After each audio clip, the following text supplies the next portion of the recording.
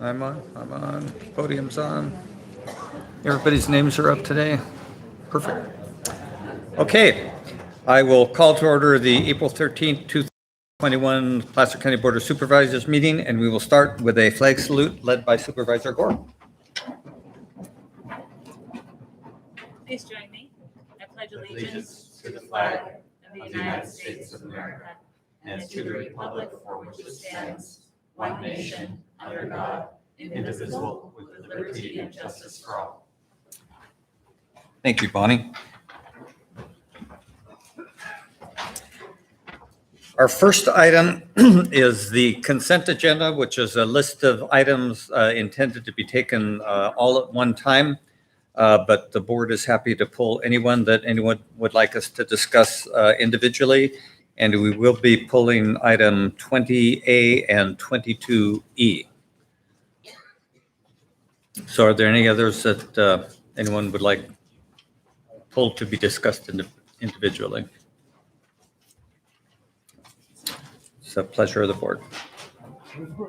Second. Motion Holmes, second Gustafson. Roll call, please. Gore? Aye. Holmes? Jones? Gustafson? Aye. Weigand? Yes. So then we'll start with item 20A. It's online. Good morning, Mr. Chair and members of the board. This morning, item 20A is for your board to consider approval of a schedule of classifications and salary grades for both classified and unclassified service. According to the California Code of Regulations, public agencies are required to have a publicly available pay schedule. So on a periodic basis, we do submit to you your current list of classifications and their compensation for approval. I'll note that there are no changes in compensation represented on the item before you today. It's merely just a codification of prior actions by your board. Thank you. Any questions, comments by board? Is there anyone from the public who'd like to address this item? Cheryl, please unmute your mic and give your comments. Yes, good morning. Can you hear me? Yes. The reason I have to have this item removed was- Actually, Cheryl, we cannot hear you right now. Hello? Yes, now we can hear you. Okay, good morning. The reason I asked to have this item removed was there was a recent charter review item that had to do with the way promotions and this type of data was handled. And there were no minutes for the charter review. There were public requests to have minutes. And one of the items that was to go through the CEO's office for appointments and raises, things of that nature. What that did was it removed transparency from the public. So we are not aware now that there are promotions being provided to individuals, which I believe there should be.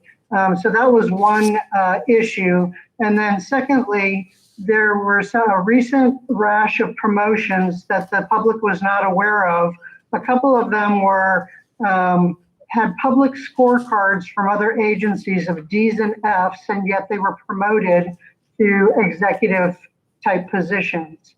I don't think that that's appropriate. I think that the public should be aware, especially when there's lawsuits involved in some of these promotions. So I think that however that could be changed should be, because it was not made public during the charter review that this would be the result of that decision being made. So I think the public wasn't made aware that that was one of the fallouts of having voted in that way. Thank you. Thank you for your comments. Anyone else?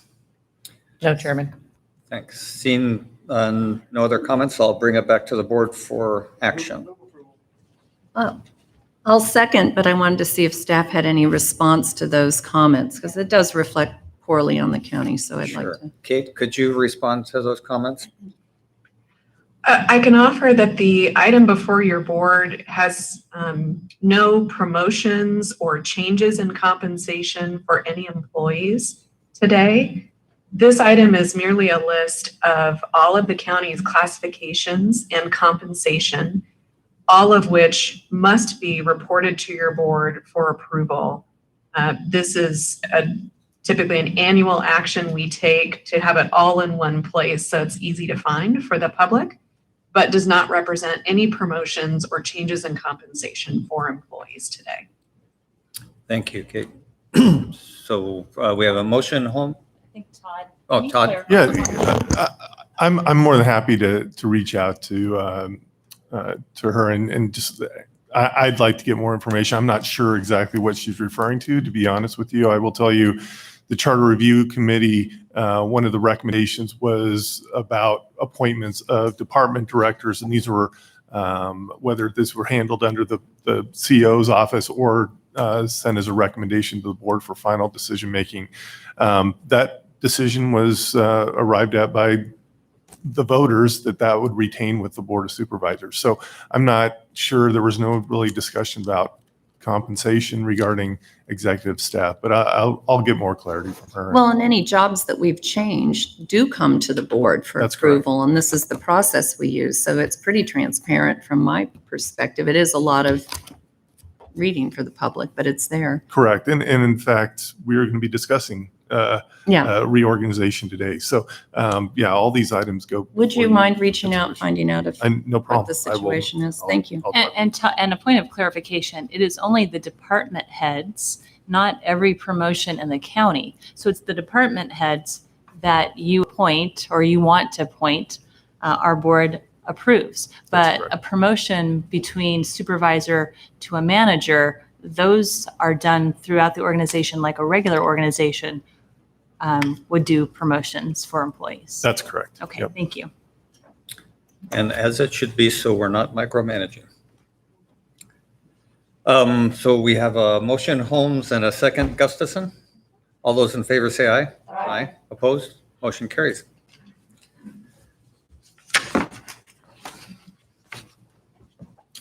And wow, we're ahead of schedule. We have the other. No, we're not ahead of schedule yet. Excited. I just, I don't know what it is. Next item is public comment. This is the time. Oh, 22E, thank you. Next, we have item 22E. Thank you, Megan. You want another cup of coffee? No, I'm good with coffee, I think. Don't let me drink any more coffee today, period. Good morning, Board. Good morning. Andy Fisher, County Parks Administrator. Item 22E deals with the Granite Bay Parks Trails Open Space Assessment District. This is an assessment very similar to a great number of CSA zones of benefit that the county has throughout Placer County, special assessments for special benefit purposes within communities. This one is for Granite Bay. It's specifically, it's a property tax-based assessment that shows up on about 8,300 property tax bills, generally within the Granite Bay Community Plan area. Normally in May, staff brings a package of levy assessment increases for the next, or adjustments for the next fiscal year, all together in May. This particular assessment is governed by a little different section of the Streets and Highways Code, and so it needs, just by law, it needs its own path to come to the board separate from the other CSA zones. And so it's a three-part process. The first, we come in February to appoint the engineer of record to do the engineer's report for the levy for the next year. The item today is to set the hearing, so it's the approval of the engineer's report and to set it the 11th to set that assessment for that levy for the next year. Specifically, this assessment district pays for parks within Granite Bay. The biggest, Granite Bay Park, Tree Lake Park, Ronald L. Feist Park, with a few smaller ones, and about 30 miles of trails specifically get paid for by this assessment. It was voted for by the citizens of Granite Bay in 2000, first enacted in 2002. And with that, I'll see if there's any questions. Any questions by board member? Suzanne? Hi, Andy. Thank you for that. My curiosity is, last time you were here was to approve having the engineer's report. But today you want us to approve the actual engineer's report. I Correct. haven't seen it, I believe it's an attachment, is it not? Or on file? not in my binder. It's online, but not in the binder. So the additional materials are actually attached online, which I learned recently, but not with the packet, Okay, that's just right? little- Is that how it works? a little curious because most of our backup is in our binder. Okay, Take a look at that. okay, well, I guess I'm gonna have to go online and find it.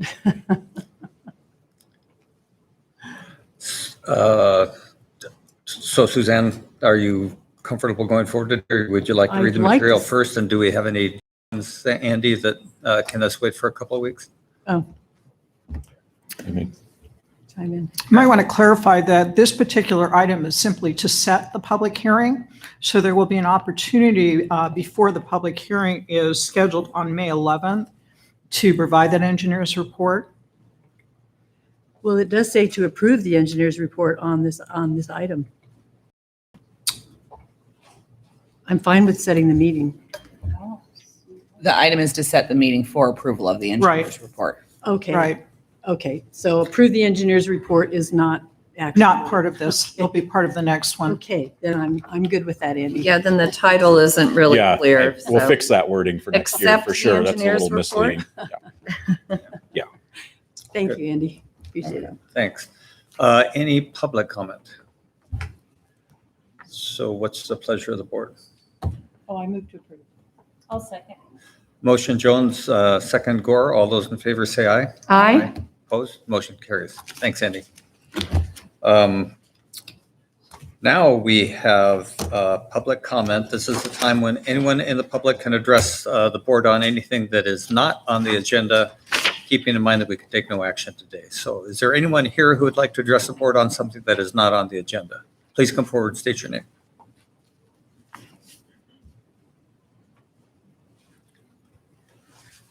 Hi, I'm Deanna Slade Tripp. Many of the people here that are with us are fifth generation, sixth generation Placer County. If you have read any of the information that has come to you last Friday, you guys kind of have a background on what's going on with us. We are being sued to keep a gate open on Slade Ridge and to have our speed bumps removed that have been in for over 20 years. We are being sued over this because of an illegal winery that has popped up out on Slade Ridge Road. In 2008, Scott Pruitt filed for a home occupied business license, which he was granted. And he started his garage winery, a hobby, but he did not and does not follow the rules for the home occupied business license. He was supposed to have a second septic system per environmental health conditions. He does not. A home occupied business license allows 2 employees. He has over 10. He makes over $500,000 to $1 million a year on this winery. He's not supposed to have any more than 1 commercial vehicle at a time. If you guys have seen the videos, you can see the oversized semi trucks coming out on a 12-foot wide single lane blind turn road. No public is supposed to be allowed, but yet he has 250 wine club members that come out 20 to 30 at a time on this single lane road, and it affects every person that lives on Slade Ridge. They have destroyed our property. They have destroyed our road. If he were to follow the 2008 rules that he was supposed to follow, the access to Slade Ridge, he has misled Placer County. He only has half of Slade Ridge that he has access deeded easement to. The other half, he does not. It's untitled, it's undeeded, and it's not recorded. The notification to the property owners, he never did that. None of us knew what he was attempting to do, what he's doing now. If he were to follow any of the 2020 wine regulation rules, he's not to have any on-site wine tasting. He has, like I said, his 250-member wine club. They come out 20 to 30 at a time to pick up their wine. When they do this, they taste the different varieties of wine. Granted, it's not a full tasting room, but he's still doing this, and he's still allowing the public is still coming out on our road. If he were to have to follow the non-county maintained roads, access to the county road, the private road shall meet all applicable site distance and shall provide access rights. The roadway shall be a minimum of 12 feet wide. Like I said, Slade Ridge is 12 feet wide, 20 feet wide. Slade Ridge is 12 feet wide. It's single lane. It's blind turns. There are no passing lanes. You have to know where and how to back up and maneuver on Slade Ridge. The hours of operations are supposed to be 10 to 10. He is out there during harvest time from midnight on for 30 hours plus harvesting with these lights blazing, with the harvest machines going, and he's very destructive to the people on Slade Ridge. His ag building that he had permitted is no longer an ag building. He has electricity to it. He has a full winery production going on, and it's now a commercial winery. It's no longer a hobby. He has taken it full blown. Scott Pruitt Vineyards has gone from a hobby and a garage winery to become a full-blown winery production. He has outgrown his home-occupied business license, and he's destroying our road. He has destroyed our road, and he is decimating our quiet, peaceful entitlement to our private properties. Placer County Planning, we have all turned him into the code enforcement. Planning has backpedaled on us for 8 weeks. They will not tell us what's going on.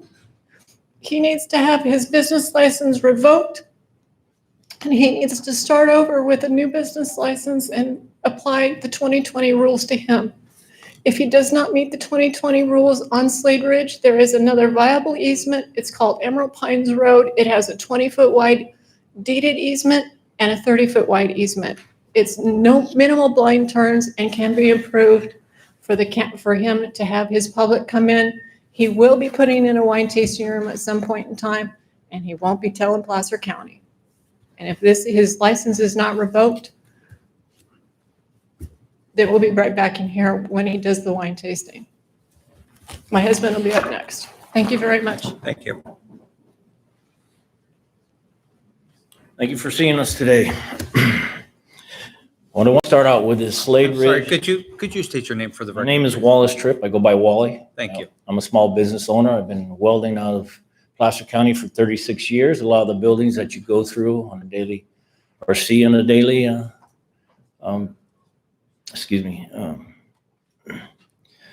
anyways, I've built a lot of the buildings here. I am the one that just put the new structure up downtown where the murals are and downtown. I married into the Slade family in 1984.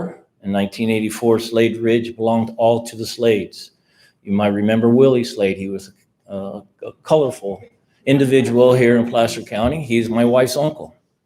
He left Placer County for the same reason that we're dealing with right now, as individuals from the Bay Area or otherwise come into our small community, run us over, and force us out. Scott Pruitt right now is in a lawsuit with me trying to bankrupt us. This is the second lawsuit I've gone through. He's in cahoots with Dr.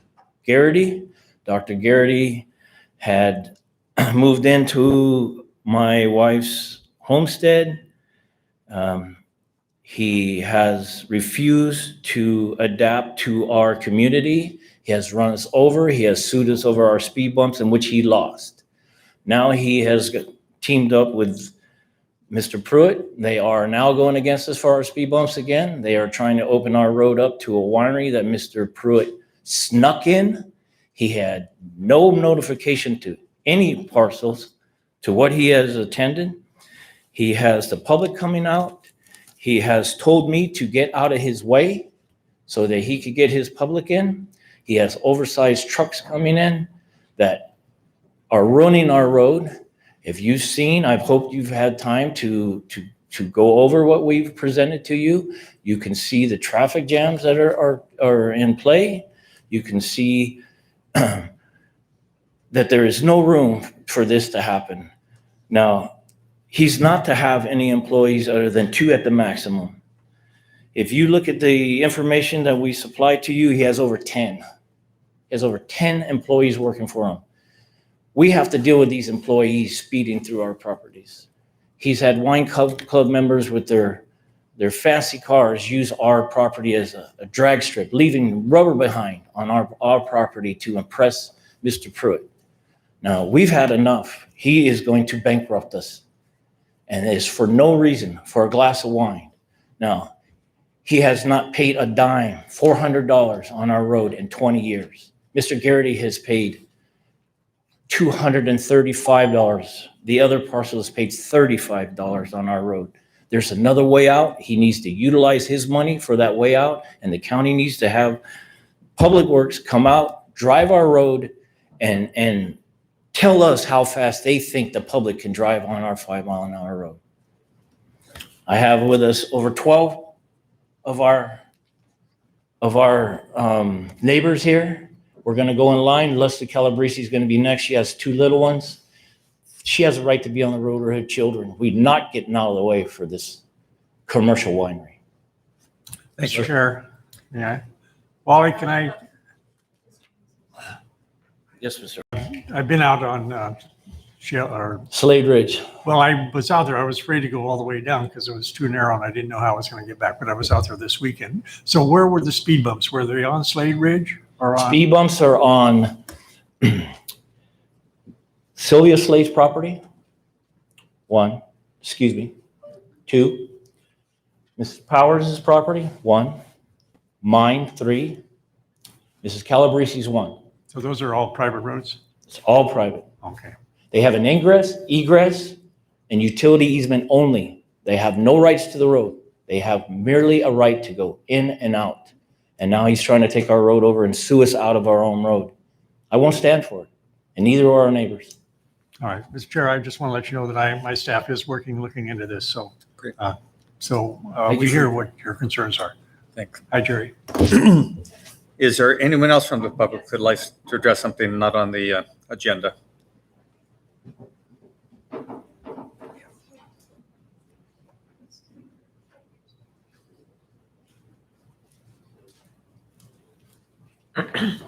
Hello. My name is Leslie Calabrese, and my husband James and I live on Slade Ridge. And I've come here today because I want to express my deep concern for what's going on. I have concern for, all the things that have already been said. But to go beyond that, my specific concern is for my children. My husband and I moved to Slade Ridge in 2014, and we had looked for over 5 years for a home. And when we found this place, it wasn't the home that was the selling point. It was, the secluded, quiet, 1-lane little road, and that sold us, that we knew we would have a quiet, lovely place to live. And the fact that there was only like 4 houses past us on the road. So we knew that there wouldn't be traffic or, our children would have free reign to kind of live their life. And so it's very disturbing to think that someone wants to put in or continue what he's doing with putting in a vineyard or a winery and a tasting room. I just imagine that pretty soon there's going to be hundreds of people coming down, on weekends or, and then drinking all afternoon there and then driving back down the road, And my children like to ride their bikes, drive their little, battery operated cars, up the driveway, through our gate, across the road. We have a little vineyard across Slade Ridge, and they like to go up there and eat the grapes and play. And they also like to go up the road to the Tripp's house, and they like to go visit them. And I just have, this fear of all these people speeding up and down my road, some of them intoxicated, and something happening to my children. And I don't want to have to tell them, oh, you can't go up there anymore. We got to close the gate. We got to be, secluded here now, and it's weighing very heavily on my mind. And so that is my big concern. And I hope that, I imagine you would all feel the same, right? If you had a neighbor down your street inviting hundreds of people up your road, and I'm sure they won't abide by the 5 mile an hour. Most people will probably go 20, 25, at the least. So just wanted to tell you my concern and hope you can relate to all of our our feelings in opposition to this. Thank you. Anyone else from the public like to do something not on the agenda?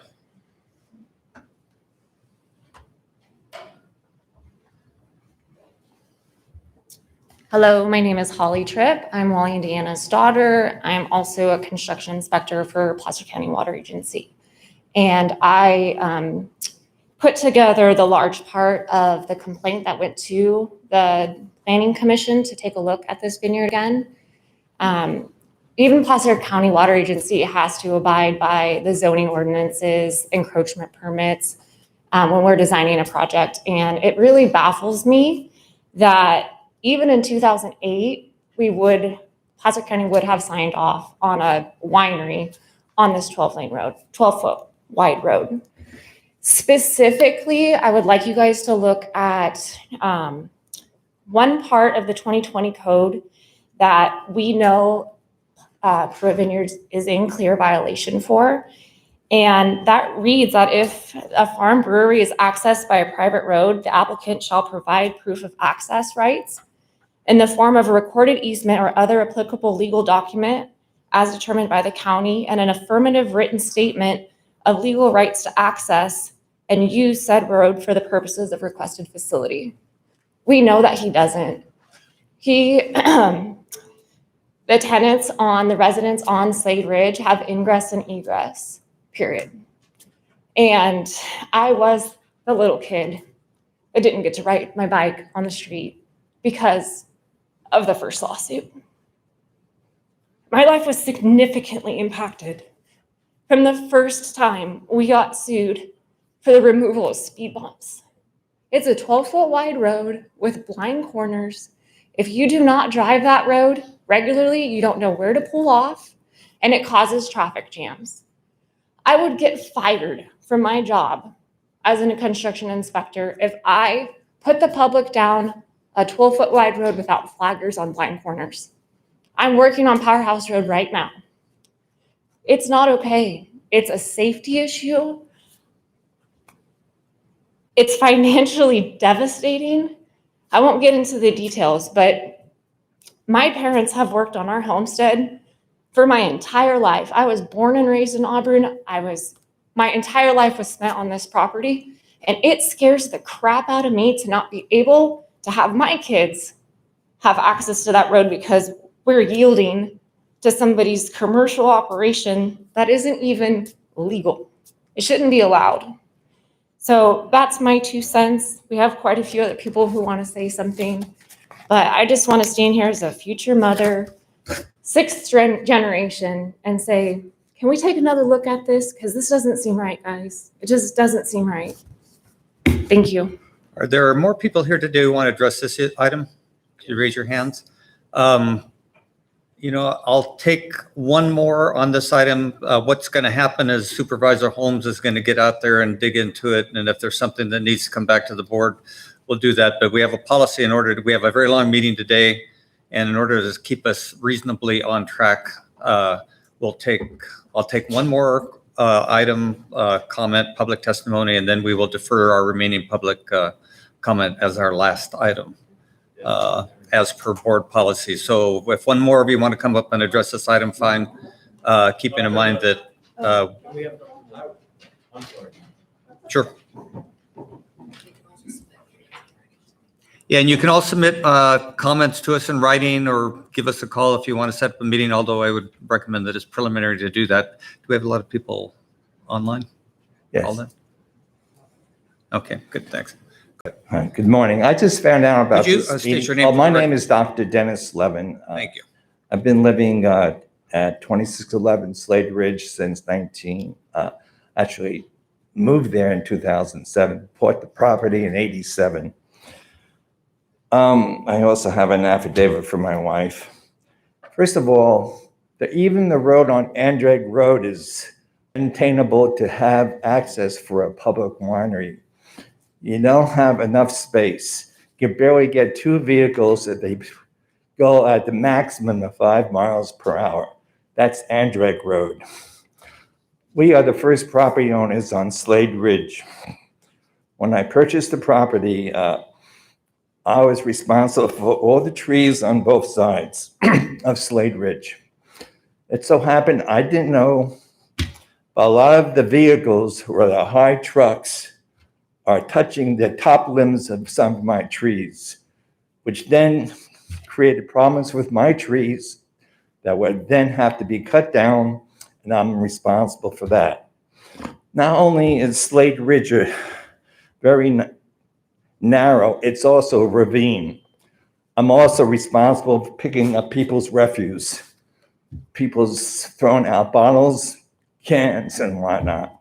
And if you have inebriated people coming from a wine tasting who don't really care and accessing that road, I'm responsible. And if there's an accident and people fall in the ravine, it falls on my property.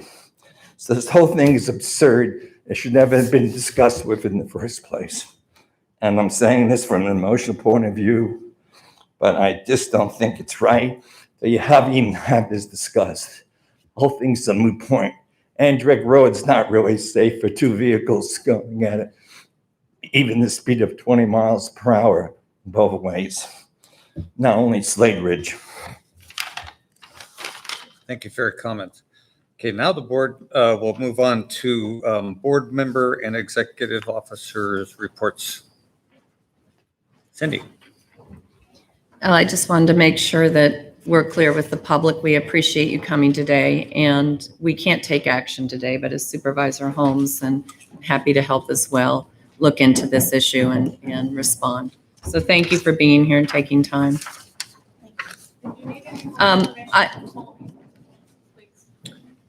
I wanted to report to the board. As part of my duties, I also serve on the Tahoe Transportation District Board and TRPA Governing Board, and we're going to be adopting the Regional Transportation Plan for TRPA's next 8 years and beyond, with a lot of strategies on how do we fund the transportation solutions we need as we see the impacts growing in the area around, and similar to these folks in infrastructure that doesn't support the level of visitation we're seeing. And with that, the largest issue I wanted to bring to the board's attention is we're continuing to try to understand what our infrastructure needs are, as well as potential funding mechanisms. And the RTP does show that we need to raise about $20 million a year in regional funding from the various 5 jurisdictions in and around the basin. So there's a lot of ideas about how to do that, one being some sort of entry fee into the region. It's going to be controversial, whatever we do, to try to raise $20 million a year to operate the sort of system we need. But I wanted to just give you a heads up, that's coming. You'll be hearing about it in the future, but we continue to work on it. And I see it's in our strategic objectives to consider how we raise the money necessary, but looking at self-funding that in some mechanism up there. Thank you, Cindy. Any other board members? Todd, do you have anything? I do not have anything. Thank you, Todd. So now we'll move on to our 9:15 timed item, which is a resolution commendation for Mark Rideout, who recently retired. So Ken, are you going to kick this off? And then I'll read the resolution as per our strategy last time. Great. Thank you, Chairman, members of the board. My name is Ken Grimm with Department of Public Works. Today, we're here recognizing Mark Rideout, Deputy Director of Public Works, who recently retired for over 27 years of service to the people of this county. That's both in the Department of Facilities as well as the Department of Public Works. He trained as an architect, went to Cal Poly, came here as an architect, but in 2000, he was promoted to be our property manager for all county properties.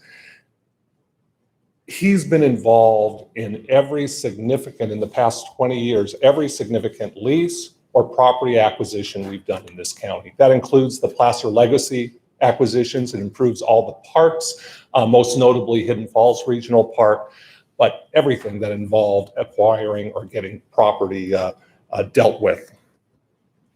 But probably a highlight, at least I believe, of when I reflect back with my time with Mark, is really his work at the Placer County Fairgrounds.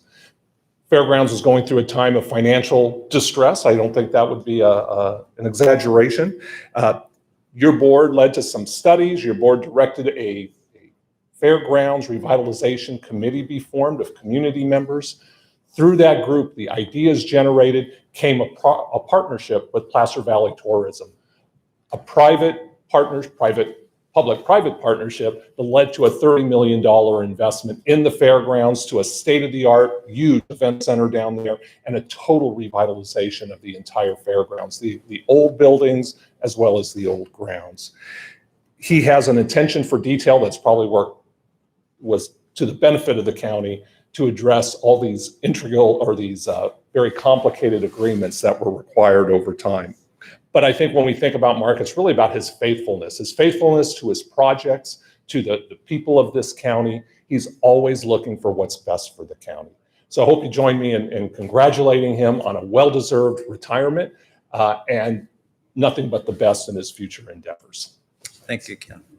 So now, Mark, I'm going to read this thing, and then you can get up and rebut it or argue with us or whatever you think. Can I have 4 minutes today? 3.5. In the matter of a commendation recognizing Mark Rideout for more than 27 years of service, Placer County.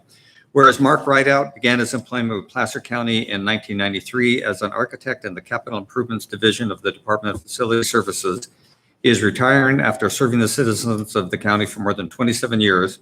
Whereas Mark was promoted to the position of property manager in 2000, to deputy director of facility services 2010, director of public works of 2018. Whereas in Mark's various roles, he oversaw the property management, parks, museums, transit, and accounting divisions, providing critical leadership and project management in the acquisition and development of important public amenities, including Hin Falls Regional Park and the revitalization of the Placer County Fairgrounds.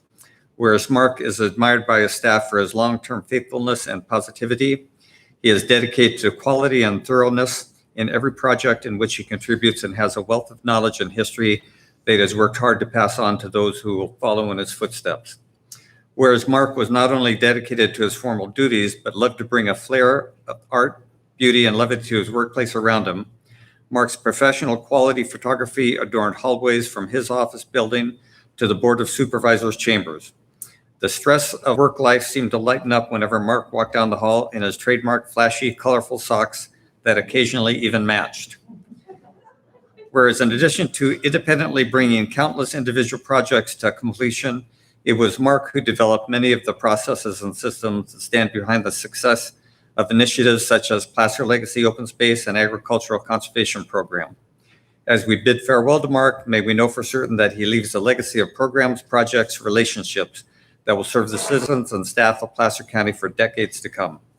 Whereas Mark's retirement is sure to be filled with precious time spent with his wife Gail and their daughter Kate, Mark will now have time dedicated to his renowned service in photography, culinary arts, wine making, and along with vacation adventures in their Airstream camper. And then therefore now let it be resolved, the commendation was duly passed, not quite yet, but soon, we hope. So with that, is there a motion? Second. Motion Gore, second Gustafson. All those in favor? Aye. Opposed? Passed unanimously, Mark. So you now can come up and address the board, and then we can take another picture, and I'll give my colleagues a chance to Thank you. comment also. Excellent. Appreciate it, everybody. So yeah, I will talk fast, but I'm tremendously grateful for my career at Placer, serving our citizens and employees.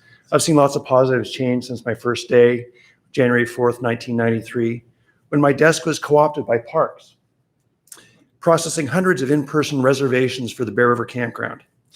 That time was also memorable because within 3 weeks, Gail and I married and bought our first home. And thanks for your unwavering support in all my endeavors.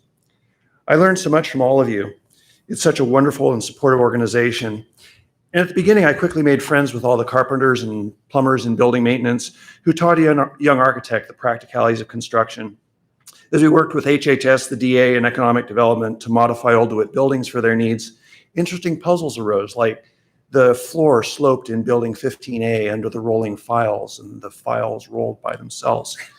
I always enjoyed working closely with employees to redesign their workstations, such positive, friendly experiences, and the supportive relationships that continue across a career, like before 2000, working with Will Garner to design the TARP facility at Cabin Creek, and then 20 years later, working with Will and DPW on transit. Outstanding leadership from all of you folks, and Larry Otto, Dave Babbitts, and Tom Miller, who as directors of facilities supported my growth and the opportunity to work in property management with Mary Dietrich. I learned so much from her as we negotiated the first Kirby Hills lease and all the transactions associated with Hidden Falls. And, you know, learning the attention to detail and the analysis, I'm a much better writer because of her. And as the property manager, I was truly fortunate to contribute to some of the county's visionary initiatives. You folks mentioned Placer Legacy, also Tahoe Beaches, these really bedrock values and initiatives of the county. And working alongside Lori Morris and Rob Sandman, Lauren Clark and Joel Swift, all these folks around me that supported and brought our common goals to fruition. Grateful to Jim Durfee, who entrusted Parks and Museums to me as a new deputy director, because that responsibility really caused me to step back and realize and appreciate our ability to enrich the lives of our citizenry. It was such fun to work with Ralph Gibson and his team relocating the Gold Rush Museum, John Ramirez, Andy Fisher, and Lisa Carnahan on all the parks projects, the big ones like Hidden Falls, the Martis Trail, the Immigrant Trail, but all the little parks in between. And with that experience in the fairgrounds, I could retire fully satisfied with my career, that I'd contributed to our citizenry. And I could go on and on about the fairgrounds over the last 8 years. It had an uncertain path, as you guys said. You know, the vision and stalwart support of your and prior boards, sustained exploration of wide-ranging alternatives. You know, we talked about closing the fairgrounds, we talked about relocating it. But through conversations with that Fairgrounds Revitalization Committee, I learned a lot about the annual fair and how critical it is to support the positive values it teaches our youth through 4-H and FFA. And I have an incredible debt of gratitude to David Attaway for the vision that PVT could revitalize the facility, which oddly brought me back to the point of beginning. Collaborating with architects, builders, Jack Padden, Coastal Partners, Roblin on this fabulous facility. And with its grand opening last year, the Hidden Falls underway, you know, I could retire truly satisfied, ready for the next chapter, 5 acres on Millertown Road, travel photography, spending more time with our family. And in closing, I need to thank Ken Grimm for his calm counsel and teaching me advice on solution-based negotiation, supporting me through all of our initiatives. And finally, heartfelt thanks to the prior board and each of you individually. I really do mean that. The CEO, staff of county council, and all the other departments, really working as a team. It's like a family, really. And as I was preparing this, you know, I recalled as I'll tell young staff preparing for their first presentation here, just relax, look around, and realize you're surrounded by friends. I look forward to see you in the community, maybe out working on trail volunteering at Hidden Falls, or if you're in the neighborhood, please stop by. Thank you, Mark. I'll open it up to my colleagues. Jim. Did you say Jim? I did say Jim. Supervisor Jim Holm. Ah, there you go. Mark, there's the legacy you've set here is unbelievably strong over the years. All the things that you've accomplished with the help of staff that you've recognized. The one thing that stands out for me, and always will, is what you did for the Placer County Fairgrounds. Some time ago, right after I took office here, a former supervisor and I went down and toured the facility. And it was, I'll be gracious, it was in sad shape, as I think my friend, or our friend Lee Bastian will agree, was really in sad shape. We were talking about bulldozers at that time, but we saw your vision and working with everybody involved to see what it is today. It's really, really a great accomplishment. And I just want to thank you for that. And I know that in the future, you're going to be a stalwart person that will preserve the rural character of Ophir on Millertown Road and Ayers Holmes Road. So it's very important to me that we have that connection. So congratulations, and Gail, thank you for your support. Thank you so much for what you've done for us. My pleasure. Thank you. Bonnie. Thank you. Mark, I just have to say, wow, all the work that you've done and projects you've worked on the last 27 years. And I've known you as the guy to go to for the fairgrounds and all the challenges that sort of I inherited. Yeah. The good stuff and some of the challenges with the fairgrounds the last couple of years. But I just really appreciate your hard work, your responsiveness, and I just wish you all the best. I've enjoyed working with you. Nice to see you clean shaven again. Yeah. Last time I saw you, you were shockingly looked different as a result of the last year. But thank you so much for just your hard work. And it's obvious you've had an impact on our community, and it is really appreciated. Oh, thank you. You're welcome. Cindy. Hey, Mark. So I ditto everything they've said. You're just such an outstanding example of dedication to our community members and the great passion you brought to your job. And I learned a lot about you most recently since I've been in this seat with the photography and the incredible efforts you've made in our parks and facilities. I got to work with Mark many years ago, peer to peer. And I can tell you he represented the county's interests so well on the Commons Beach and on the fire station. We didn't get that project finished yet, but exciting things happening there too. So thank you so much and best wishes. And Gail, thank you for sharing them. And thank you from the citizens of Placer County for all you've done. Thank you. My pleasure. Suzanne. I just want to offer you my congratulations on what sounds to be a great job, since I wasn't here to participate and get to know you and your wife, but also send you my best wishes and all your future endeavors and in your retirement. Excellent. Congratulations. Thank you very much. And I'll just finish up with, I mean, everybody well articulated your great accomplishments. So personally, I have to thank you for all of the legacy transactional work that we did.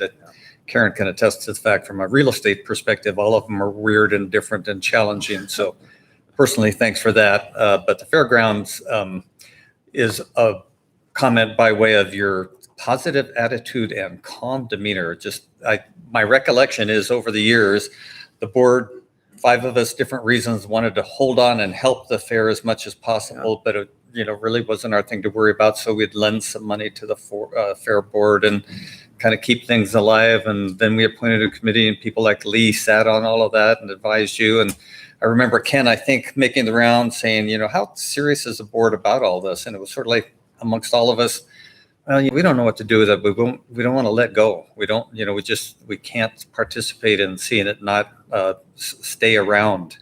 And then you come in with this unbelievable accomplishment, this great private-public partnership with that calm demeanor. And I'm about falling out of my chair 3 or 4 times. What? So again, thanks for all of your accomplishments, but the attitude that you took forward, and already Mark is contributing, volunteering Gail and here out on Hidden Falls Park. So again, thanks for a great career and all of the work that you did and the dedication and achievements you had on behalf of the county. Excellent.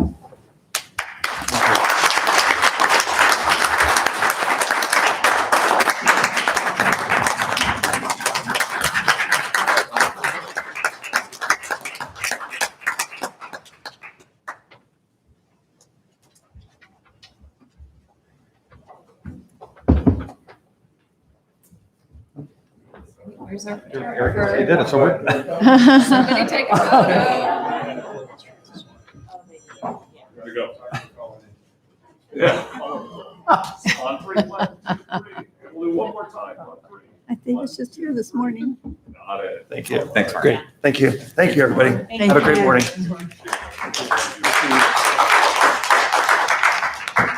Mark, before you leave, we have somebody who called in. So public comment regarding this commendation. Kirk, go ahead and unmute your mic and give your comments.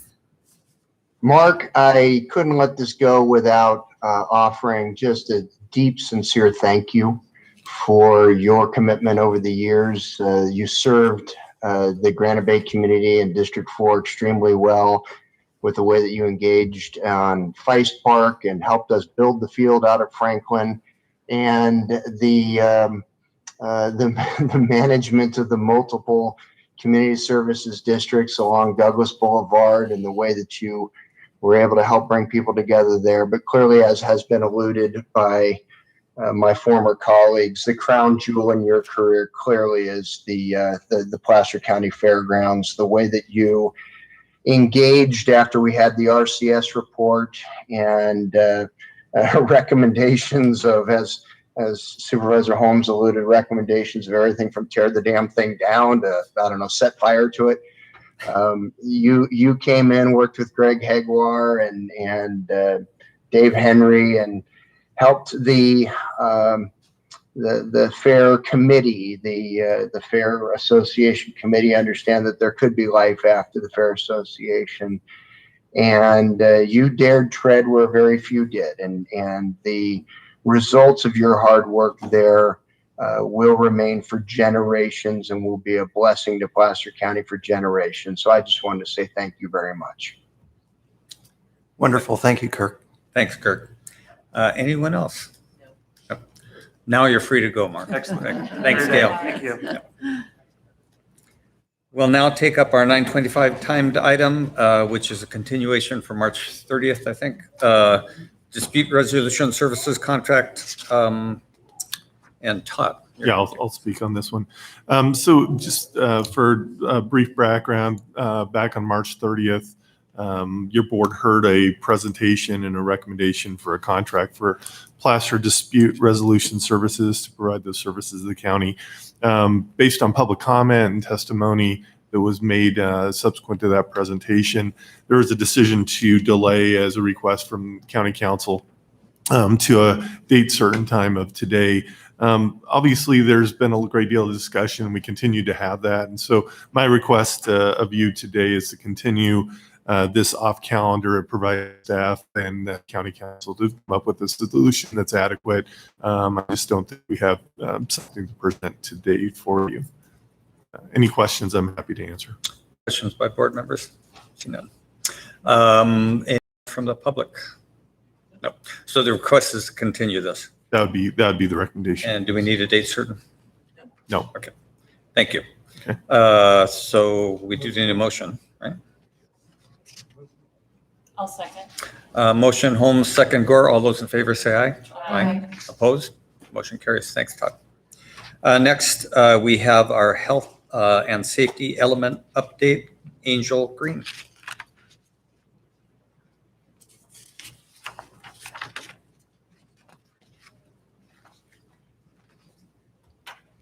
All right. Well, good morning. Good morning.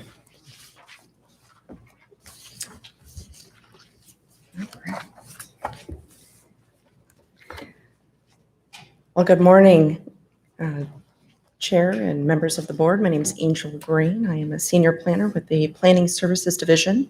I'll be providing an update on the health and safety element work that we're doing. With me today on the phone, I have Eli Crispy. He is with PlaceWorks, our consultant team who is helping us with this effort. And shall there be any technical questions that I'm not able to answer, you may chime in to answer those. All right, so the purpose of the update today is to bring your board to share with you the work that we've done to update the health and safety element. We'll take a look at the regulatory requirements that we need to address. I'd like to share with you some of the feedback that we've received from stakeholders, and then the steps moving forward to complete this effort. So the health and safety element is one of 7 mandated elements in the general plan. It outlines and addresses a number of health and safety concerns in Placer County and provides us with goals and policies to help protect the community. The state does require that all cities and counties prepare safety elements as part of their general plan and to include goals and policies to help protect our residents. We are required to address a number of natural and human-caused disasters and threats, and to lay out the goals and policies to help protect against those. We have this opportunity to also bring together existing documents and programs that can help to mitigate some of these hazards, such as the local hazard mitigation plan, the Placer County Sustainability Plan, among others. So it's our hope that with this update, we can bring those documents together and to incorporate a number of revisions and modifications that have been made recently. Last, I'll mention that this effort, the state does require the Board of Forestry and CAL FIRE to review all amended and updated safety elements.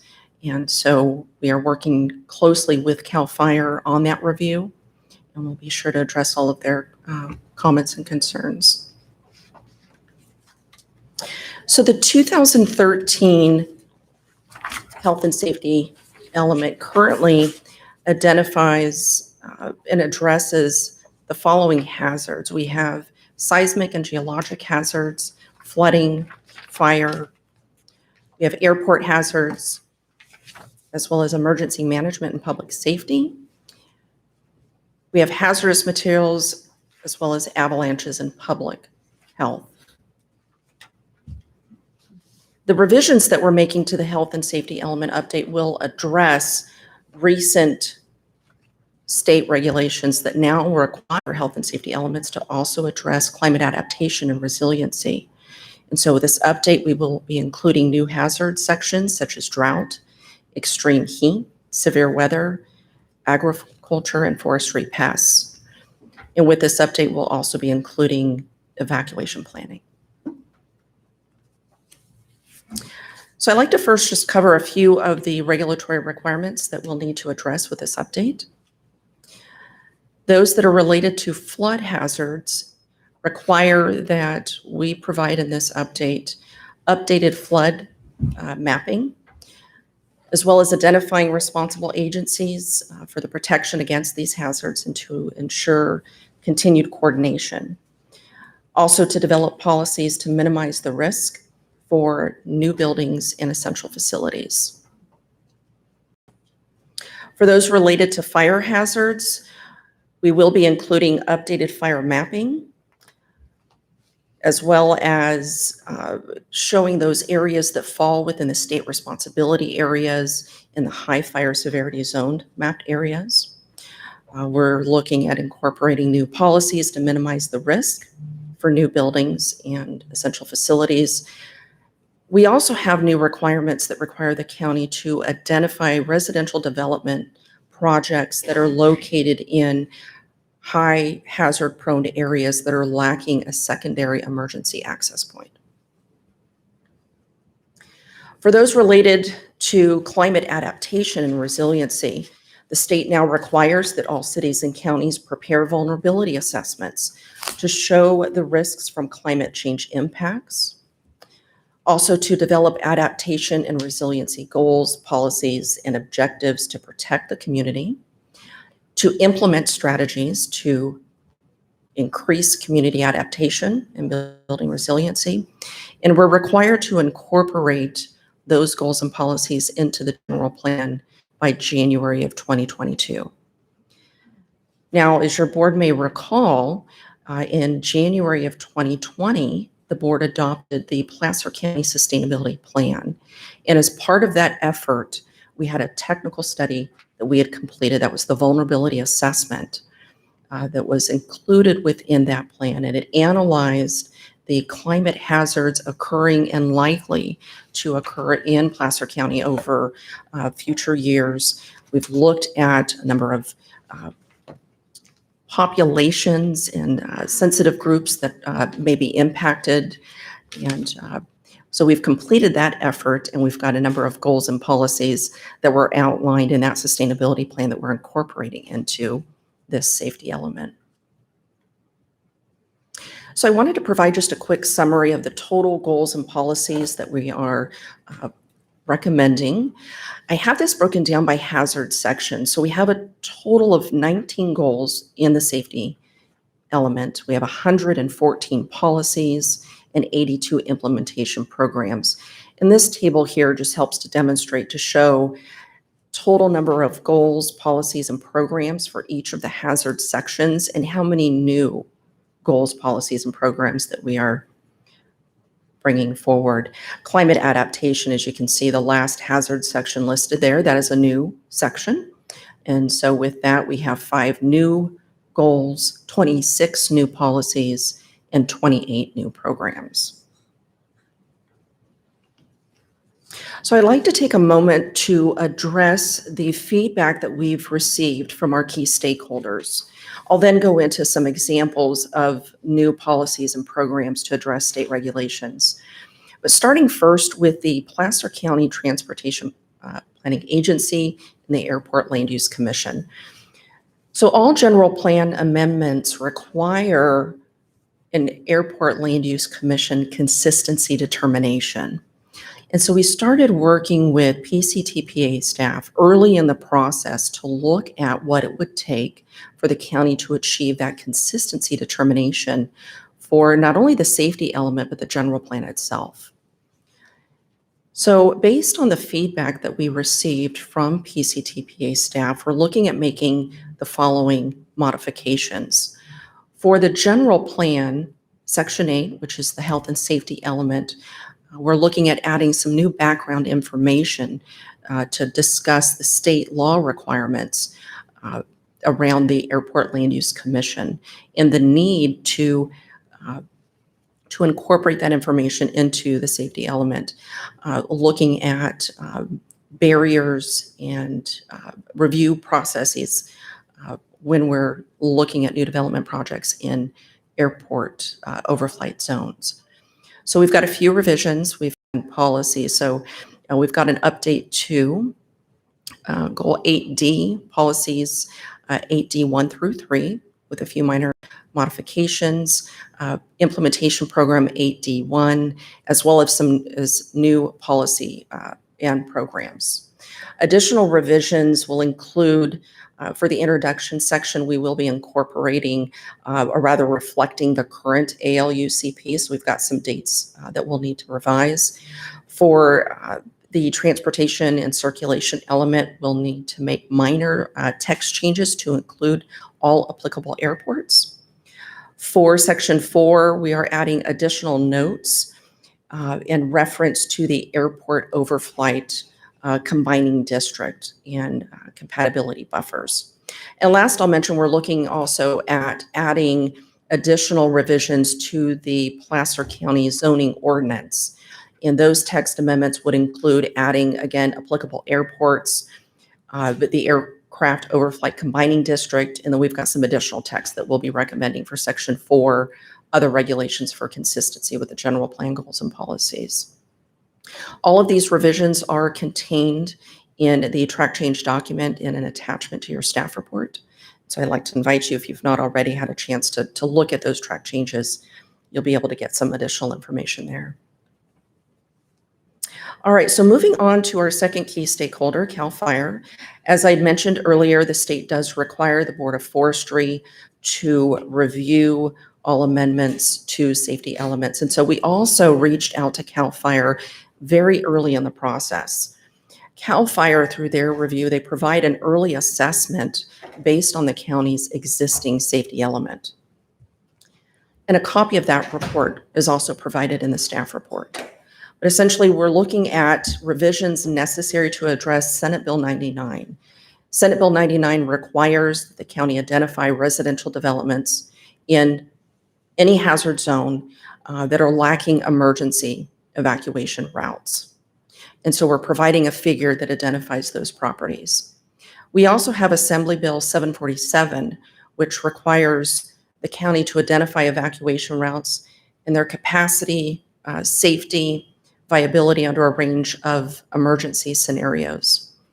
So what we're proposing with this update is to include a new section called constraints, which outlines all of those factors that we might see that we might want to weigh into our analysis.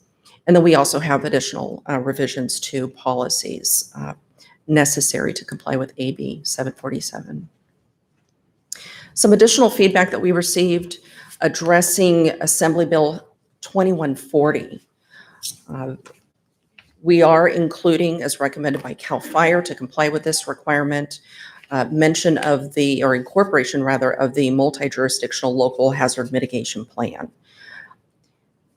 We do have a requirement to actually provide a link within the document. So if someone is reviewing the documents online, they can access these other documents. We're also including new implementation programs to be able to identify the necessary updates to the local hazard mitigation plan. This is something the county has been doing for a long time already, but CAL FIRE and specifically related to Assembly Bill 2140, the state's looking for specific criteria and detail as to when these plans will be updated. So we'll be sure to include what the county is already doing into the safety element. For goals, policies, and objectives and feasible implementation measures, we've made a number of revisions. And so just real briefly, a number of those revisions are addressing avoiding or minimizing the wildfire hazards associated with new uses of land, developing adequate infrastructure if a new development project is located in a state responsibility area or a very high fire hazard zone. And I've got an example that I'd like to share with you, excuse me. And last, working cooperatively with public agencies responsible for fire protection. And I've got a list here of a number of strategies, but I'm sure as you have seen in the track change document, there's a number of revisions that we are proposing based on the feedback from CAL FIRE. So here are just a few examples that I wanted to provide your board for some discussion. So one in particular addressing climate adaptation policy 8I2. The county shall implement the goals, strategies, and actions contained within the Placer County Sustainability Plan to create a more resilient community and local economy that can adapt to the hazards created or exacerbated by climate change. And this is just one example of many programs and strategies to increase resiliency and to tackle those climate change impacts that we're seeing in Placer County. Second, I wanted to provide the board with this recommendation that was actually made by staff to address fire hazards and new development in high fire severity zones. So if I may just read here, for parcel maps and tentative subdivision maps located in high or very high fire hazard severity zones, the county shall require the undergrounding of new electric utilities. For all projects located in moderate fire hazard severity zones or non-residential projects in high or very high fire hazard severity zones, the county shall require all feasible fire preventative measures during environmental review. And last, all projects shall conform to the utility requirements as specified in the applicable community and specific plans, as well as all applicable design standards and guidelines. And here the goal is to identify feasible mitigation strategies for various project types of different sizes and to look for ways to help mitigate for fire hazards. So the health and safety element was out for a public review period, which closed on March 27th. We really did not receive much comment from the public. You know, as I had shared, we had gone through the process doing the Placer County Sustainability Plan, where we had about a 2.5-year public review process and did receive extensive comment and recommendations from the community at that time. And essentially, we've incorporated many of those recommendations into the adaptation strategies, which now today we're incorporating those into the safety element. We did receive additional feedback from the Department of Water Resources, so we're working with them to, take a closer look at the flood boundaries and information that we're providing. We did have the Planning Commission workshop March 11th, just a few weeks ago with the Planning Commission. We did not receive any public comment at that workshop. Planning Commission felt that the health and safety element was contained some good information. They really didn't have a lot of feedback for us. I did have an opportunity to chat with Commissioner Woodward prior to the meeting, and he had a few recommendations, just some clarification that we might be able to make to a few of the policies. So we're happy to address those. And we're here today with your board providing this information. So we're looking forward to receiving your feedback and any comment that we might get from the public. As I'd mentioned, we have CAL FIRE in their review. They do have a 90-day review period, and we expect that to close at the end of May. I would expect that when we do receive comment, we will look at the recommendations that have been proposed or suggested by CAL FIRE. We will be sitting down with our OES staff and interested fire districts and those sorts that would like to come to the table to further discuss to make sure that we're fully addressing Senate Bill 99 and Assembly Bill 747. We will make those necessary revisions. We are in the process working with our consultants to complete the environmental document. And we expect to receive the ALUCP consistency determination by the end of May. So with that, and with the feedback that we receive, we'll make the necessary revisions. We are planning to prepare those revisions and have to the Planning Commission by midsummer the draft and proposed health and safety element update for their recommendation to your board by late summer. And I think that concludes my presentation. Happy to answer any questions. Thanks, Angela. Great presentation. Are there any questions by board? This will be a public hearing, so we'll bring it back to us later. But Jim.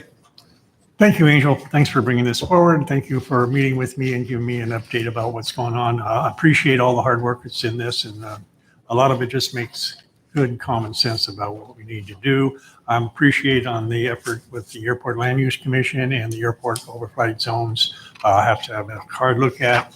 But particularly the wildfire and CAL FIRE issues. I've said time and time again that those of us who have land use authority really need to be aware of what we're doing in high fire zones or areas that have that potential. And we see the state legislature is taking note of that and giving us some direction as far as what we need to do. And so this is something that we really have to keep an eye on and take a hard look at any type of development, make sure that we're consistent with state law. So thank you very much for bringing this forward. Bonnie. Thank you, Angel. So I did my best to read through this yesterday afternoon. The proposal that you mentioned, the new one, proposed policy 8C19, and I was trying to look through this. So this proposal about having utilities underground in high-risk fire areas, is that a state proposal? I mean, that's our own personal county proposal? Yes. Which then would mean we would have to change our local planning guidelines, ordinances, et cetera, correct? Well, I don't know that this one, well, there is some discretion here depending on the project type, the size of the project. And so I'm not sure if. So that's what's important, because I see that it's like, we shall require this. And there might be a project where, first of all, we've got projects that are already underway. So this is not going to be retroactive, correct? And I certainly want to make sure that we prevent fires, right? But there might be opportunities where if you have plenty of defensible space around an electrical utility, you may not need to put stuff underground. So I just want to see what because here it says shall, and I just want to make sure we're doing this in a way that there's some flexibility if need be. And I don't know how this affects like future planning documents and requirements with the county. So if you could clarify that, or if staff could clarify that, that would be helpful. Sure. So staff in drafting this strategy, we wanted to think very carefully as to the type of projects. It could certainly be cost prohibitive for some projects, depending on the size and the type, whether they'd be able to underground these types of facilities. So the thought was to incorporate some flexibility, taking into consideration some of that feasibility. I am not sure what other documents we'll need to revise to be sure that this is incorporated. But we can look at some additional, whether we're looking at zoning text amendments that would be required. I've not gone to that extent to see what those types of revisions would need to be. Happy to do that. And the goal here, I know, is that during environmental review, we'd want to be able to make a determination as to whether the level of mitigation that we were asking for, if it's going to be feasible and if it makes sense for the project, but also allowing that opportunity to look specifically at the landscape, look at the proposal, and to also allow for other types of mitigation strategies that might make more sense for the project.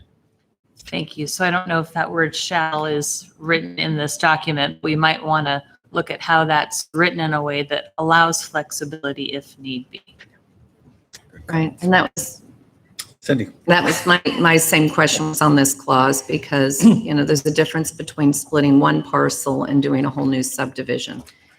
And so making sure that we're not triggering on one individual when it's not going to make a big difference in a wildfire if their neighbor still has above ground utilities. On a whole new subdivision, I understand and support that concept, but I'm just worried about those small projects and saying shall for all new electrical utilities. So that's where I'm confused and what kind of cost that is versus upgrading the existing utilities and making them, a lot of the problems we've had with wildfire are very old infrastructure. So is it better to upgrade the above ground and mitigate it that way versus going underground for one parcel?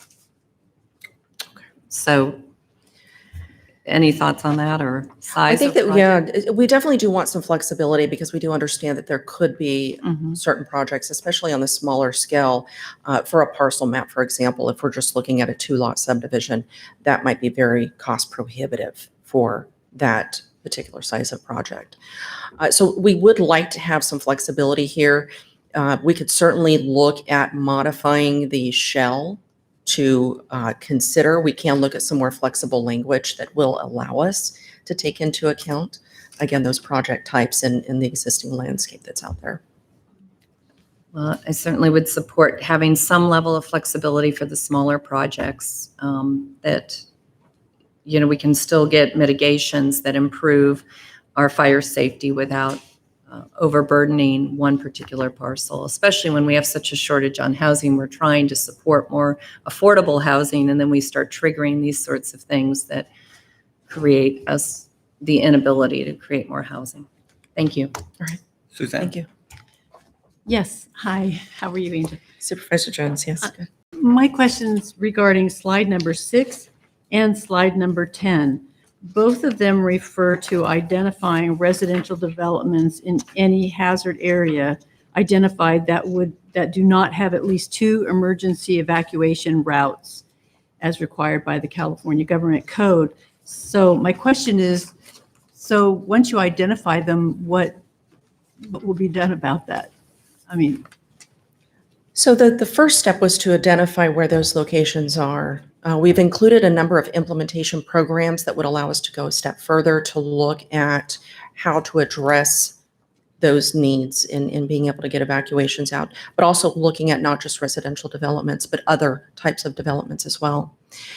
AB 747 is a new regulation that's not, it is required to be addressed by 2022, but we wanted to take an early step here to address what we could, and that's looking at the constraints. And unfortunately, there's not real good guidance by the state at this time. They're really leaving it to the jurisdictions to make a determination as to, once you've identified those areas, to further investigate and look at how we might be able to improve those areas. The climate adaptation strategies that we're including can help to alleviate, some of the emergency response that we need to see in place for those areas.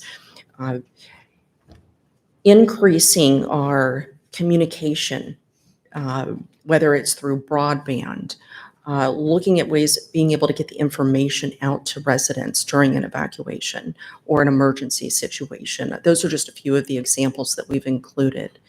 But I think that the task that we have here is being able to identify those areas in need, look at ways that we can help increase information and resources, and then to assist folks through our other program efforts, such as the Emergency Operations Plan and through the Local Hazard Mitigation Plan, in to include those types of strategies to help alleviate and reduce some of the risks there. So if it's an area that only has really one evacuation route, the plan would be then to increase your ability to contact people so that the evacuation could begin earlier, sooner, faster? Is that what you're saying? That could very well be one of the solutions that we But could. there won't be any insistence on the development to develop a secondary evacuation route. Well, for new development, that's certainly something that we ask the developer to incorporate. And we've got some requirements in place with CAL FIRE that help to address that secondary access point. In fact, we've got a strategy in the sustainability plan that speaks to that, to require development projects to provide secondary access. Okay. So that's one way we can address new development, but certainly with existing development, I think getting the information, the communication out there, being able to make those links. One of the recommendations that we also have in the sustainability plan that I know I've discussed with many of you is to encourage existing developments in these areas to reach out to the Placer County Fire Alliance group. We've got, I think it's the second rated Fire Alliance effort in the nation. And here's an opportunity for the communities to come together to work with one another to increase their the work that they're doing for fire clearance, educating one another, to keep each other in the loop as to what we all could be doing as a community to help reduce our risk. So there's a number of strategies that we have that we're hoping can help assist with these efforts. Well, I think that in the Paradise Fire, wasn't it communication was one of the problematic issues they had with reaching out to people and communicating? So is that something that we think lessons learned that we'll be able to do a better job of those types of things? Absolutely. And I'm hoping that with, expanding the broadband, looking at areas where we can get communication to folks, but also just encouraging the community to work with one another, because we do understand there's a lot of homes out there that don't have internet access. And so looking at our capabilities through the Office of Emergency Services and being able to provide phone calls and text messages to be able to get that information out, I think is going to be critical. Okay, thank you. And I just had a follow-up on that, including, and because many of those areas also don't have good cell service. So you can text all day, but they may not receive. And when cell towers go out, then you lose issues in those areas as well.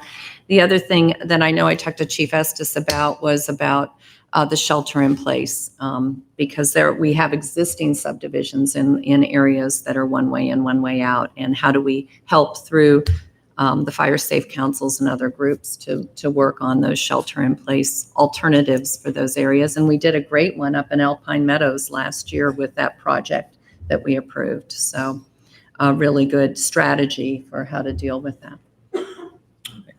So question I have, and or maybe a request, I think of only because probably I started my irrigation yesterday for our pasture. But I was thinking of droughts and agriculture. So things like pasture, orchards, vineyards, of course, are perennial investments. And if you have horrible drought conditions, you could actually lose those investments in the infrastructure. Things like rice are annual, so they have more flexibility. And a lot of the valley floor is irrigated by groundwater, but a lot of the other is not, and it's usually serviced by Nevada Irrigation District or Placer County Water Agency. So this year, I think, might have been the worst pasture I've ever seen in my life, and it was because September and October, I think, were completely without rainfall. And then November actually turned cold, and we got rain at the end of it.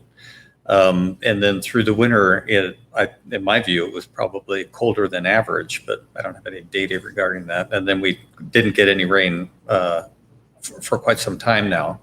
So people could have started irrigating, and some of the people on wells may have started irrigating much earlier than yesterday. So have we reached out much with our water purveyors in that regard? And, right circumstances, I could certainly envision an emergency, but it might be something we want to think about at least as we go forward and kind of at least start having those conversations with those folks. I can make a note of that. I do know that the county right now is working with, we have the groundwater sustainability plan that's being developed right now looking at various strategies and mitigation options to address potential drought issues moving forward. But yeah, I'll have to make a note of that because I'm not fully aware of any other. We're NID customers and have been for 50 years, but so they're usually good about letting people start using the water if they're up and ready early. And this year, a couple of days maybe is only, but I've never seen them extend the season later. So that might be something we want to talk about, but I don't think we have data, in my opinion, to substantiate this yet, but there is related climate change discussions that perhaps the rainy seasons are getting shorter or later. But those kinds of conversations I think would be well worth having, because we could have a series of dry years, fairly dry years, but still have actually plenty of water to deliver because it's adequate enough to carry us through the next year, and then we wait for the precipitation subsequent. So thanks, appreciate that.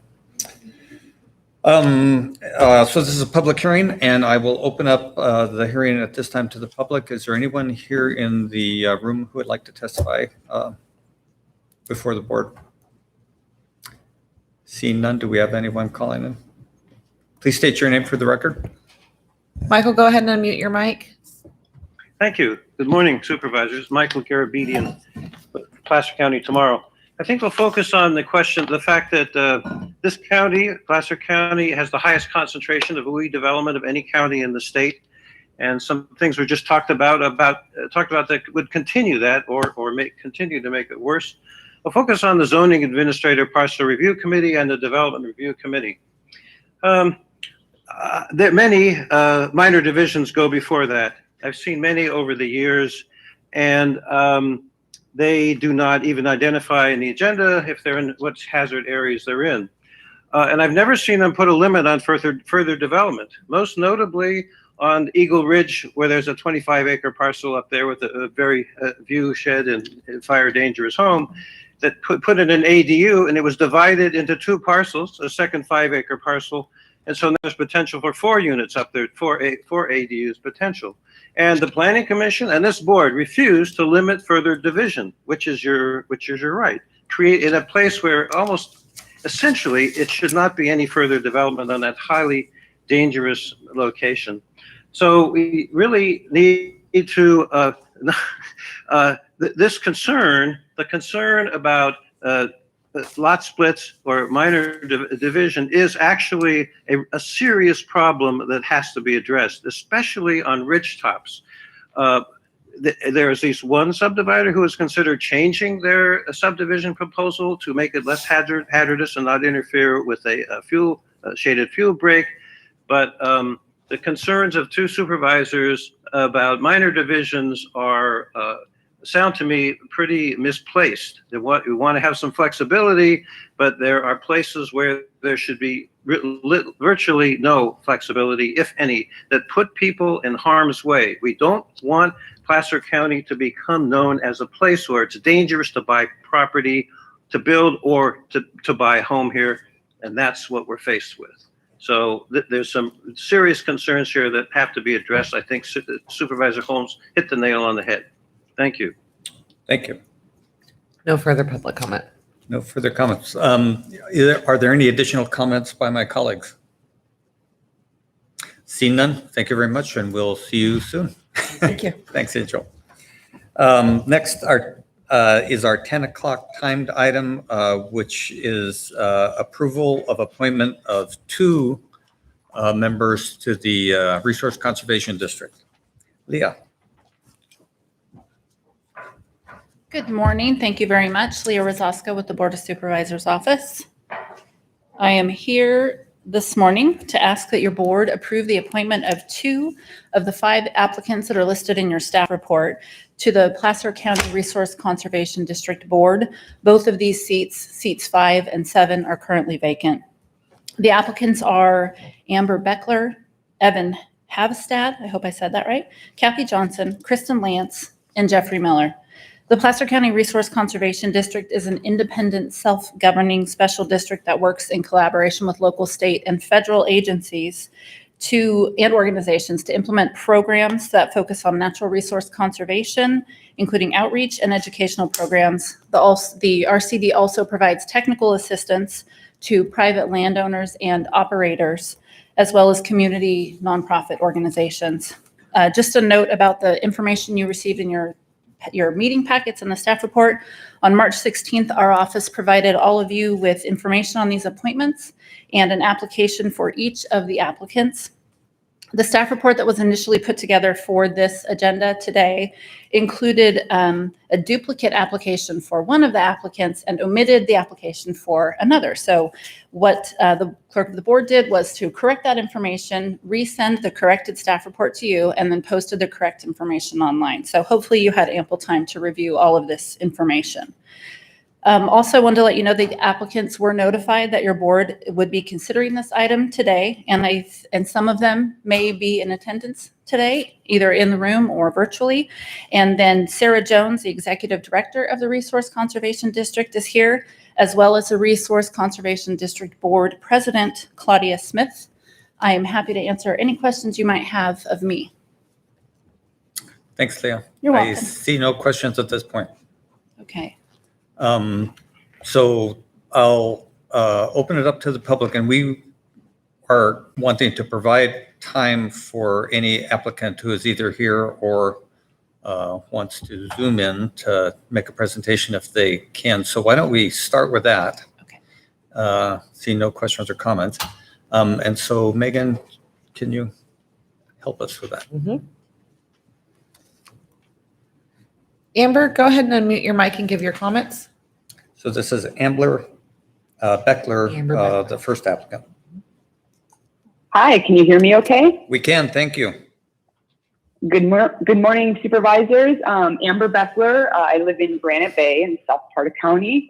I'm interested in serving on the Placer County Resource Conservation District Board, really because of my passion for creating collaborative working agreements to move forward resource conservation and private-public programs that will benefit Placer County.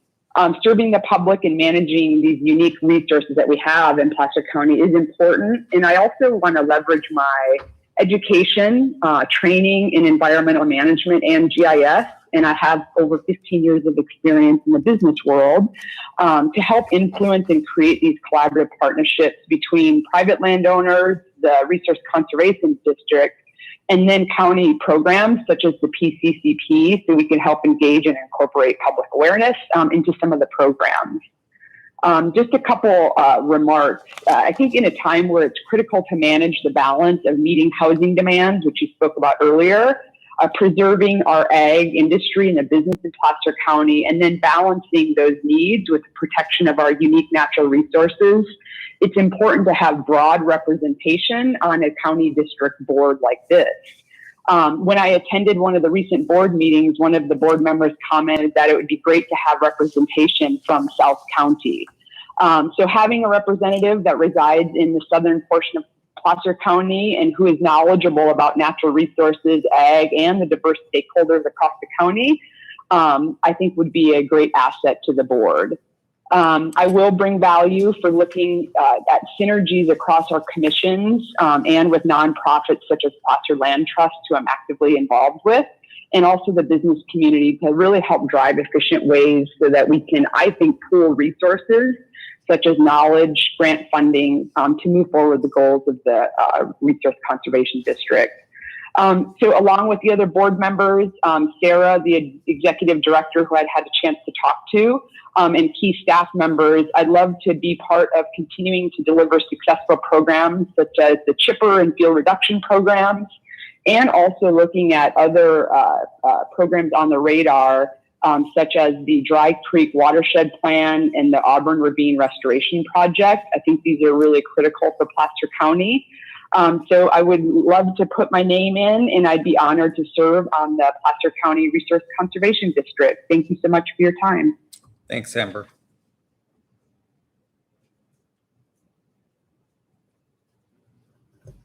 Evan, go ahead and unmute your mic and give your comments. Thank you. My name is Evan Havstead. I currently work as the site director and director of site operations for United Camps, Conferences, and Retreats, which manages the Jesuit Retreat Center in Applegate. We are very fortunate to be the recipient of a CAL FIRE grant for the diligent work of Placer RCD.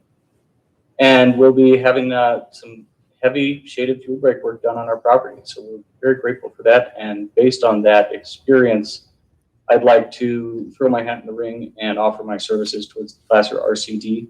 Some of my education background includes a bachelor's degree in physical geography and experience with California State Parks, as well as over 5 years in managing properties up to and in excess of 1,000 acres throughout the state of California and across the country. So, thank you. Thank you. We have no more presenters on Zoom. Name for the record, and we'll hear from you folks also. Hi, I'm Kathy Johnson, and so I applied to be on the board of directors for the RCD. I have had 25 years experience in the environmental field. I currently work for the U.S. Fish and Wildlife Service, and I've conducted numerous investigations on environmental action. I understand all the environmental laws that are in place, NEPA, CEQA, the ESA, Clean Water Act, and I think my resume kind of speaks for itself. It's pretty thorough. I could stay here for a very long time and tell you all the things that I've done, kind of brag about myself. But I currently sit on the Placer Land Trust, or Community Council. I chair their conservation partnership. It's a pretty new formation of this group, and we're working on bringing together other organizations in the county to work together. And so I think I'd be a pretty good fit because I'm really good at bringing people to the table, finding common ground. I work on some pretty, in the past, I've worked on some pretty aggressive projects. I work with pesticide companies. My expertise is in pesticides and their faint transport in the environment. And so I've done a lot of work with pesticide companies. So I know how to play nice within an adversarial role and not be overwhelmed or taken back too much by a big group, especially one that's coming at you very aggressively. And I don't know, I just think I'd be a really good fit. And I wasn't really prepared to make a statement. I wasn't even really prepared to be here, but I thank you for the opportunity and any consideration you give me. Thanks. Thank you. Suzanne, did you have a question or comment? No, I'm just, Is there anyone else who'd like to address the board on this issue? No one? Okay. Suzanne. yeah, I would like to give my endorsement for Amber Beckler. You heard her qualifications. I think she's highly qualified. And one of the more important reasons I think it might be important to appoint somebody from District 4 is that currently no one from District 4 serves on this board. And I think just as we make a complete board serving each of our districts, I think that would contribute to a more well-rounded representation if we were able to appoint someone from every district. So I would like to nominate Amber Beckler for one of the seats. So is that a motion that we need? Motion to appoint Amber Beckler to one of the available seats. Okay, thanks. Second? I would prefer to talk about the whole Okay. whole group if we could. And then was there anyone else who wanted to address us? Because I know we had some representatives I opened it up with that for intention. other than the applicants. Oh, okay. Maybe I wasn't. No? Okay. Okay. Perhaps I Okay. wasn't clear enough. Well, no, I just wanted to double check that. Well, first off, I think tremendous applicants for such a well-paying job. So, I mean, again, I looked at the applications and I had a really hard time because everybody was so dedicated and qualified and interested in serving our great county. So thanks to all of the applicants. There's a couple of, if you look at particular districts or areas that aren't represented, there's a lot of our county that isn't represented in the current seats, but I don't think that's our intent necessarily. I think we're really trying to look at people that want to serve the community with knowledge and expertise and are willing to serve in these times, because when I look at the Resource Conservation District, it's critical to a lot of the functions we're doing in fire prevention and wildfire, and working collaboratively with various partners is really very important, I think, in this situation. And so I'm really torn because I think everybody was well qualified, and I really commend them. And I just want to find more committees for everybody to serve on when we have to make these hard decisions of people that are dedicated and wanting to serve. I was really impressed as well with, the folks that presented already. Also, Kristen Lance, she resides in District 2. I thought she had a great variety of background as well, and doing projects in a lot of other areas and bringing that level of knowledge. And it's great to have our local people who've also worked in other environments as well be involved. And I was prepared to nominate 2 different ones than Amber, just because I was impressed with both Kristen and Kathy Johnson, who's here, and then Kristen Lance. But I'll leave it to the rest of the board to discuss if you had other thoughts. Thank you, Cindy. Bonnie. Thank you, and I agree with you. Very good candidates and qualified. Kathy, I just have to laugh your comment, and it's very true, right? How do you take adversarial situations and work together? Maybe you ought to run for the Board of Supervisors one day, because that's pretty much what we have to do. But I appreciate that, because you have to work together to get to consensus to move forward. And so I appreciate that. You've got a very strong background. And as far as Kristen Lance, one of the other things that I appreciate is that she's worked for a COG, a Council of Governments, which means that she actually understands she's got some habitat background, but also how you work in a government structure, right? Which is, you've got to do things in a certain way. You may not like them, but you have to work within the constraints. But how do you be creative about that? So I think that provides her some strong background, a variety of background in this area. So I think either of those 2. And I thought Evan Havstad, with his just living near a fuel break and having that experience, could be an option as well. Suzanne. Well, I just wanted to add on to that. I agree with everything you said, Cindy. I think it's very important to appoint people who have the excitement and the energy about representing a board. And so my concern might be for some of the other candidates that didn't call in, to represent themselves. I think the 3 candidates who did phone in or appear today to represent themselves goes a little bit farther as to their commitment to want to do this. Thank you. Jim, then Bonnie. Yeah, I feel comfortable with Kathy Johnson, with her background working with adversarial people that we're familiar with. And Kristen Lance, to me, rises to the top as well.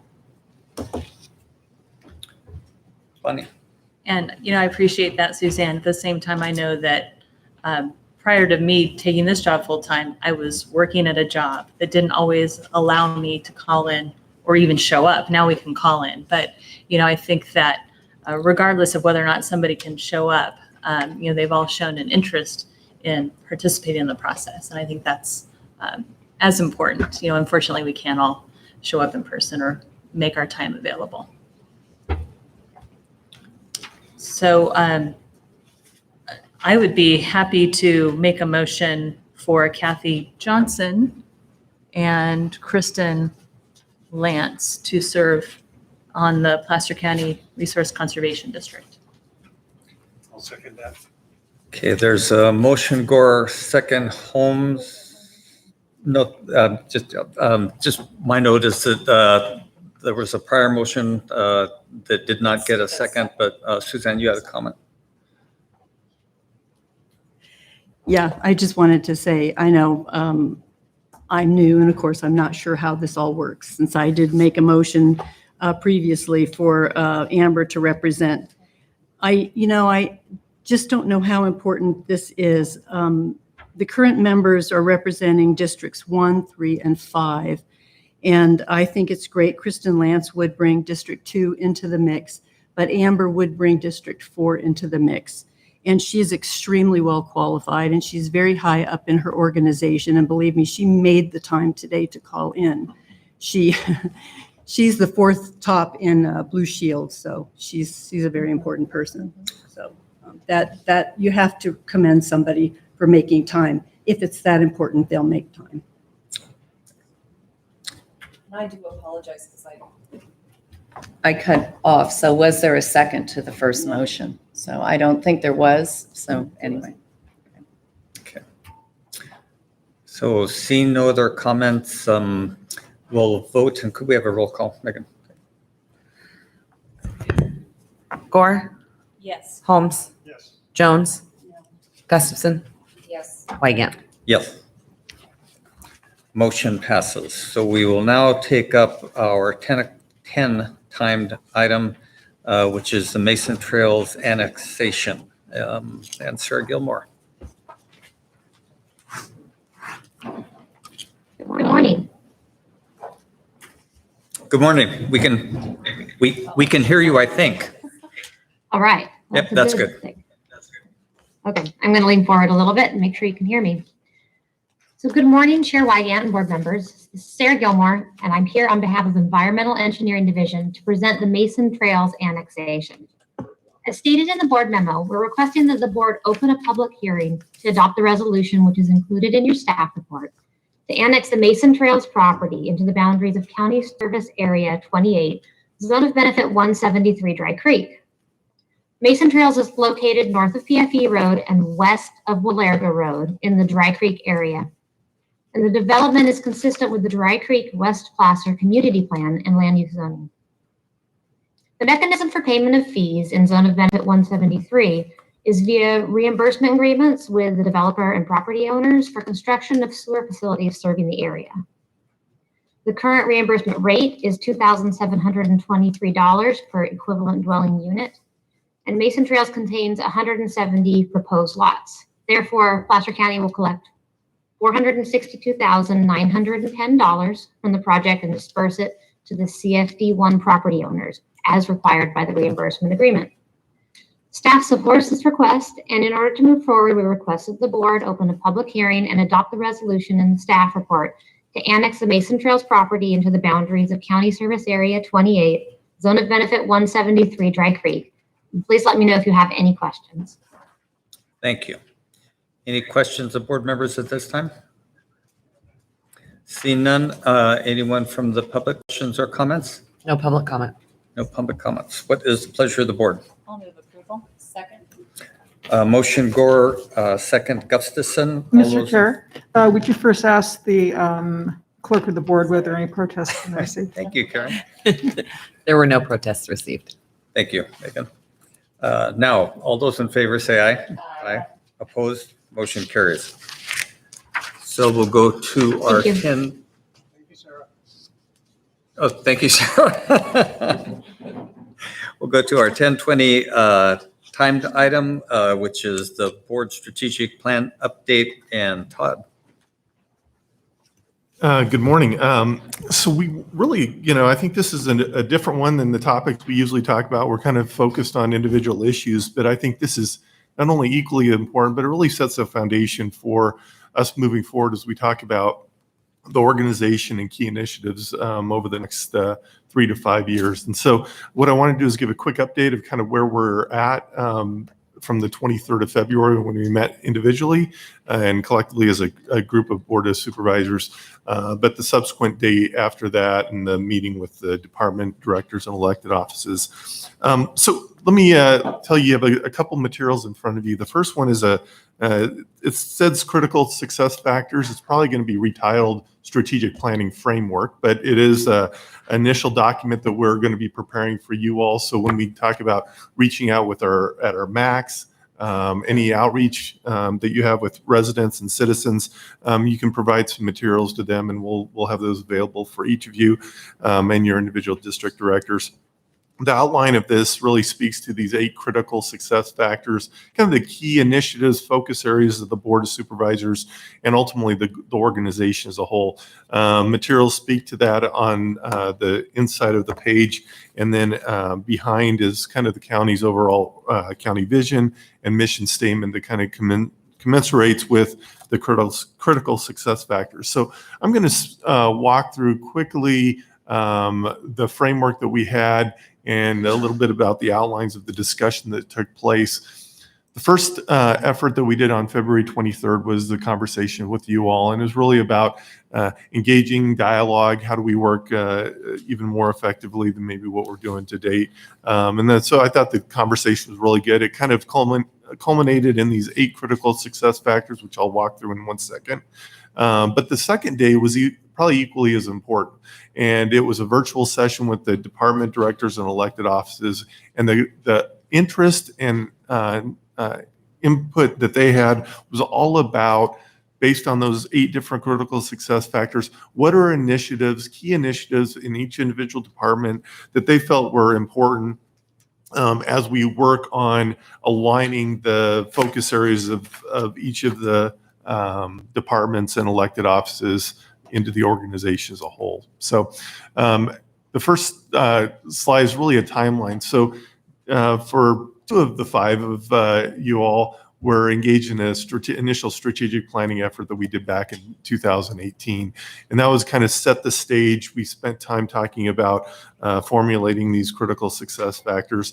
But as we've had transition on the board, I think it was really important to revisit this conversation. And that's what really culminated in the discussion we had on the 23rd of February of this year. So as we talk about it, and I'll speak to this towards the end of the session, is what does this mean? How do we ensure both accountability and updates to you all about individual initiatives? We have kind of 4 different areas that we're looking about tracking these CSFs. They're kind of graphical representations, but some are under construction and consideration for you all. Things that may be coming through the budget process, or maybe things that are need to be discussed in a public forum. Others are kind of scheduled, so we'll be talking about when items are coming forward to you, either for decision making or completion. The next one's kind of moving ahead. What's a work in progress? We'll be speaking to this on a quarterly basis. And then we also want to revisit what are the good things we've done, because there's a lot of stuff that's been completed. So that's kind of the framework as we talk about individual areas of these 8 different factors. So let me start with the first one. They aren't in any priority order. They're just in sequential about how we have them laid out. So the first one's a critical success factor around strategic relationships and community engagement. A couple different areas. This isn't all inclusive, but it is key focuses. We are going to be looking at doing a countywide citizen survey. We're going to gather up feedback and input.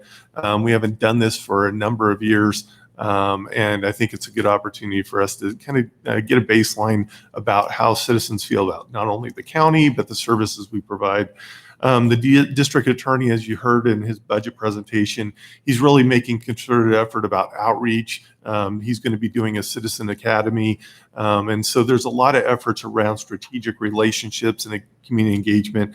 I think one of the key areas that we're doing for 2021 is a redistricting effort, and that process will translate into how the changes take place in terms of elections and election filing for 2022. We also have done a lot of work around MAX, and I think we're going to continue to have that dialogue with you all.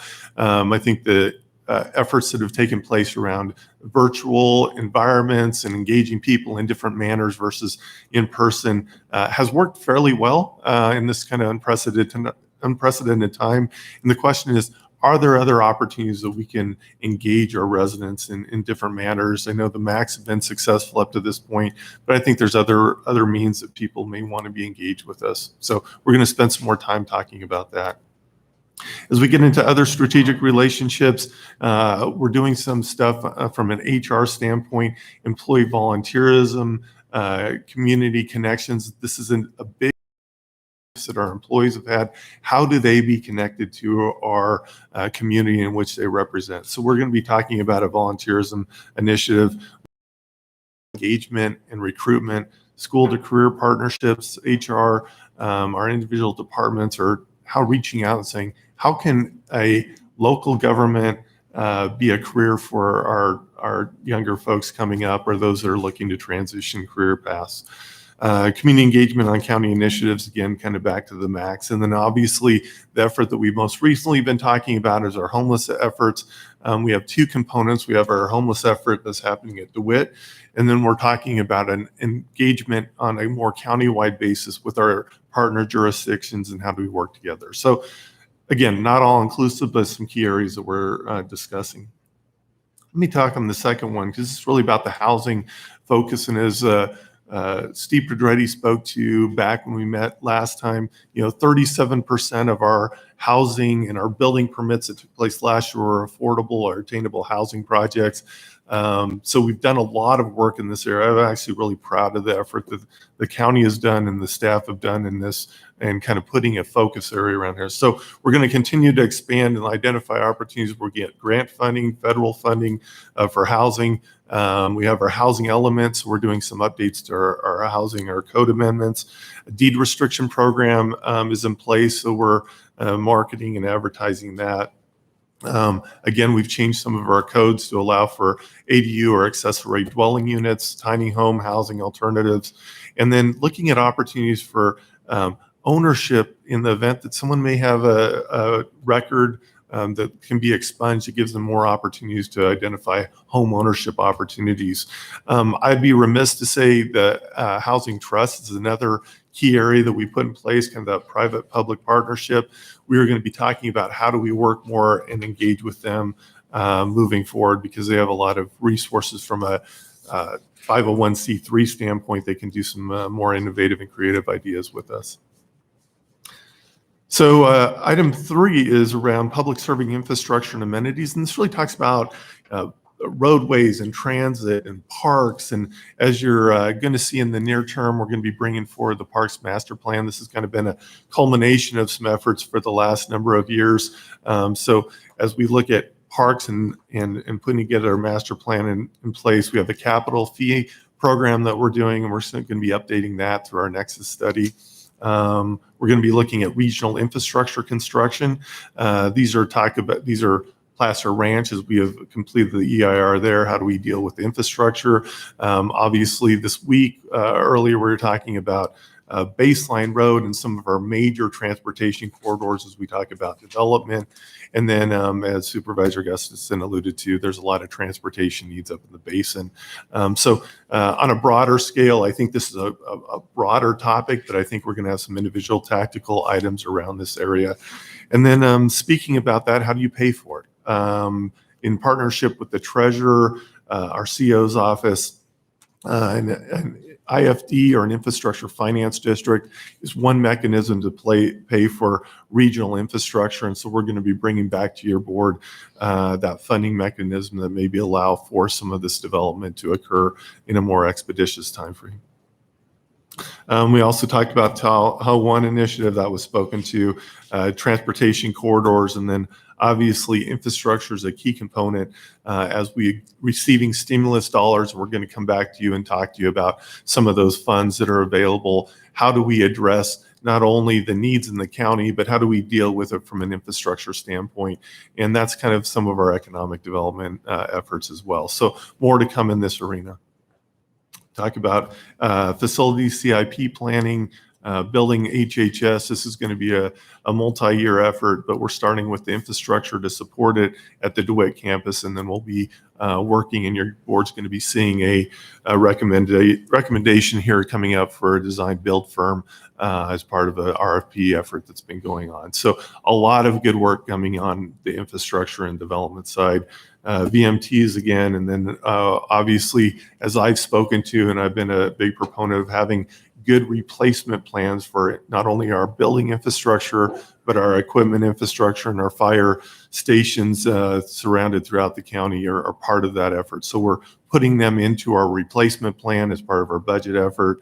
And it's just a continual component of addressing and maintaining the assets that are really important to us and to maintain effectively and appropriately. So let's circle back to economic development. This is kind of outcome-focused economic development. We're really, I look at this as being proactive as we reach out. And so we have a couple things. Obviously, our planning efforts around tourism master plan. I think we've done a lot of good jobs, as I spoke to about some of the silver linings around COVID, the opportunities for economic development partners in the cities, the chambers, and the county, I think has been unprecedented from what we've done previously. So we're continuing those efforts. Those meetings take place on a semi-monthly basis. Or as frequently as honestly as needed. But the efforts to continue to have good dialogue with our partners that are doing things that are complementary to each other are really important. Placer, the California State University system, that South Placer campus is currently in design efforts with Sacramento State. I think this is a tremendous economic driver for us in that Southwest Placer area. And then obviously we're looking at private and public investments. This comes down to working with the United Auburn Indian community on some transportation initiatives around the Placer Parkway, some things where we can work jointly together, not only with our public partners, but with our private industry as well.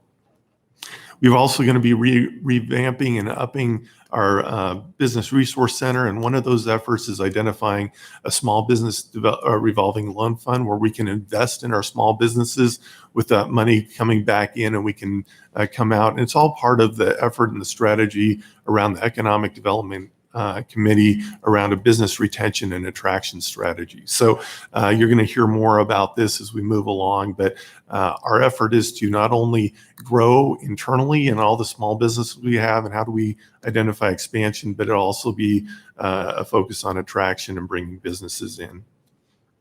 You just approved the support of a TOT rebate program, but in the same vein, we're going to be having to go forward on a TOT renewal program up in the Tahoe area for that additional 2% there, and that'll be taking place next year. And then the upfront fees on startups, we're going to be looking at opportunities to identify businesses that are startups coming in the county and how do we support them, really tied in with the Business Development Resource Center. We'll be providing support there.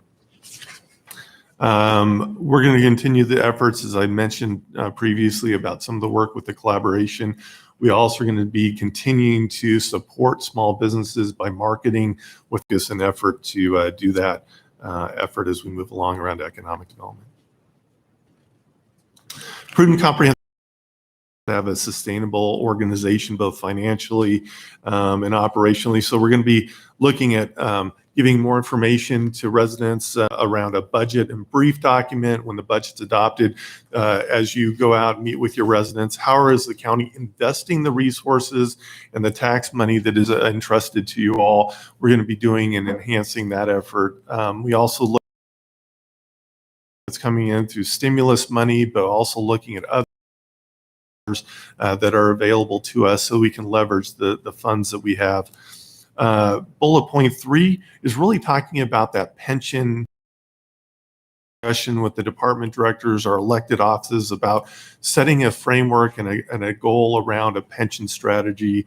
And we'll be speaking more about that. It really ties into our budget process. And I really think we've done some tremendous work on the OPEB contribution. And as your board gave direction to reallocate some of that additional funding that we were putting there to put towards our pensions, we want to have a real good game plan of how we move forward with our pension funded status moving forward. So some really good work there. And then finally, one of our largest expenses outside of our staff is around our health and our benefits programs. And so there are opportunities where we're going to have more flexibility, provide a really strong health and benefit related package to our resident or to our businesses or to our employees that are providing services to our residents and our businesses.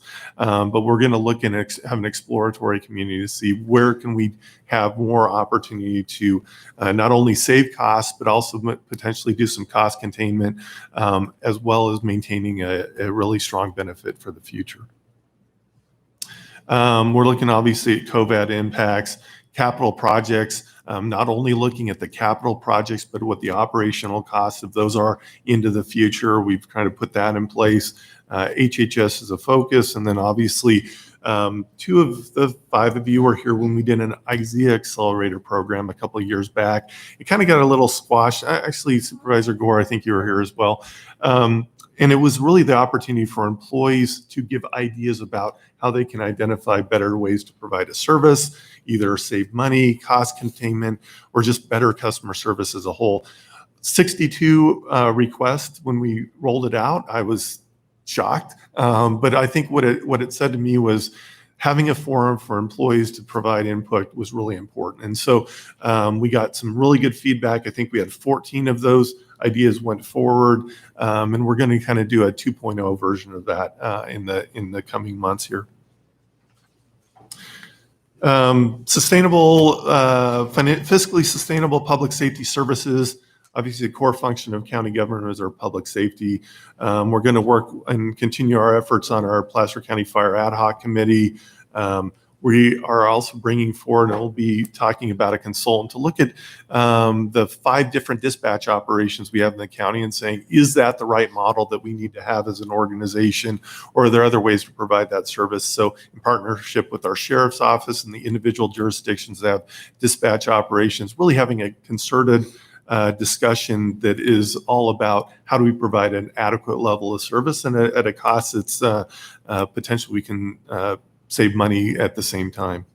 Health crisis, obviously we're dealing with a lot of behavioral health issues rolling out of this COVID era. And so how do we do that most effectively? That's partnership with HHS and our public safety functions. Probation, another area that as we see laws changing around probation and the time periods that folks will be on probation, how do we effectively transition them back in the community? And probation, I would say, is at the forefront. I have some of the best probation staff and services around the state. CJPC, both Supervisor Gore, Supervisor Holmes sit on this. Obviously, we're going to continue to ramp that up, bringing forth all of our law enforcement partners to the table to talk about ways that we can support legislation and funding opportunities. Our prosecution unit will continue to handle those quality of life crimes. You heard about that during the budget presentation from our district attorney. And then obviously, as we talk about, ultimately our goal is reducing recidivism.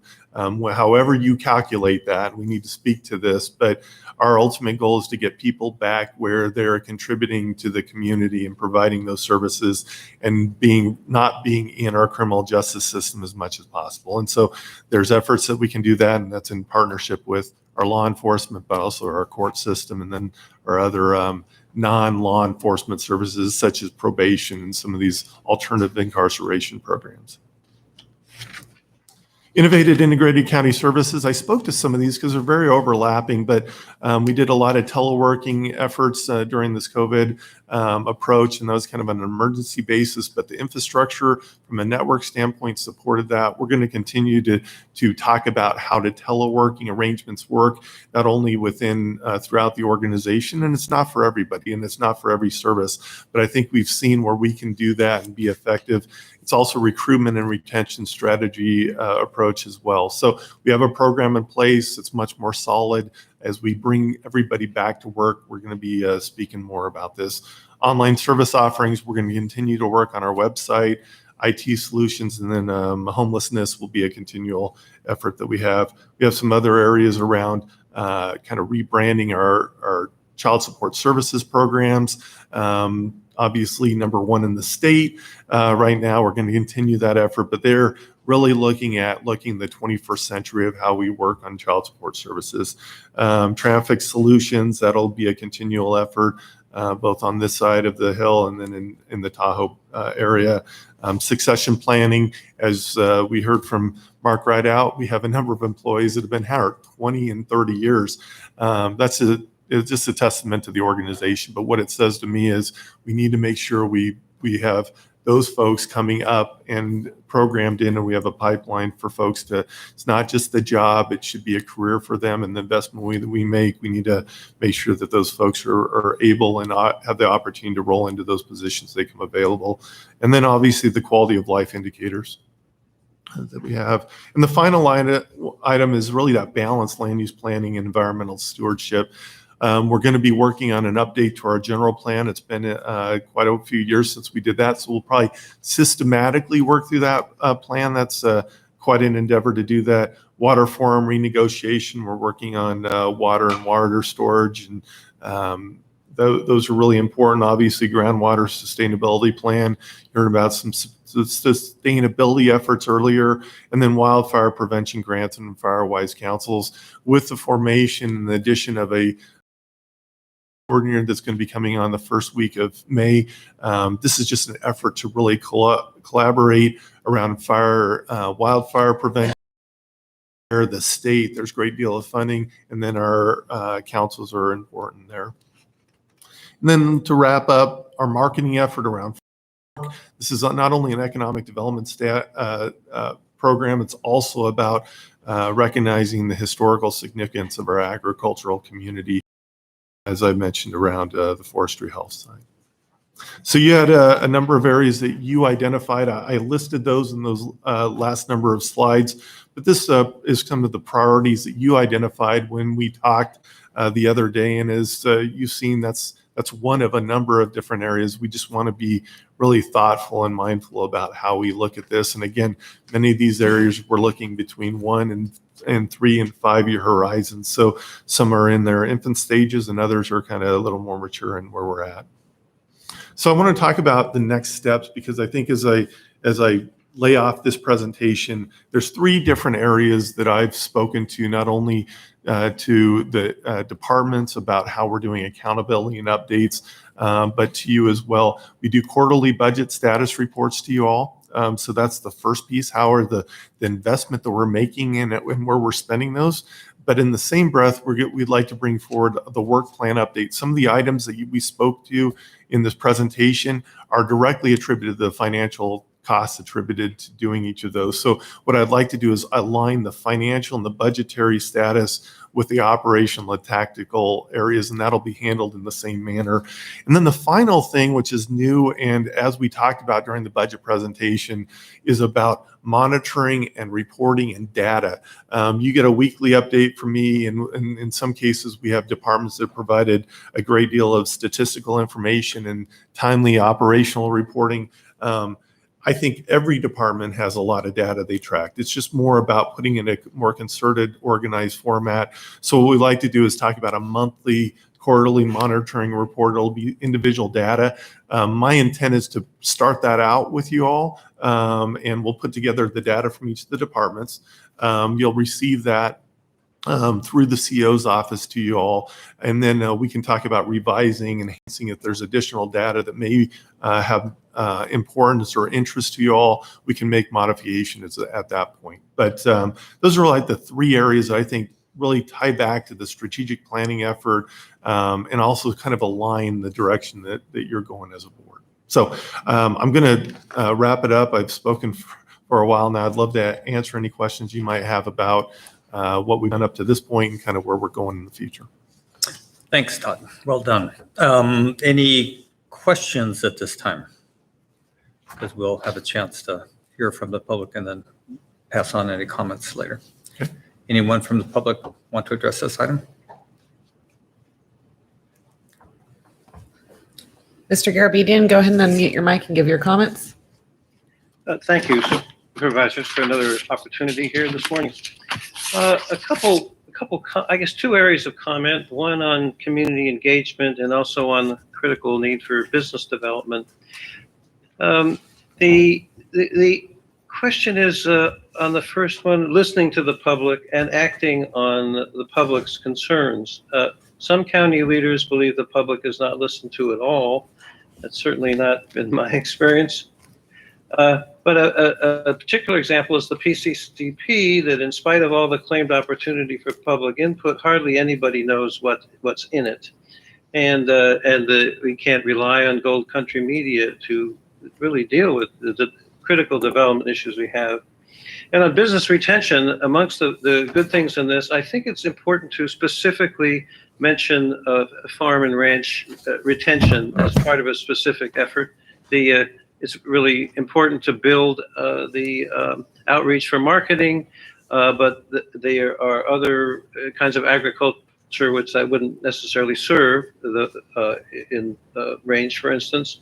But yeah, so I think that a specific mention of agricultural retention is important under the business development. Thank you. Thank you. No further public comment, Chairman. With that, I'll just add, in the 26 years I've been here, Todd, first I want to thank you for the effort. We've had retreats and done different things. A lot of interfacing with county exec's office and staff generally about board strategy and influence on the budget, noting that a huge amount of what counties do is mandated.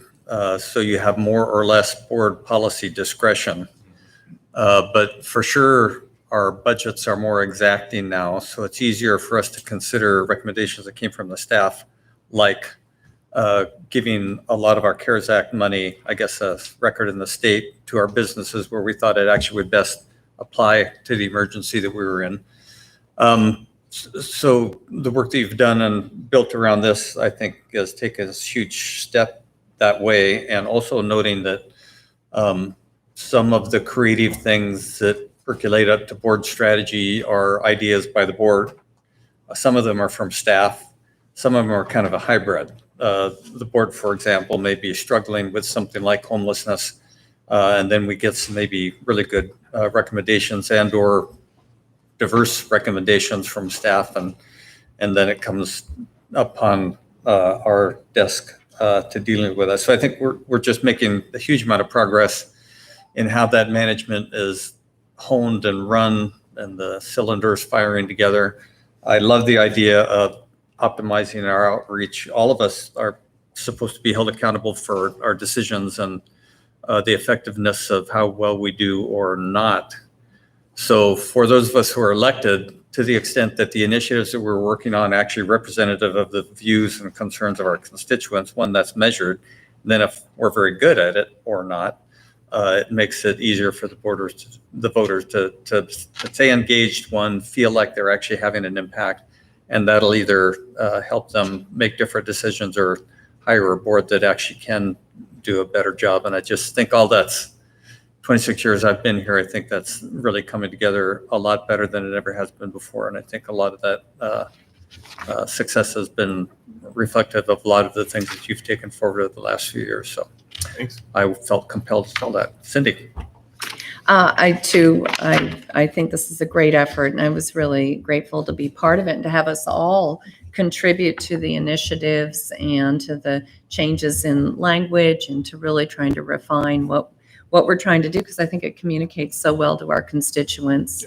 And I really appreciate everybody's participation in that. And it's been great with all the staff and department heads. And I am especially grateful that you're putting in these progress reports, because I really do think that that's an area where we can do a better job. We do a great job at communicating a lot of information to our constituents, but it's almost too much. And it's easier to track it in a more succinct format to allow people to know where we're making progress. If we're not making progress, why not? Why we may have switched priorities based on funding opportunities or different issues that have come up. So I really commend us for, and your efforts, Todd, and your staff to come up with those status updates that'll be meaningful to our public. Thank you. Thanks, Cindy. Bonnie. Thank you. Yeah, great work. To the comment of Mr. Garabedian about ranches and agriculture, right? Like that is very important. And I think that we capture that under item 8, which is balanced land use planning and environmental stewardship, right? And agriculture is important to this community. It may not be spelled out as a specific strategy by staff, but I think we've had a lot of conversation about the importance of preserving agriculture. We've got Josh does a really good job of working with our local farmers to help them, assist them. And I think actually through our economic development, like Placer Business Resource Center, don't we have programs to support our agriculture and our ranchers, our farmers as well? Yeah, those services are there, whether it's financial, marketing, they're a business, and we want to make them thrive. And so, Right. yes, they're available. Okay, because I appreciate that point, because I want folks to think, to know that we're not just focused on brick and mortar businesses, but that agriculture is a value of our community. Thank you. Thanks, Bonnie. And Jim? Yeah, we do have an agricultural marketing program that's very effective. And hanging out at our farmers markets and just promoting the great agriculture component of our county. I really appreciate this. It's a kind of a roadmap. It kind of tells us what we've gotten done, what we need to work on, how to move forward. And so it's important to have those quarterly status reports and the monthly organizational monitoring. So many times we're working on things and all of a sudden we stop and say, where are we on that? And so it's important to bring that back to the board so we know exactly where we're at. Great. Thank you, Todd. Thank you. All right. Thank you. Okay, so I noticed that all of the people are here for our item 8, which is the Placer Government Center Master Plan issue. So unless there are any objections, what I think I'll do is flip to it, because whereas I was so excited about being on time early on, we are horribly not now. So I think I'll go to that so that we can address that since everybody's here. And then we'll take up the 1050 item later, and I think we're good to keep going. Well, we have to wait at least 10 minutes before we can take the 11:30 item. Oh, it is 10. That's That right. clock is a slight issue. Buttons are the time. Thanks, good point. So, yeah, I do. So let's start with our first department item, which is Health and Human Services Psychiatric Hospital Umbrella Agreements. Amy. Yes, thank you. Good morning, Chair Wygant and members of the board. I am Amy Ellis, the Director of the Adult System of Care, here with an action item to approve an increase of $700,000 for a new maximum aggregate amount of $2.3 million for existing psychiatric hospital umbrella agreements with an existing term ending in June 30th, 2021. The Adult and Children's System of Care continue to provide mandated mental health crisis services to residents of Placer County. During fiscal year 1920, ASOC and CSOC served 3,276 residents experiencing a crisis. About 50% of those individuals that received a crisis evaluation did require further inpatient psychiatric treatment. These private hospitals provide necessary inpatient psychiatric hospitalization for both children and youth, and offer an additional safety net for adults requiring inpatient psychiatric hospitalization when our county contracted psychiatric health facilities are at capacity. Placer County uses psychiatric hospitals, our PUFs, as much as possible because we are able to bill a federal funding source for their use. We've added several contracts to expand that capacity. Despite these efforts, our utilization of freestanding psychiatric hospitals has continued to rise during this past year for 3 reasons. The first being that our PUF hospitals have had to limit or stop acceptance due to COVID-19 outbreaks.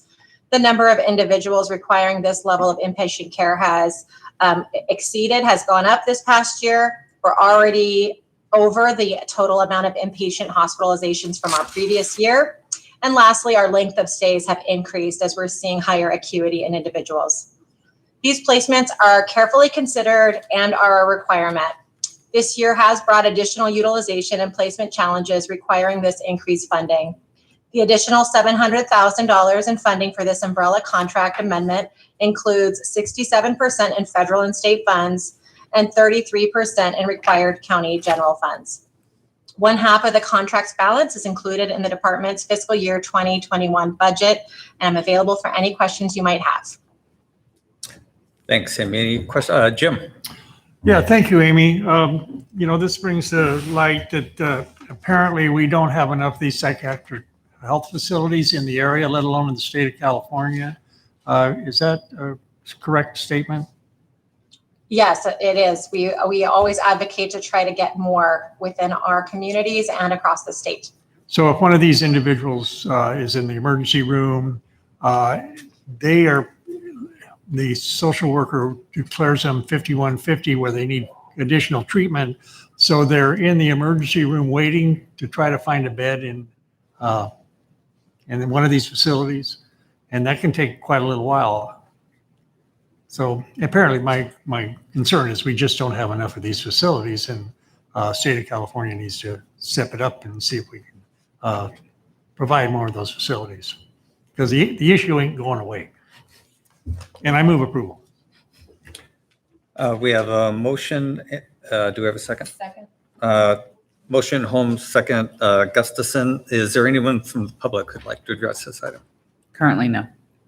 So the motion is to approve the increase of $700,000. So the aggregate contract amount is $2.3 million for psychiatric hospital umbrella agreements. All those in favor say aye. Aye. Opposed? Motion carries. And let's go to our next department item, which is new classification of waste management operations superintendent. Kate. Thank you, Mr. Chair and members of the board. I'm Kate Sampson with your Human Resources Department. Today, I'm requesting introduction of an ordinance amending your uncodified schedule of classifications and compensation ordinance in order to create the new classification of waste management operations superintendent. This request comes from the Western Placer Waste Management Authority, affectionately known as WAPMA. This is a regional agency established in 1978 by a joint powers agreement, including Placer County and the cities of Lincoln, Rockland, and Roseville. WAPMA owns, operates, and maintains a sanitary landfill and associated improvements, including the Materials Recovery Facility, or MRF, which is staffed by the Department of Public Works. WAPMA recently engaged in a labor study with MRG Solutions in order to identify best practices as the complexity and regulations related to the solid waste industry have expanded over the past several years. The study recommendations addressed areas of capital improvements, policy and business development, and organizational support. In order to achieve the appropriate staffing to implement these recommendations, HR has worked with the Department of Public Works to create the classification before you today, titled Waste Management Operations Superintendent.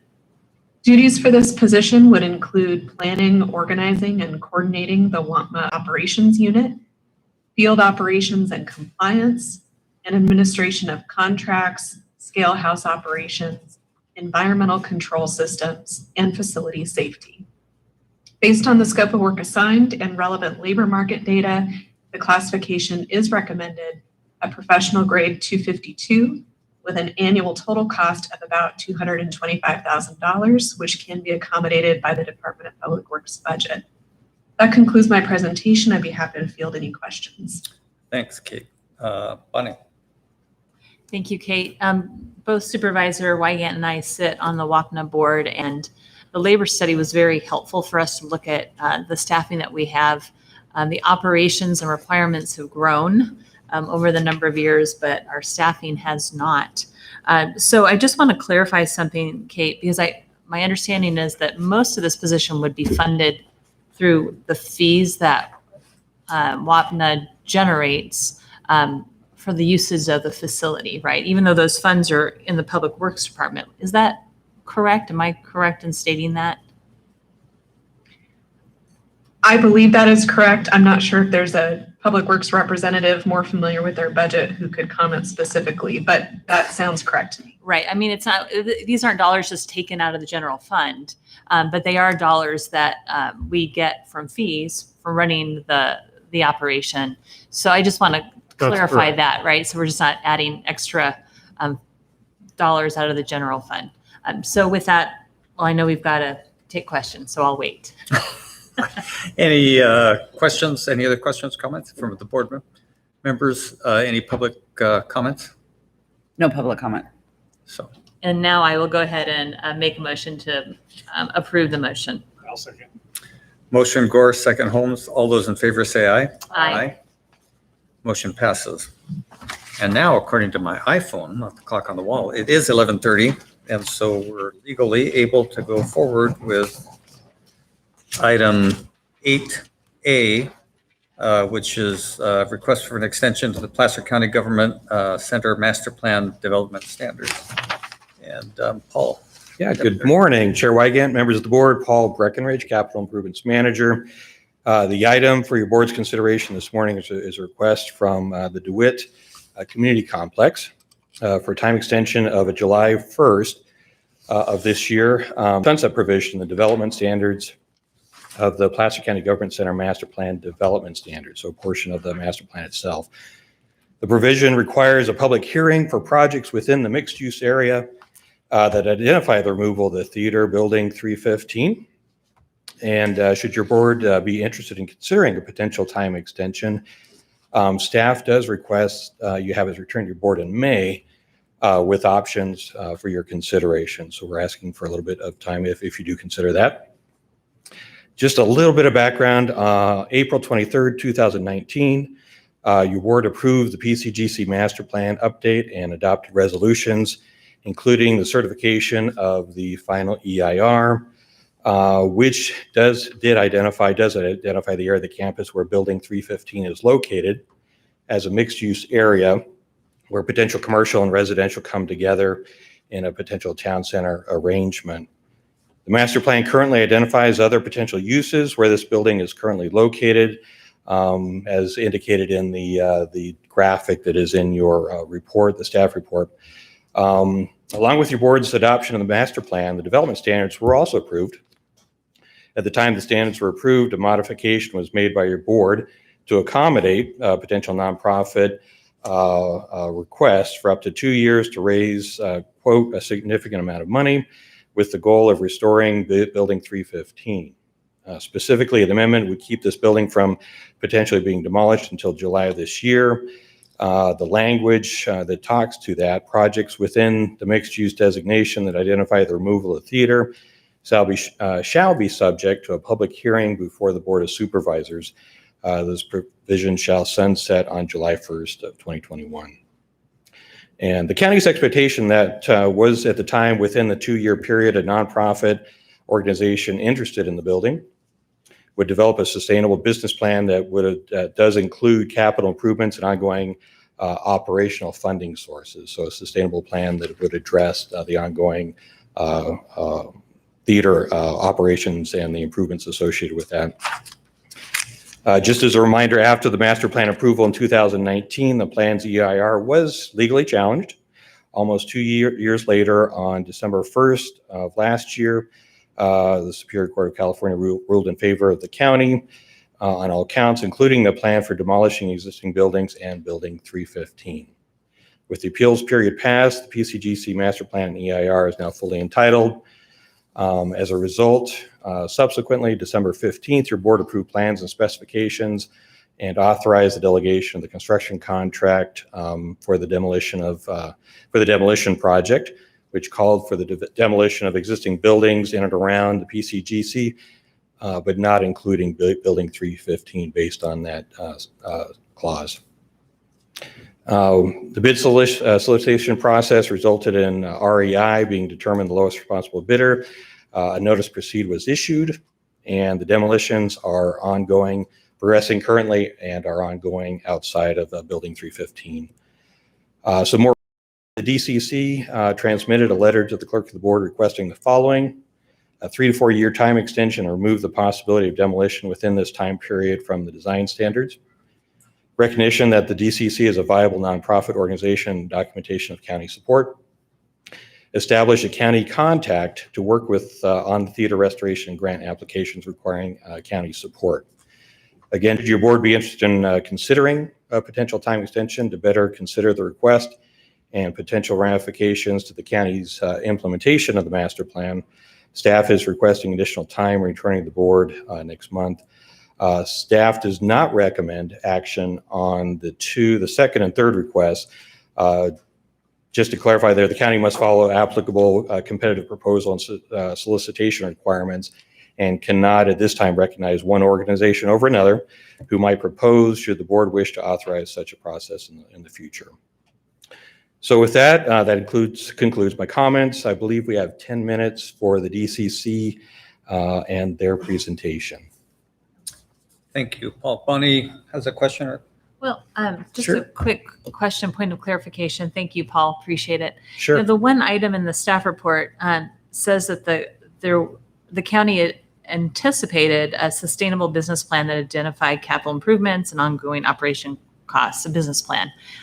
I don't recall that as part of our conversation when we allowed for an extension. Sure. I remember primarily the focus on making sure they were able to raise dollars. Yeah. And so I just want to clarify that because I think obviously if we move forward, we would need that. But I don't know if that was the expectation that we would have that within those 2 years. I think at the time, you're right. The expectation was that it was the funding, the finance side of it that was the expectation. So I think that's more on the facility side, that our expectation was that, you know, the project would entail all these other things. So what are the thoughts and ideas behind what those things would be? Right. So that could be something we Absolutely. do in the future. Great. Yep. Thank you for the clarification. Thank you. Thanks. I see no other questions, Paul. Great presentation. Thanks. Thank you.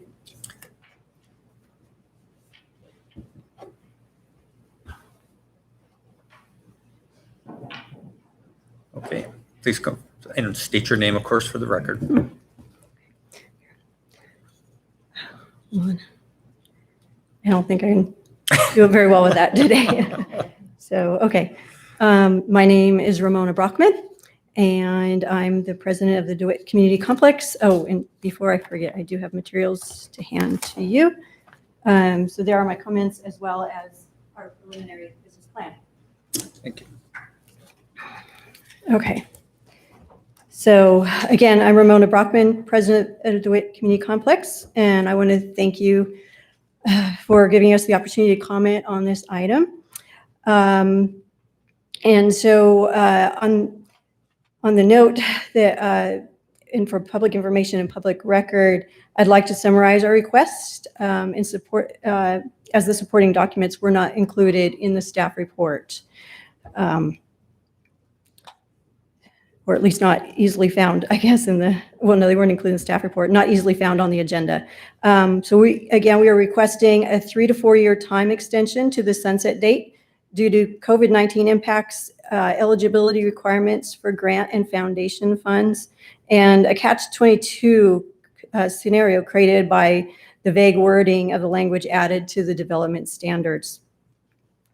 As you can imagine, nonprofit arts organizations and arts organizations were disproportionately and negatively impacted by the COVID-19 shutdown.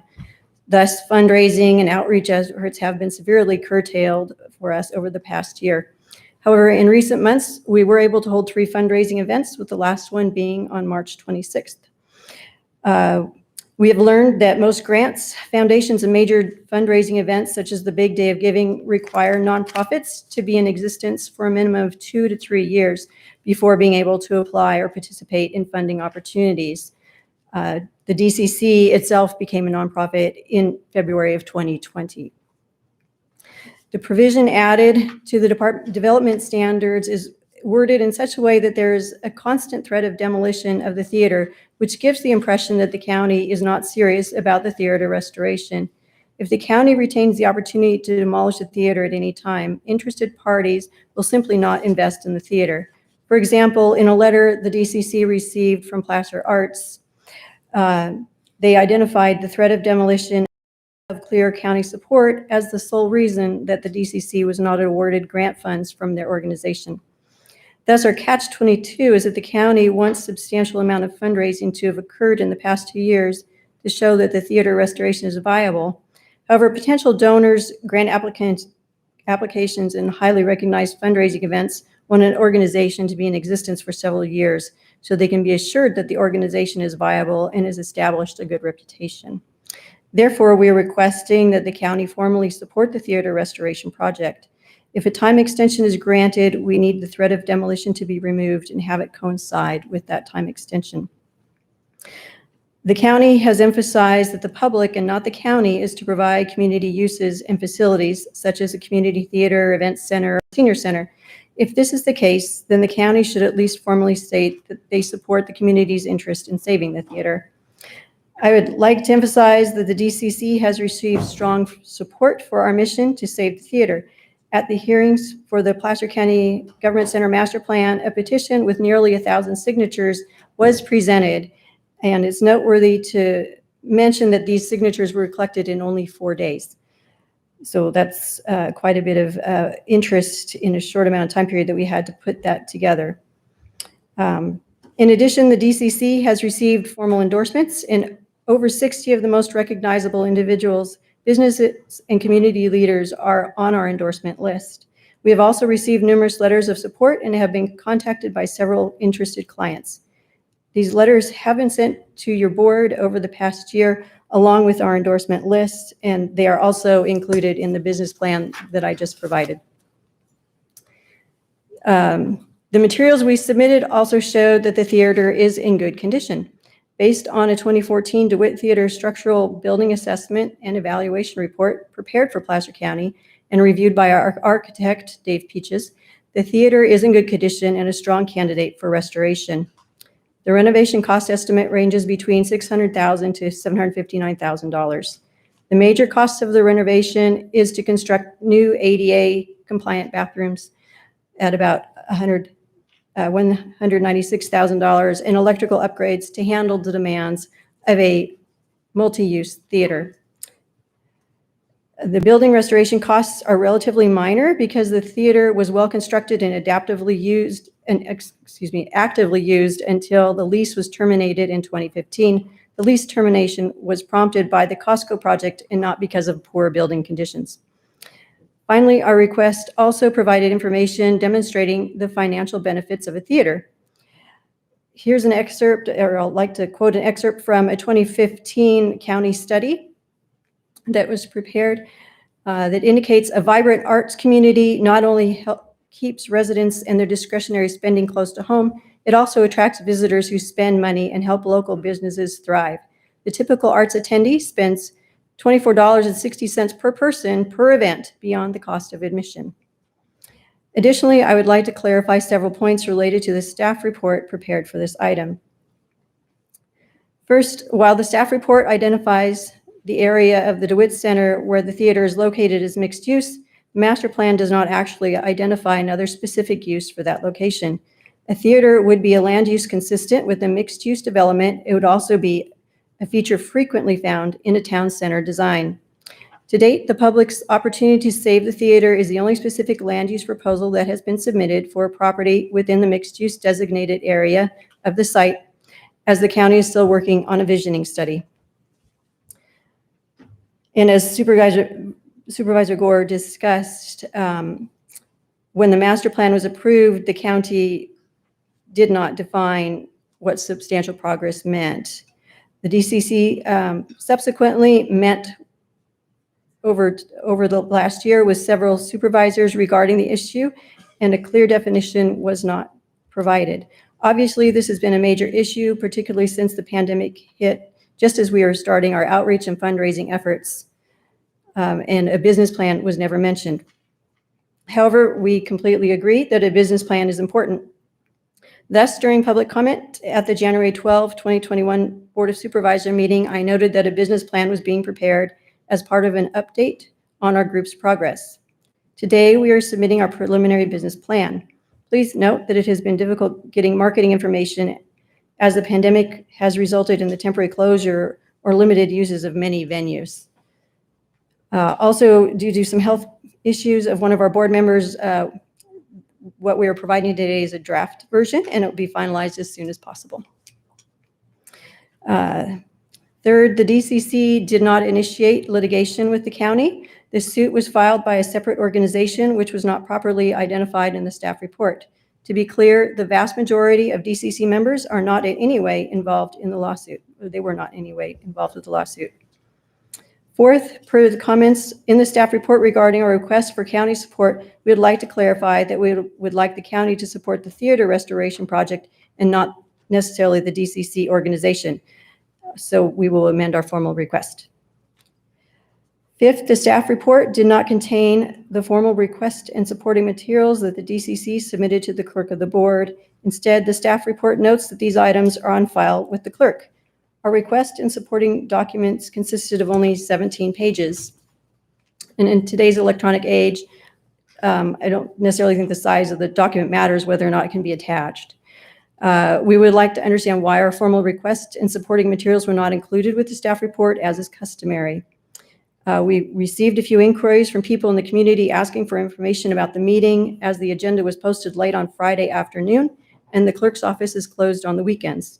Thus, the community has had very little opportunity to review materials for today's meeting. For anyone to get a full picture, they would need to see our request and supporting documents. If this item is continued to another meeting date, our formal request should be included in the next agenda. Before I leave the podium, it would be very helpful if I can get an explanation as to we could better understand the reasoning behind our request not being on file with the clerk of the board. In conclusion, the renovation of the DeWitt Theater is a viable project that is strongly supported by the community. It will provide a financial benefit and be a demand generator for the area. The building is in good structural condition, and there is a regional need for a smaller community theater. While we are here for the theater today, I would like to also note that we see similar great potential and community benefits in restoring the Red Cross Auditorium at DeWitt as an event center. Our interest is to work with the county to preserve these unique and historic buildings and to bring them back to their original uses as a win-win by offering the community entertainment and recreation opportunities and helping support local businesses. Thank you for your consideration of our requests. Thank you.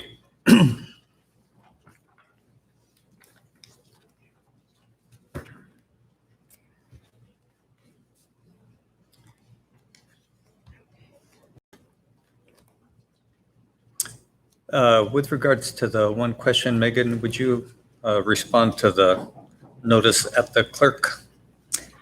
I can respond that the documents were provided and requested to be on file. For the clerk's office, what that means is we do not include them in the agenda packet. We do link all on-file documents online. So while the agenda did post late on Friday, the on-file documents were online over the weekend. And, you know, as far as why that was done, I'll defer to Paul. Thanks, Megan.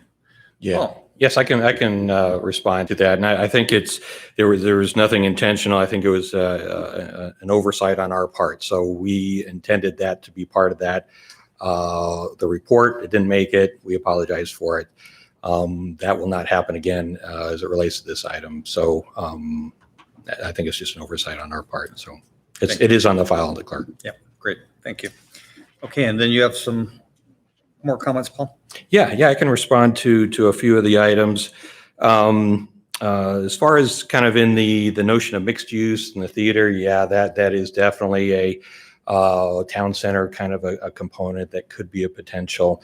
Do want to remind the board that kind of those functions kind of as far as the master plan goes, were kind of redirected with the notion of the community center, and the theatrical component and the seniors and other things were kind of set aside with the land for what is at the heart of the master plan, which is a potential future community center. So that was at least some of the thinking there as it relates to that function and kind of bringing together more elements of the community. This came out of the multi-generational community center study and identified that as a need, but kind of more broadly looking at other needs coming together with that reservation of property. Let's see. As far as the condition of the building, I think we just have a difference of opinion. The existing buildings that are coming down in the demolition process are coming down a lot faster than we had even anticipated. We're ahead of schedule with that. So, you know, as far as the facilities and their construction, the World War II construction is just a lot. There are a lot of inherent issues associated with that type of construction. Yes, I would say that the theater may have probably some additional structural components to it than the buildings that have come down recently, but not a lot. It's still vintage 72, 3, 4, 5 years ago in its construction. So when you see the demolitions that are happening out there, we've, not a stick of rebar, if you will. It's just bricks held together with mortar with those existing buildings. So I think there's just a difference of opinion as to the condition. Now, with that building, the systems, and I think that's where the costs have gone with their study, is just all those systems that need to be upgraded. They're, everything from electrical to ADA, restrooms, roofing. I'm not sure on the roofing, but just a whole plethora of things that need to be addressed on that facility. That's just going to be very, very pricey. And then you end up with a certain size of theater and certain size of back of house, and there's parking that goes along with that. So there are other considerations to think about with that.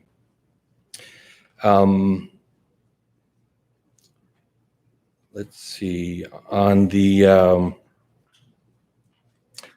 I think in the business plan, I just want to mention that, yeah, while it wasn't called for back when the standards were put together, I think from our perspective that, again, that those are things that should be in a plan, and looking at both the operational, the ongoing, rent and utilities and maintenance, all those things associated with those older buildings is not going to get any better over time.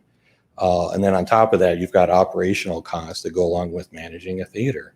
So, just I think in general terms, that's kind of what our anticipated information back would look like to give us a good sense that they've thought through all those things associated with the large funds that's going to have to go along with the theater. I think that's it for now. Any other questions, I'd be happy to take up. Board member Cindy. Well, there might be, I didn't know if there was any other public that wanted to comment, and then maybe I would. I have don't more either, but- questions. Yeah, You want to- I didn't have any questions for you until I hear from.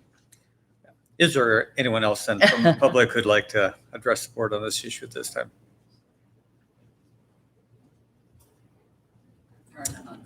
Nothing. My name is David Allen. I'm the treasurer of the DCC, and I really don't have a whole lot to say other than the fact that I think some of his comments are probably 100% incorrect. If you review a lot of these reconstructions, et cetera, they come in at a much lesser cost than flattening everything and starting over with a new plan. And once again, as I said earlier, I don't know, a year ago or more, that when these things disappear, they are gone. Many of you don't live in the Auburn area. You don't understand the community as much as those that do, those that grew up in this area. But it's very important to keep some of these historical elements alive. Yes, we do have issues. There's always issues. There's issues with brand new buildings. One of them happened to be major cost.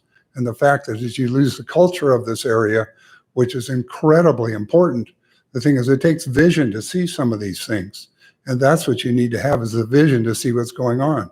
Yes, it is a leap of faith, but it's still there. The opportunity's there. The group that's been put together is very good, very well versed in what's going on, and they're just starting to grow. And the fact that some people seem to think that the best thing to do is flatten everything and start from scratch. You lost it. Simple as that. It's gone. And that's one thing that we're concerned about. There is something here in North Auburn, and we're not just an area that feeds the county. There is culture, there is community here, and the fact that Placer County has a couple of areas that are unincorporated, Tahoe City, North Auburn, etc. We are part of the county. We are managed by the county. We are managed by you. But the thing is, you represent the whole community, and we don't have enough representation here to take care of some of this. So I think it's very important to look at some of these cultural resources that are still here and do something about this instead of just flattening and starting over. Thank you very much. Thank you. Anyone else from the public? Seeing none, Paul, I think might have some more questions or comments. Cindy from.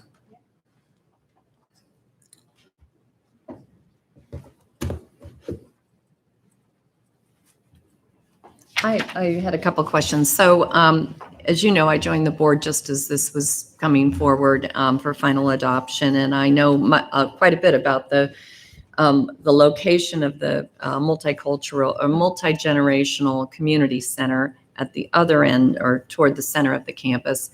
But certainly this area being mixed use and near the housing could also be a community center location, correct? Absolutely. That area is set up for a number of uses through the land uses and the development standards, including what could be those things that are community oriented. I think, and again, that, graphic that is the master plan, it's a snapshot. It means lots of different things. And it's just a suggestion. Yeah. And that's but, I think, again, getting back to kind of the thought on where the board was at the time and kind of looking to that future use, that kind of brought together all those partners, that's kind of where we landed at that point. So as we're talking to potential partners for development, design, build, and all those thoughts we've been having, this is certainly something that could be included in options that they would present back to us for concepts. So how a theater being in that location might build into mixed use opportunities, spurring dining, shopping, other types of services in that area. That potential is there. Yeah. Well, I told the group when I met with the group, I strongly support giving them more time, but with measurable goals. And I think and so it's kind of a chicken or the egg, because again, today I heard a little bit of animosity and I want to get that dropped and really look at partnering, because this is county property. We need a partnership attitude in how we develop that. And thank you for admitting you failed to give that. We were very clear they were coming forward and they've all, and what they were asking. So I support giving them more time. And the other comment I had made to them is that what I've learned from sitting in this seat is the county gets a lot of requests from a lot of different communities, and we don't fund theaters. So don't rely on us for O&M, but you really have to find a partner who would be able to do that. And whether that is another nonprofit or whether that's a governmental entity, other communities, and I shared with them why a TBID was formed, a Tourism Business Improvement District, where businesses assess themselves. And then that's a sustainable funding stream for these sorts of projects that enhance a community and enhance tourism. And looking at those kinds of opportunities that would really be long-term sustaining funds, because I've served on nonprofit boards and I realize how darn challenging it is to go out and raise money year after year toward the obligations. I am far less concerned with them being able to raise the money to do the project as sustain the project. And so that's my concern, is making sure that they have a sustainable model with partners, because I think they will need partners, just from my experience. Maybe not in the first 5 or 10 years, everybody's excited, but as time goes on, needs change, and then you need to know that we don't end up with something that, again, we're faced with a challenge of maintaining. So I'm certainly willing to give an extension. I'd like to see some measurable goals that are reasonable. And one of the questions you asked was, because you have to be a nonprofit for a couple of years before you can apply for some of the grants, I, as one board member, would be willing, depending on the businesses, to trust pledges and commitments of funding based on getting to a certain level. So I don't necessarily need to see the cash in hand as much as I need to see the pledges and commitments. And as well as you could partner with another nonprofit who has been in existence more than 2 years to make your applications for the funding. So I think those are just some ideas I have for the group. I know I get into the weeds because I've helped start nonprofits and tried to run them and help them over decades. So I know it is challenging, but I welcome a partnership attitude here on both parties to see what can happen and in moving forward and adding this for the community. And also, just out of a request, I'd also love to see the 501c3 application, because I know in there you have to submit what your mission is and your purpose to the IRS. And so love to review that, just so I'm real clear on where you all are headed to. Those are a couple comments. Thanks, and a great framing, actually. Jim, then Suzanne. Yeah, thank you, Paul. Sure. Appreciate it. Yeah, that's been my concern, what Supervisor Gustafson stated, that not only the restoration of the building, but parking, ADA compliance, and then the ongoing maintenance and operations, and then the sustainability of the theater if it does go into effect. How are you going to maintain the long-term operation of that? And so those have always been my concern. If the DCC can come forward with that, I'd be more comfortable. I look forward to reading the preliminary business plan as we go forward. And then when you come back, we'll have more information about that. And so I have no problem extending the time. Suzanne. Thank you. Hi, Paul. Morning. I'm wondering if you could refresh me on the progression, the plan for the buildings that are going to be built. Are you going to demolish everything before you start building anything? The ones that are identified in the master plan do have kind of a, well, they are targeted for demolition. So those, depending on, there's no set kind of parameters for when and how. It's as we have availability. We still have some county uses in some of those existing structures that would need to be moved and relocated to allow for future demolitions. So we don't have, it's kind of an evolving demolition schedule, but it just is dependent on where we are in the process for finding homes for those things that are in it. So as far as the feasibility study and we'll be back to the board to talk to you about some of those findings. But yeah, no set demolition schedule at this point. Okay, so is the theater building, is it holding you up from anything? Not at this moment. Not at Okay. this moment. Over time, it could. And I think that's where we want to go back and take a look at where we are in the process so we can come back and give you some further feedback. Right. In particular, as it relates to that piece. Right. Do you have a crystal ball? Yeah, it's been interesting with COVID and trying to figure out how, what the best fits are for uses coming up. But we look forward to coming back to the board with some of those thoughts and ideas.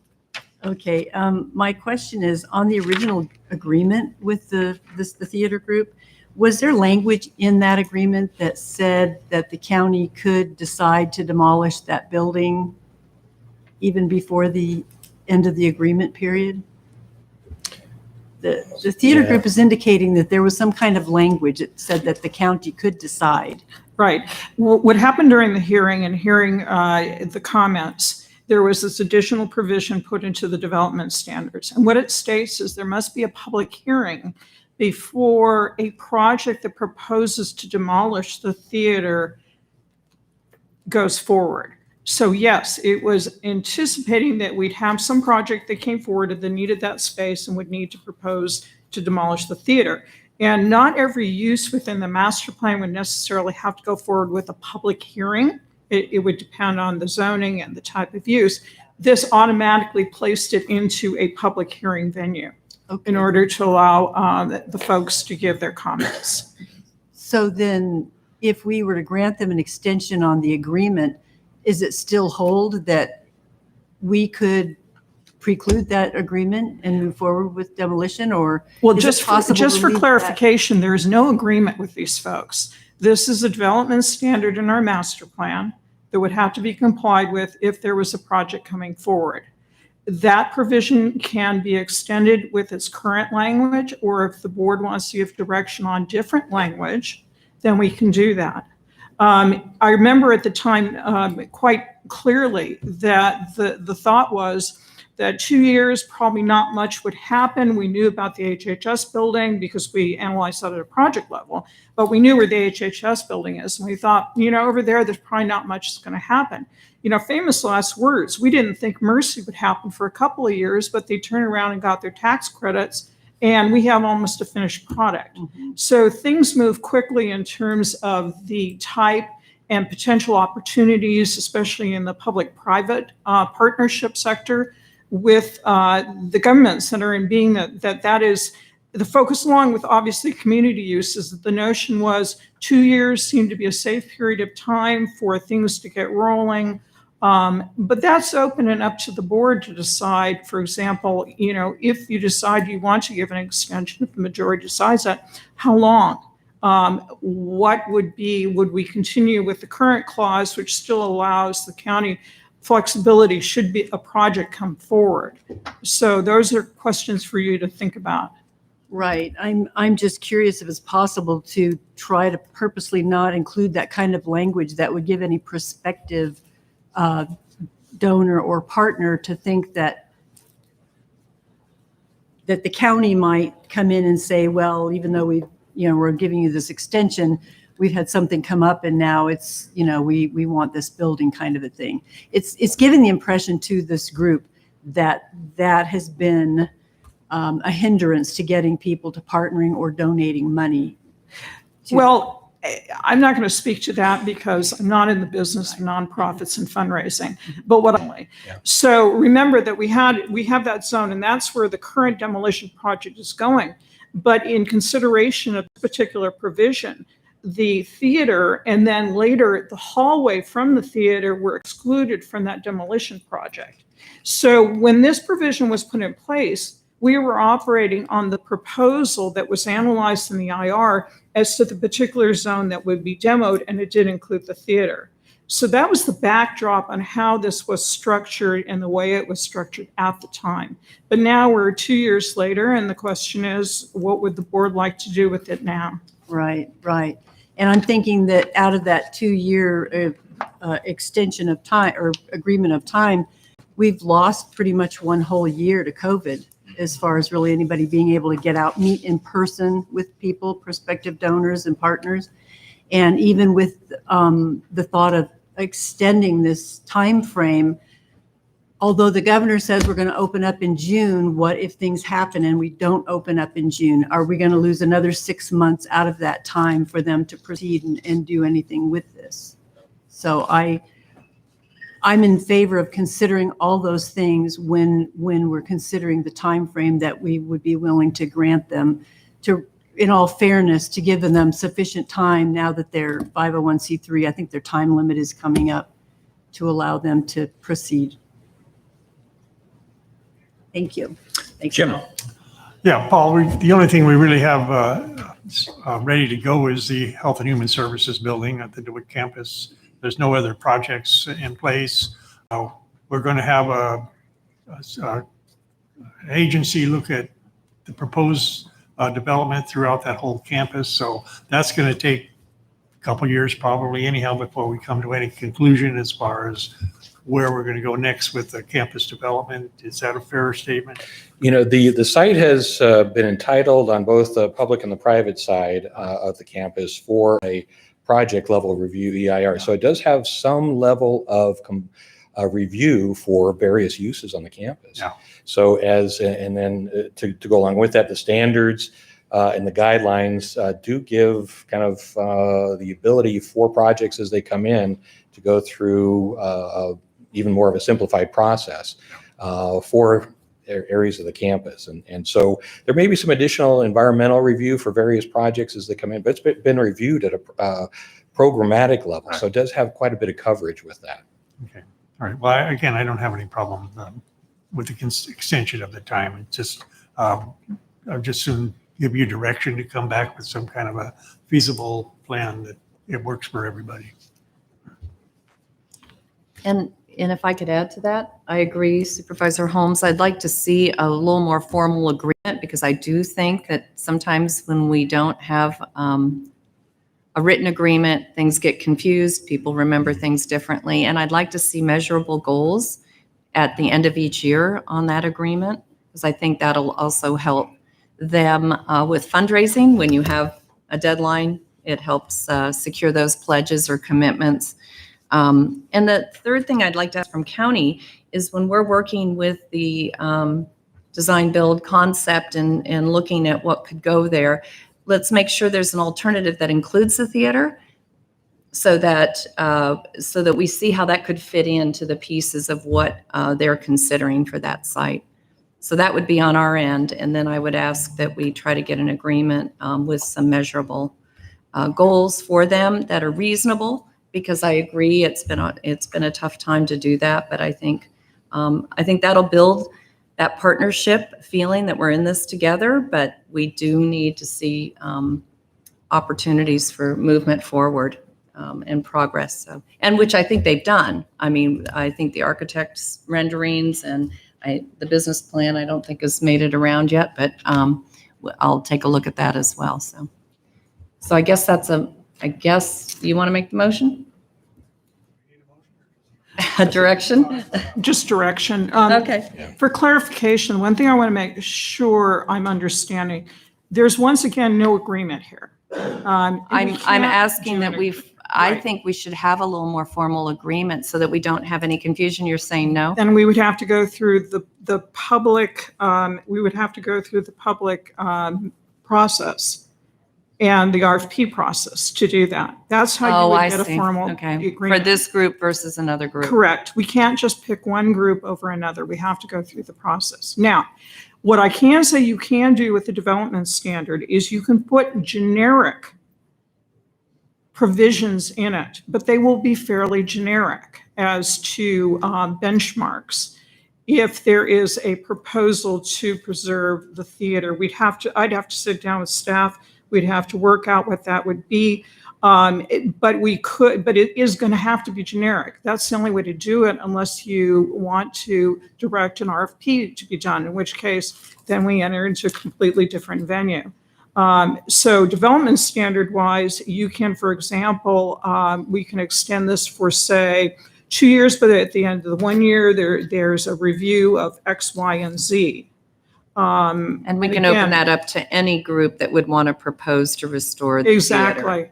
And we could say any group interested in restoring the theater for theater purposes, open to the public, would need to do these things. Or you can make it generic. You can make it generic and change this to say, the theater shall not be demolished for 2 years commencing on July 1st. And put that in your development standard. And I'm just throwing this all out for the board's consideration. It could be 1 year, it could be 2 years. I think staff does need to come back with what might be potentially standing in the way of that. For example, does any of the infrastructure that has to be extended to serve the H.H. Best building, is it anywhere near this? I don't know that. So that's things that staff would have to bring back to say, would this work for, say, a 2-year period of time? Would it work for a 3-year period of time? I just don't know that. But that's how you could structure a development standard. It would take out the issue of if a project comes forward for demolition, it would take that out and simply state, theater will not be demolished for X period of time. That's obviously something the board can always extend through the process. And the process for doing this will also be part of what staff brings back.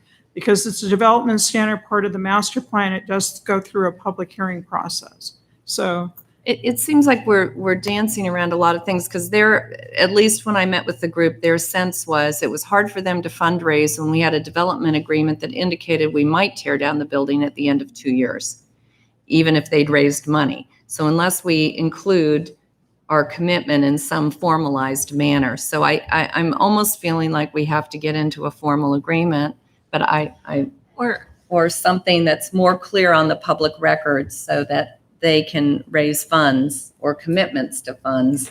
Well, if you have a development standard that says the theater shall not be demolished for 2 years, then what that means is unless it comes forward and because it's the county's project, it would most likely be the county coming forward to try and change it through the public process. So it does put an extra hurdle onto it if you have it that clear. Now, I'm not saying that's how it has to be. If you want to direct the RFP process, then we enter into a completely different process. How long does an RFP process take? I mean, there's probably not a lot of people out there interested in Yeah. restoring the theater. I think it could be done in probably two months, maybe, by the time we're all said and done. Yeah, 2.5 months. Because we have the July 1 expiration. I'm just trying to figure out a way to give some more. We could extend it while we develop an RFP and then Can I ask- enter into an agreement. You made a comment about sort of blanket development agreement, right? So if we were to work with a nonprofit, then they would have to meet these standards. You mentioned something like. This is not a development agreement. This is a development standard. Okay. And that's all it is. There's no agreement here, period. Right, I understand. So what I'm trying to get at is if we were to allow other nonprofits currently to take a stab at this, not going through an RFP. I'm trying to avoid an RFP in that time and energy, but allowing others, if maybe there's some nonprofit out there that thinks that they want to do the switch is not likely, but maybe that there is. We get around having to do an RFP, but allow people to have a process to make suggestions to the county. I don't know. Just trying to find a way to not have to go through an RFP, but allowing others to have input and an opportunity to make a proposal to the county.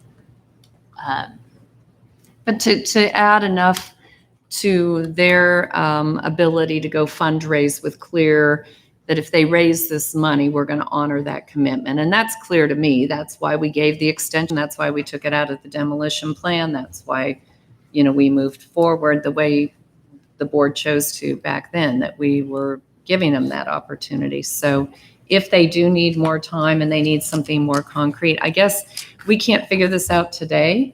It sounds like we need the staff to come back with a recommendation on how best to meet our multiple goals here. That's just what I'm sensing. I don't have a good resolution because if we go, I don't want to put us through a lot of additional work and time, but I want to give people the opportunity to do this in good faith. And good faith on our part is giving them the tools so they can raise the money.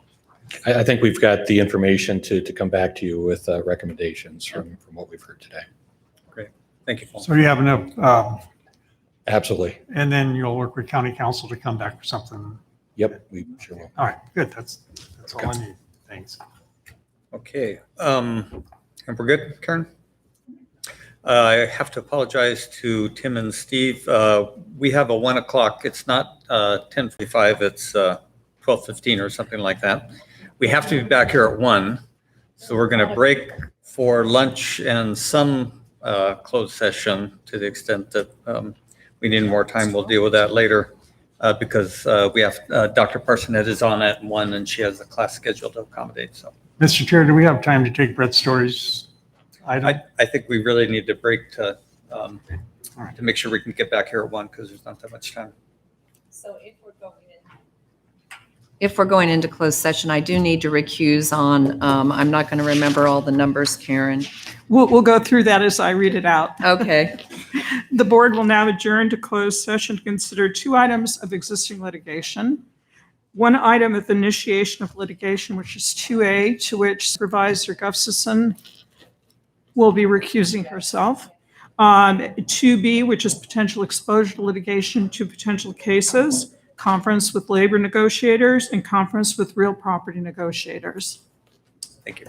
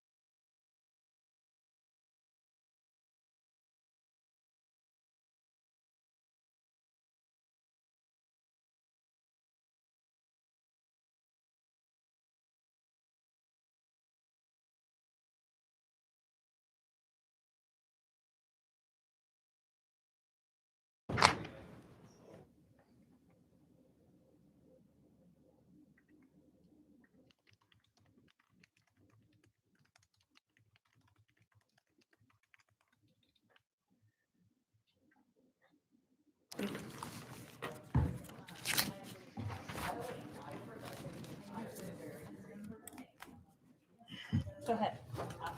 We have the right people here today if you want to ask those questions. Okay, the board is returning from closed session, and county council will report out to the extent that we completed closed session. The board was able to consider in closed session the conference with labor negotiators. The board heard a report, no action was requested, and none was taken. The board conducted a conference with real property negotiators. The board heard a report and provided direction. On one of the two items of potential exposure to litigation, the board heard a report, no action was requested, none was taken. That concludes this portion of closed session report out. Thank you, Karen. So the board will take up a 1 o'clock timed item, which is an update of our seroprevalence study, kicked off by Dave, followed by Dr. Yep. Good afternoon. Dave DeFonte, Deputy CEO with your County Executive Office. So I am here today, as noted, to introduce a presentation to your board on the outcomes of our seroprevalence study. And Dr. Parsonet is here on Zoom to give the presentation today. So Stanford has completed the study. It's really winding it down right now. And Dr. Parsonet is here to present the outcomes and then answer questions should your board have any. So Dr. Parsonet, I'm going to read this because it's tough every time, is the George DeForest Barnett Professor of Medicine and Professor of Epidemiology and Population Health with Stanford University. So she's led, and she can elaborate on what that means if you so choose. So she's led the study since its inception, been a fantastic partner, has helped us along the way, kept us very well informed, and will again present the results today. She's been to your board twice in the past, and we are graced with her presence yet again. So unless there's any questions, I'll turn it over to Dr. Parsonet.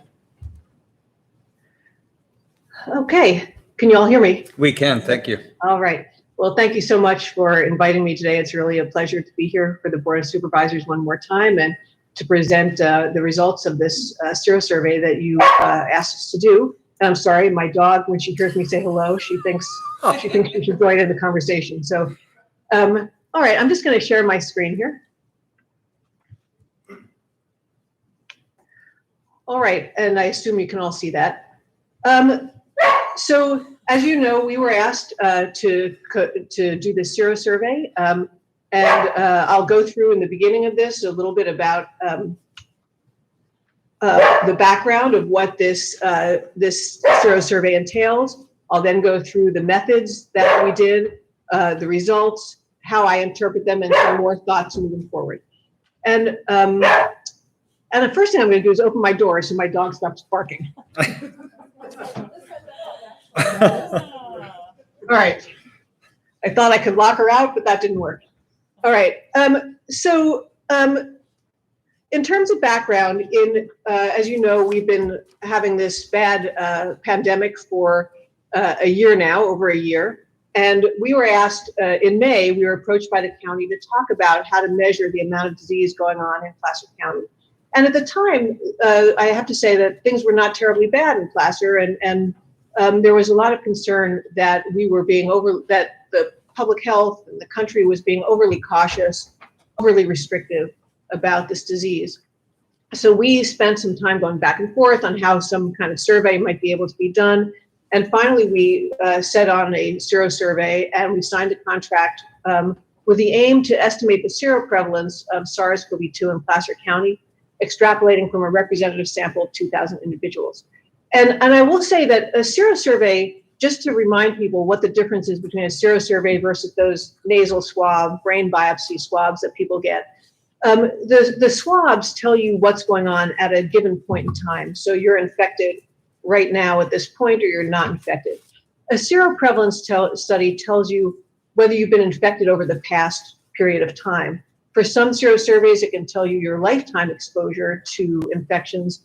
For SARS-CoV-2, we don't know how long antibodies last, but we know that it can reflect at least 6 months of prior exposure to SARS-CoV-2. So what we're seeing when we look at seroprevalence is the cumulative incidence, or the proportion of people over that whole period of time who've experienced an infection, whether it is asymptomatic or not symptomatic enough to get you to the doctor, or whether it's symptomatic.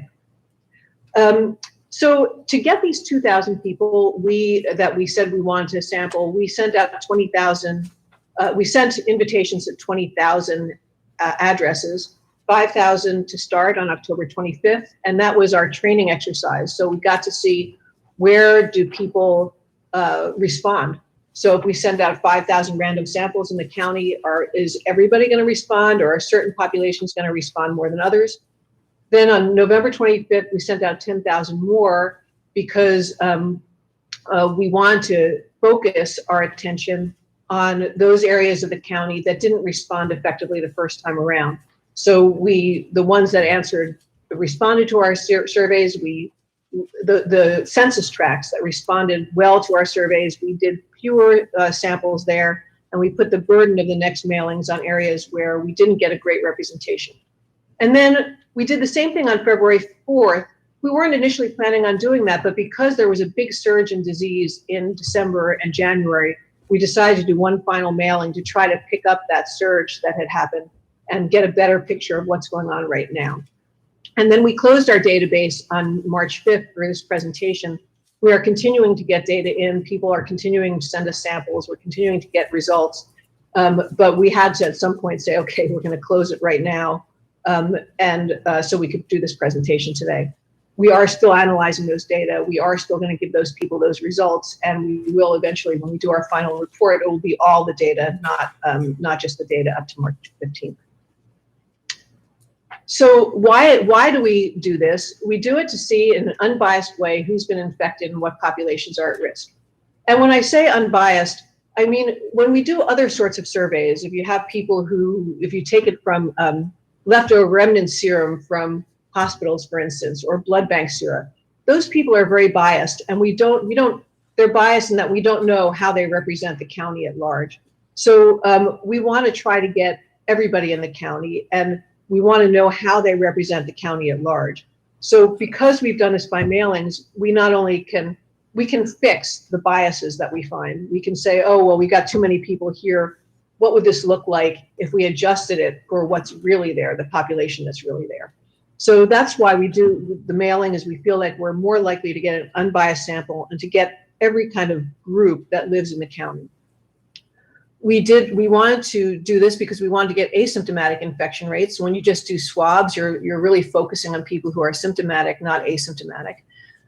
We wanted to estimate the infection fatality rate. So the only way to know what proportion of infected people die of the infection is to know how many people are actually infected, and not just the symptomatic infections, but everybody that's infected, symptomatic, asymptomatic, and mild symptoms. We wanted to determine where vaccinations might have the greatest impact, and after vaccination started in January, really, we wanted to see their impact on population immunity. So this is a summary of who we contacted. In the first mailing, we sent out these 4,990 mailings. You could see that we had about a 9% response rate. And of those, we had more than one person per household on average give us a blood sample. And then some people gave us a blood sample but didn't answer the questionnaire. So these group at the bottom that gave us a blood sample and a questionnaire are the people that we are really interested in. And this is the total. We said we wanted to get 2,000, and we got 2,000. So we're very happy with that. We actually have more because we have some people who have come in since then. And we also have some people who answered questionnaires, which are very valuable in and of themselves, but did not provide blood. And we have some people who provide blood samples, but didn't answer the questionnaires. And this also does not include the 38 children who participated in the study. We excluded children from the study, but people sent us blood spots from their children anyway. We gave them their results, but they're not included in the data that we present here. So this is where we reach them. And there are two graphs here, and I'll talk about the one on the top left first. The one on the top left just shows, of all the people that we sampled, what percent were represented in each census tract. So each of these areas is a census tract. And the main point I want to point out in this upper left graph, the purple one, is that the color is pretty uniform across the entire thing. So across the entire county, with one exception that I'll get to. And indicating that we hit every census tract, and we hit them pretty proportionately. So our strategy of mailing out more to certain counties was good in that from each census tract, we have a similar number of people in each a similar proportion of people in each census tract who have answered, which is exactly what we were trying to do. There is one exception, which you can see up here, which is in the Kings Beach area. And the reason that one is high, we're working with MSG, our marketing firm, to figure it out. But those were largely post office boxes rather than addresses. And my sense is that a lot of those people actually lived in different census tracts than where their post office box is. So actually, some of these areas it's a little bit hard in that particular area to know exactly precisely the geolocation of the sampling.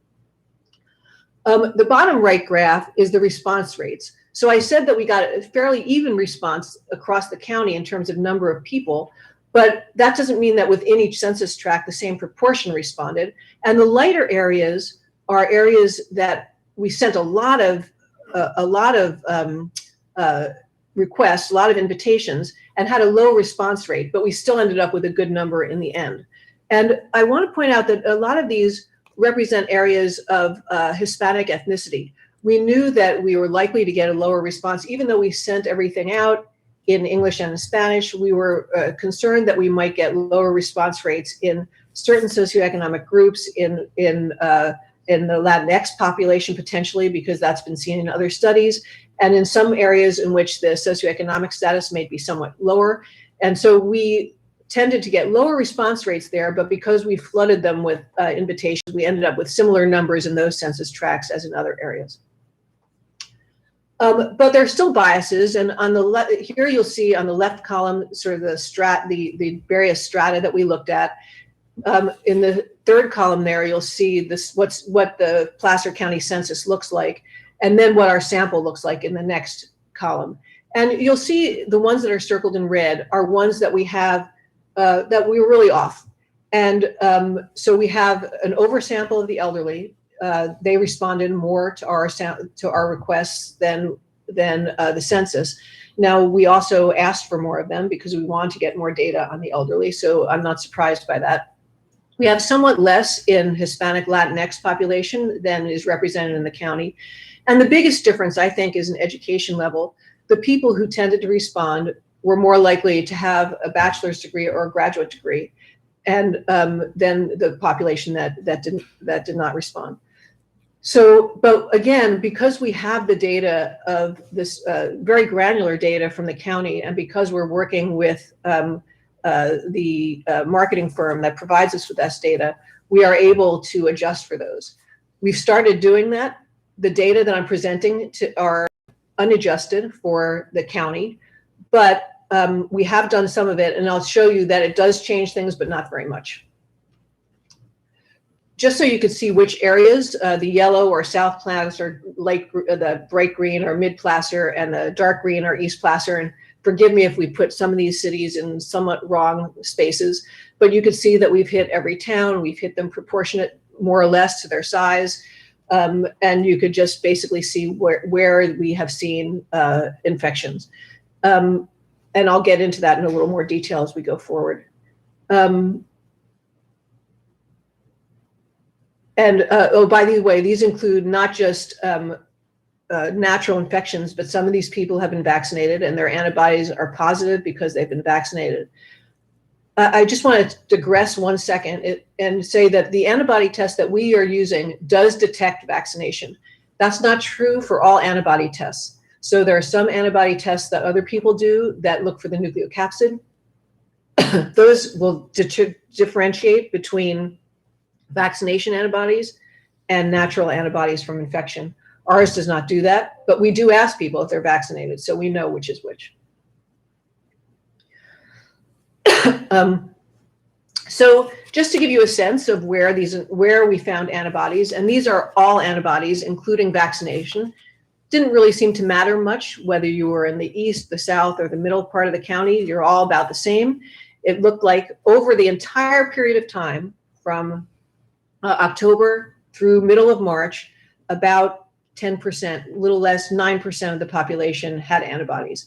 And I will say that that's pretty darn low. So anybody who is hoping, at the end of 20 to have herd immunity, we're way below that.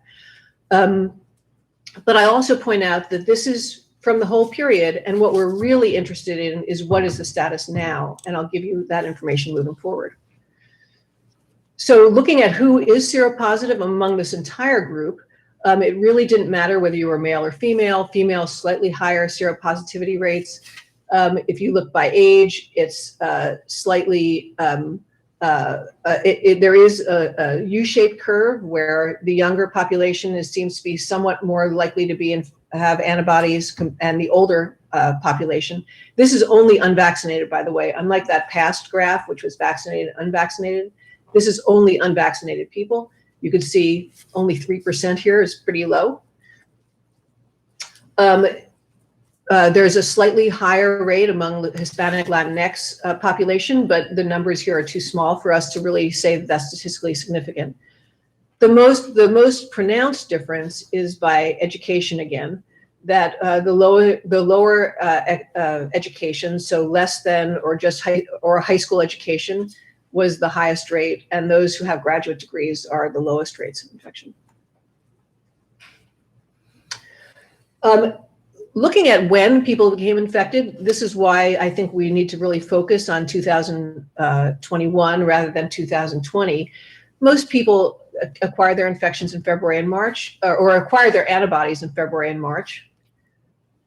They actually acquired, this line is the line of the infections that have been reported in Placer. The scales are different, so don't pay attention to the absolute numbers when you're looking at that darker blue line. But you can see that the big peak of infections happened in January, starts to really go up in January and continue December and January. And you can see our lines of antibodies starting to go up, happens a few weeks later. And that's the truth about antibodies. They occur start to really build about 2 weeks after infection exposure. So you can see that the antibodies are lagging a bit behind the actual infection rates. But again, we go from having very few in October and November to having 12.5% of people have naturally acquired infections in March. So there was a big bump. So looking at those numbers, I just want to mention one other thing about this. This is where I can mention about the adjusting. When we adjusted for the county, so we took it and we said, okay, we studied these people, but actually the people in the county are different. And if we adjust for that, that 7.2% in February that you see there, it would have been 7.1%. And the March would have gone 12.5 to 13.3. So they do change. The numbers change by adjusting for the county, but they don't change a lot. So we then tried to estimate what is the underreported infection rate, or the unreported infection rate. So by March 1st, when looking at Placer, the public health department had reported close to 20,000 diagnosed cases of COVID. We observed that, looking at that 12.5% number I gave you, that there were close to 50,000 real cases based on antibodies. If we extrapolate that 12.5% to the 400,000 people that live in Placer County, we would have ended up with about 50,000 cases. We also know that our test is imperfect and that it may miss up to 20% of cases because their antibodies haven't occurred yet, or they're just antibody negative. Some people never develop antibodies. And with that, we estimate that there might be 62,000 have been 62,000 cases in Placer County. And that means about 68% of cases would have gone unreported. So again, that's 19,000 diagnosed cases and 62,000 cases that actually occurred.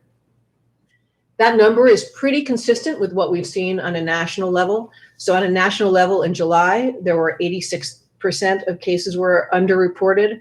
In January, it was 78% underreported. But as we've gotten much better at diagnosing, have people more likely to come in and get surveyed, these numbers are continuing to drop. So the 68% that's seen in Placer County is pretty reassuring that we're pretty much on target with what might be expected in the county. So I think that that's the real number, about 62,000.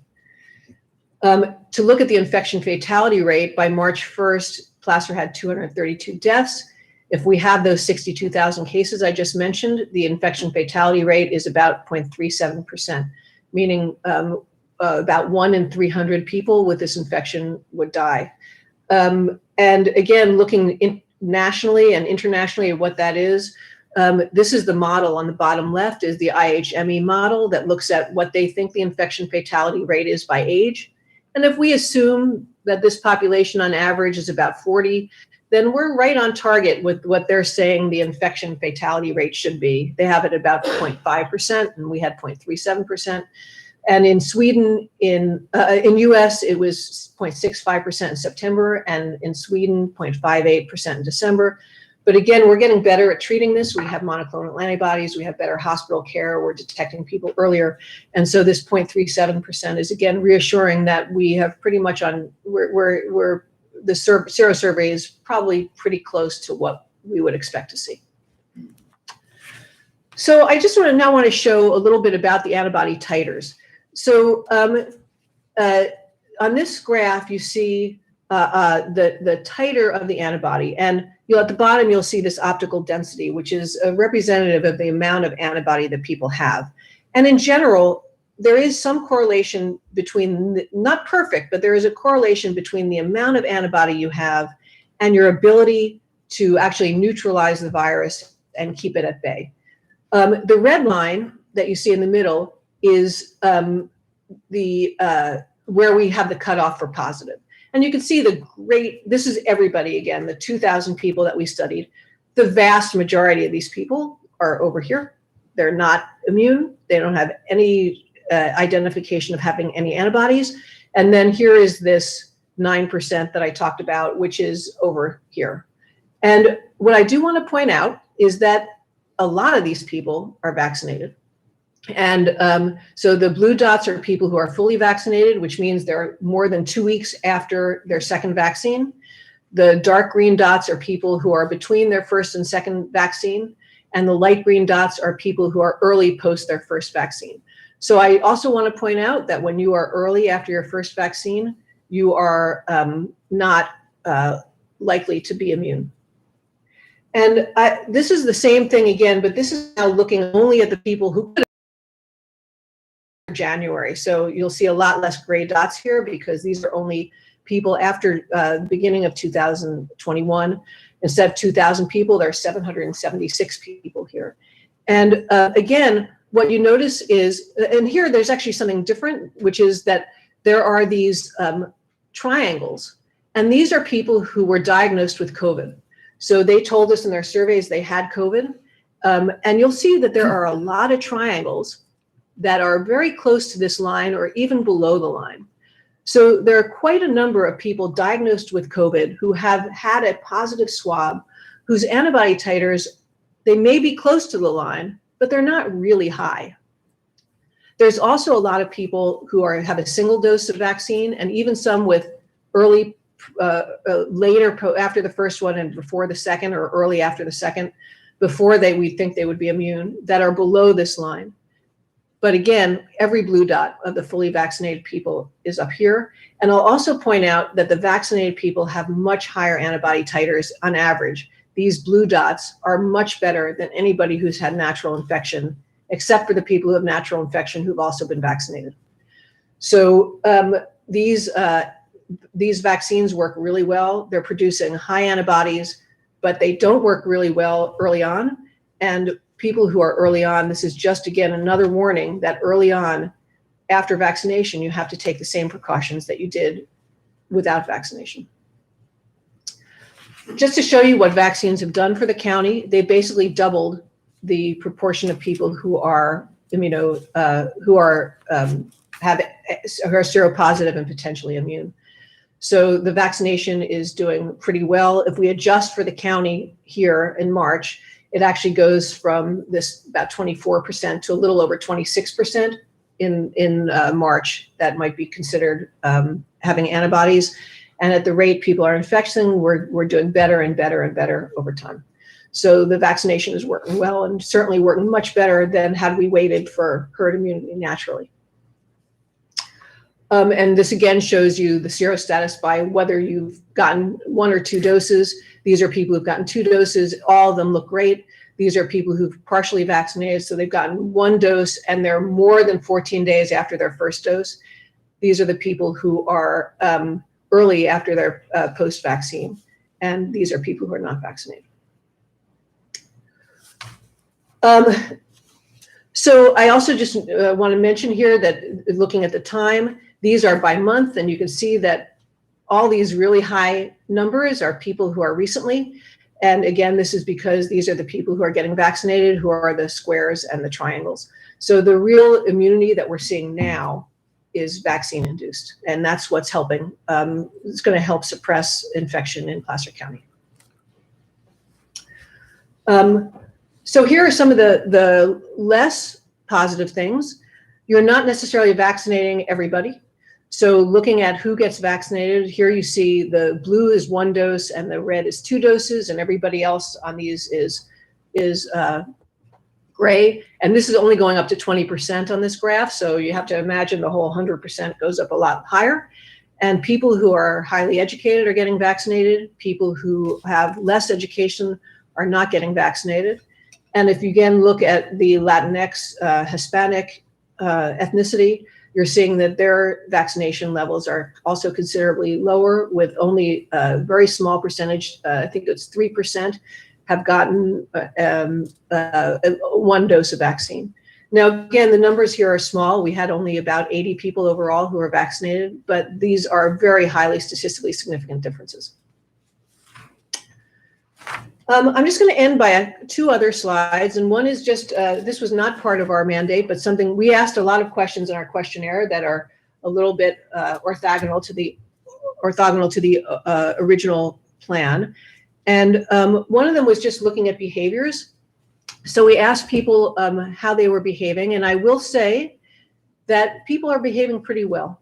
They're trying really hard. And I think if you look at masking at the upper left, if you look over time, people are really masking all the time. Now, again, March is a small number, but if you put March and February together, you'll see that almost everybody who we surveyed was masking mostly or all the time.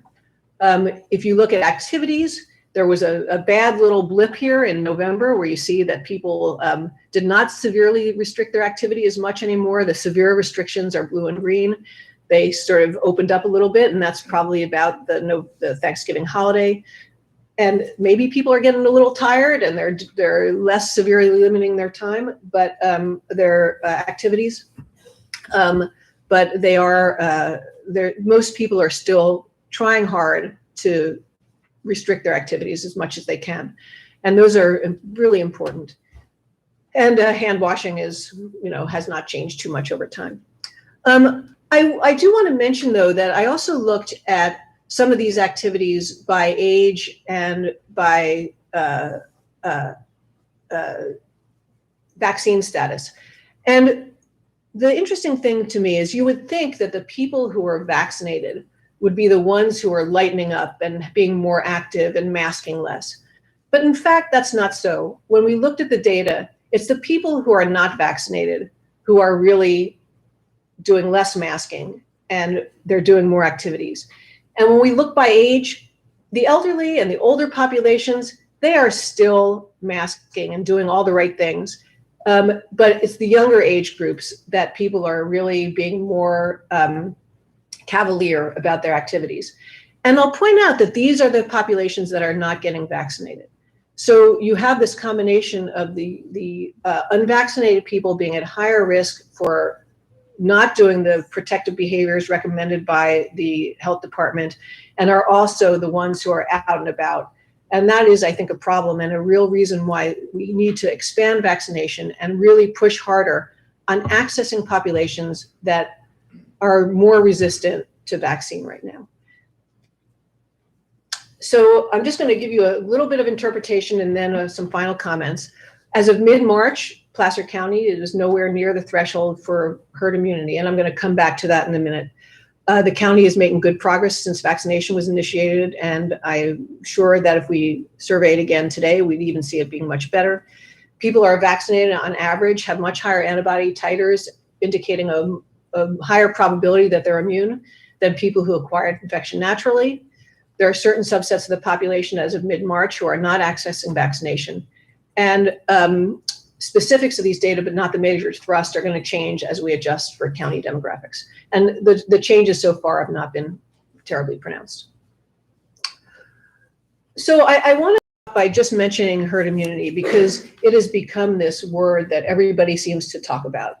And my recommendation is people stop talking about it. Herd immunity is a theoretical concept that's been devised by modelers and epidemiologists as an exercise to try to understand how vaccines would work and how population interventions will work. But what we really want to do, the whole goal of all of this that we're doing, is to try to reduce the number of susceptible people in a population. And if you reduce the number of people who can get infection, then the infection will disappear. And one way you can reduce the number of people who are susceptible is to put on a mask. Because if you put on a mask, you reduce how susceptible you are. And that reduces the risk for everybody in the county. Every time somebody wears a mask, it reduces the risk for everybody in the county by reducing the number of susceptibles. By staying home more, you're reducing susceptibility of everybody in the county. And by vaccinating, you're reducing the susceptibility of everybody in the county. And every single person who does that reduces the risk for the entire county and raises the probability that the disease will disappear and continue to disappear over time. So in the end, I will just say that there are really some optimistic signs that Placer County is going the right place. And there are some signs that there are portions of the population that are not as receptive to the messages and are not getting vaccinated and are not as receptive to the public health messages. And I think this can give you some ideas of where to push and moving forward. And I also do want to mention that along this entire time that I've been working with Placer, I've been very impressed by the quality of your public health group. And I think, again, I'm. And Dr. Parsnett, I know you went above and beyond with your colleagues and staff to have, we started out as a 3-county effort, and I guess we got kind of broken out because we were aggressive about wanting to continue, and you did a great job in responding. And then on behalf of the board, I want to share with you our high regard for our public health staff. We think they're the best and have done just a fascinating job, excellent job. And in fact, we opened up vaccinating to 16 and above age on Sunday, I believe. So we're happy about that. But it sounds like a couple of obvious takeaways are: one, the vaccine literally is a godsend. And then 2, it sounds like we have a couple of demographic tiers that we could focus on more intensely as it relates to communicating to them the vaccinating opportunity and the importance of that. Is that accurate? Yeah, I think it is accurate. And I do think that there is a sense that I hear in my own personal life here working in California, in the Bay Area, that especially young people do not need to get vaccinated because they don't get that sick and they don't die. And there's no question that vaccinating the elderly is the best way to reduce death. But vaccinating the young is the best way to reduce disease. Because they're the people who are out and about and they're transmitting it. So when I mean young, I'm talking about young adults here. They're the ones who are really circulating the most and transmitting disease the most. And I will say also that we are seeing a lot of significant disease in the young. We're not seeing deaths as much, although we do see some, but we're seeing a lot of long COVID, and we're seeing a lot of people missing work and a lot of people not being able to go back to work. It's a pretty striking how sick some of these people are. So many people I see in our clinical trials say, I just never expected to be this sick. And so I do think that for the economy and for reducing transmission overall, it's going to be a challenge, but it's really important to convince young adults that just because they're not going to die doesn't mean they're not going to benefit from vaccination. And certainly every single person who's vaccinated will benefit everybody. On the last, on a personal note, I'll say that we're still pretty enthusiastic agricultural county, so the cow picture on the very end was very much appreciated. And with that, I'll open it up to any of my other colleagues who might have something to say or questions. Yeah, Cindy.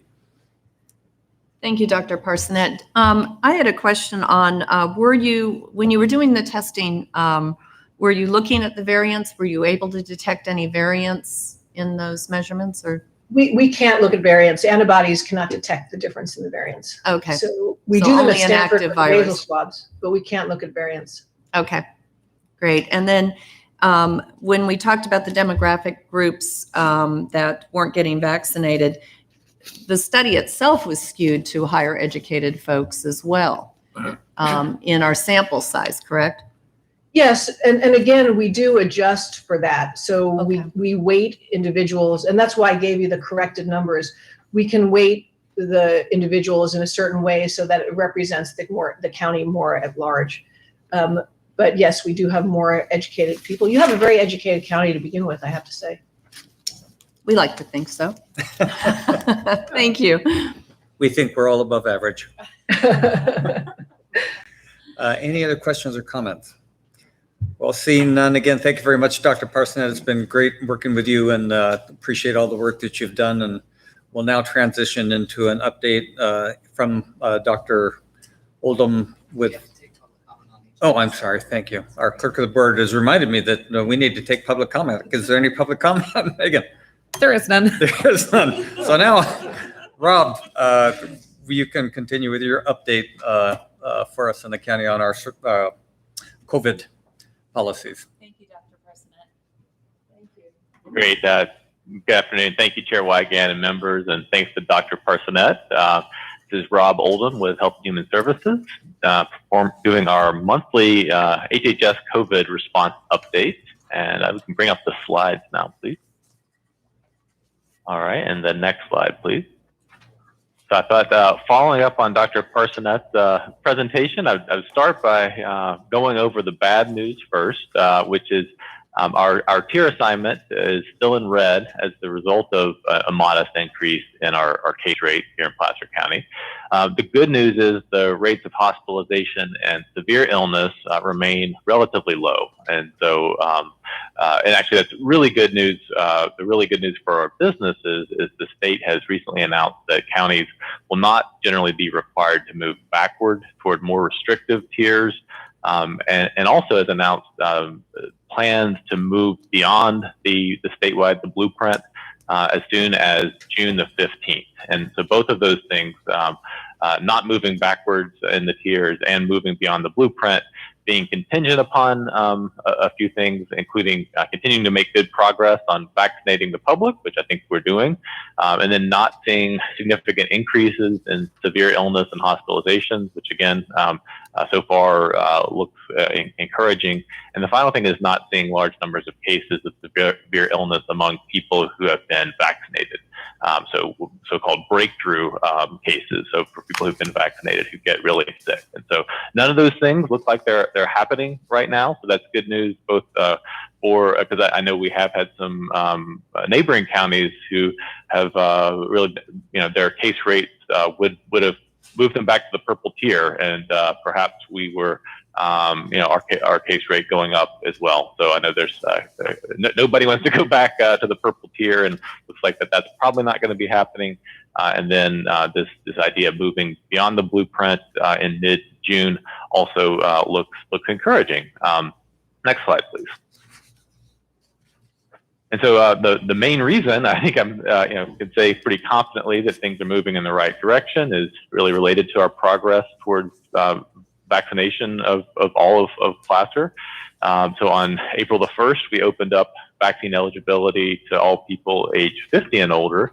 And really just this week, as Supervisor Wygant was saying, we've opened up to everyone age 16 and older. So we're approaching 250,000 doses countywide administered, and actually over now 65,000 doses at our county-run clinic, the HHS clinic at the grounds in Roseville. Now, also recently we've added some new providers through the federal partnership and other providers coming on, including big big providers like Walmart and Costco. So our hope is that that's going to make our system less dependent upon our county-run clinic in the future. And then again, kind of continuing the theme for most of Placer County, our vaccine administration capacity greatly exceeds the vaccine supply. Although we have hope that that this month in April and certainly by early May, vaccine supply will continue to ramp up. But speaking of vaccine supply, you may have seen the announcement from the federal CDC this morning of a nationwide pause on the administration of the Johnson & Johnson vaccine to allow an investigation of 6 cases of blood clots, these dangerous blood clots in women aged 18 to 48. And we haven't seen any of those cases among people who received the J&J vaccine in Placer County. And I think it's important to point out there's been over 7 million Johnson & Johnson doses administered nationwide. So these 6 cases, although serious and should be investigated, do represent a very rare event. So there's a short-term pause in the administration anticipated. They're talking about potentially just a few days. And if it just remains a short-term pause, we anticipate minimal impact on the county's mass vaccination clinic at the grounds, which has primarily leveraged Pfizer and Moderna vaccines. But some targeted operations in hard-to-reach communities, including some that Dr. Parsonet was talking about, those could experience greater impact. So it's something we are monitoring carefully. Some healthcare partners, particularly pharmacies who have received federal allocations of Johnson & Johnson, could be more heavily impacted than our clinic at the grounds and some of our other operations. And so, but overall, we don't think that this is going to have, at least a short-term pause, won't have too much of an impact on kind of the overall countywide vaccine distribution effort. As you may remember, we had to adjust to a similar pause on a batch of Moderna vaccines back in January to allow time for investigation of reports of anaphylaxis. And at that time, we actually had a lot higher percentage of our vaccine supply impacted by that pause. So we're really hoping for a similar outcome with this pause in the Johnson & Johnson vaccine. And we see a lot of value in this one-dose Johnson & Johnson vaccine, especially for the hard-to-reach population. So we'll have our fingers crossed and let report back on how that goes. So next slide, please. Okay, so back to the good news. This slide shows the progress that we've been making on vaccinating older adults. So you'll see here for both 65 and older and even the older adults, over 75%, over 3/4 of those groups have received at least one vaccine. So that kind of gets back to the question of, do we anticipate another surge in hospitalizations or severe illness?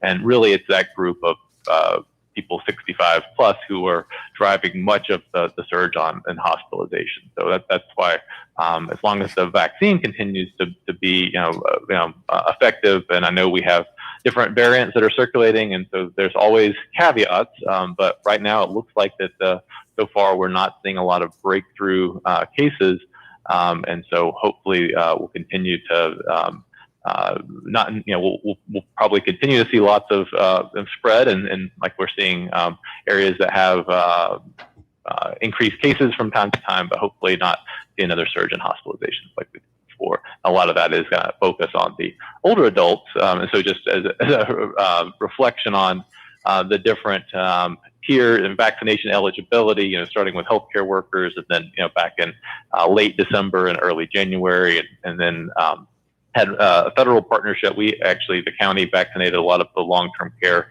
facility workers and residents, but also a federal partnership to do so. And then moving into other high-risk groups, older adults and other employment-based tiers for essential workers. So really the focus on younger people has really just got started. And so we're encouraged and hopeful that we can have enough vaccine now to meet the needs of younger people, but more importantly, and I'll talk more about kind of addressing, making sure that some of the data that Dr. Parsonet was showing us, these attitudes towards vaccinations and addressing vaccine hesitancy.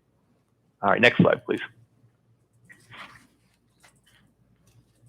So as I said, we still have a lot of work to do to get more people vaccinated, and especially people who are a little hesitant.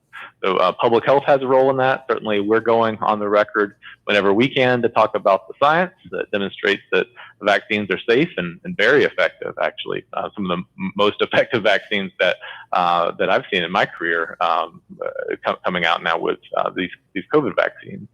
But we also really appreciate other trusted voices who can help us in that messaging. So through our Sleeves Up Placer campaign, we're partnering with other trusted voices in the community to get the word out. So everyone in Placer, including those who may not be too eager to listen to government public health officials, that everybody gets the message. And it's really going to take a whole community effort to get everyone vaccinated. So I just wanted to express my appreciation for organizations like the Placer Community Foundation, the Latino Leadership Council, and really many others that have been tremendously valuable partners in this effort.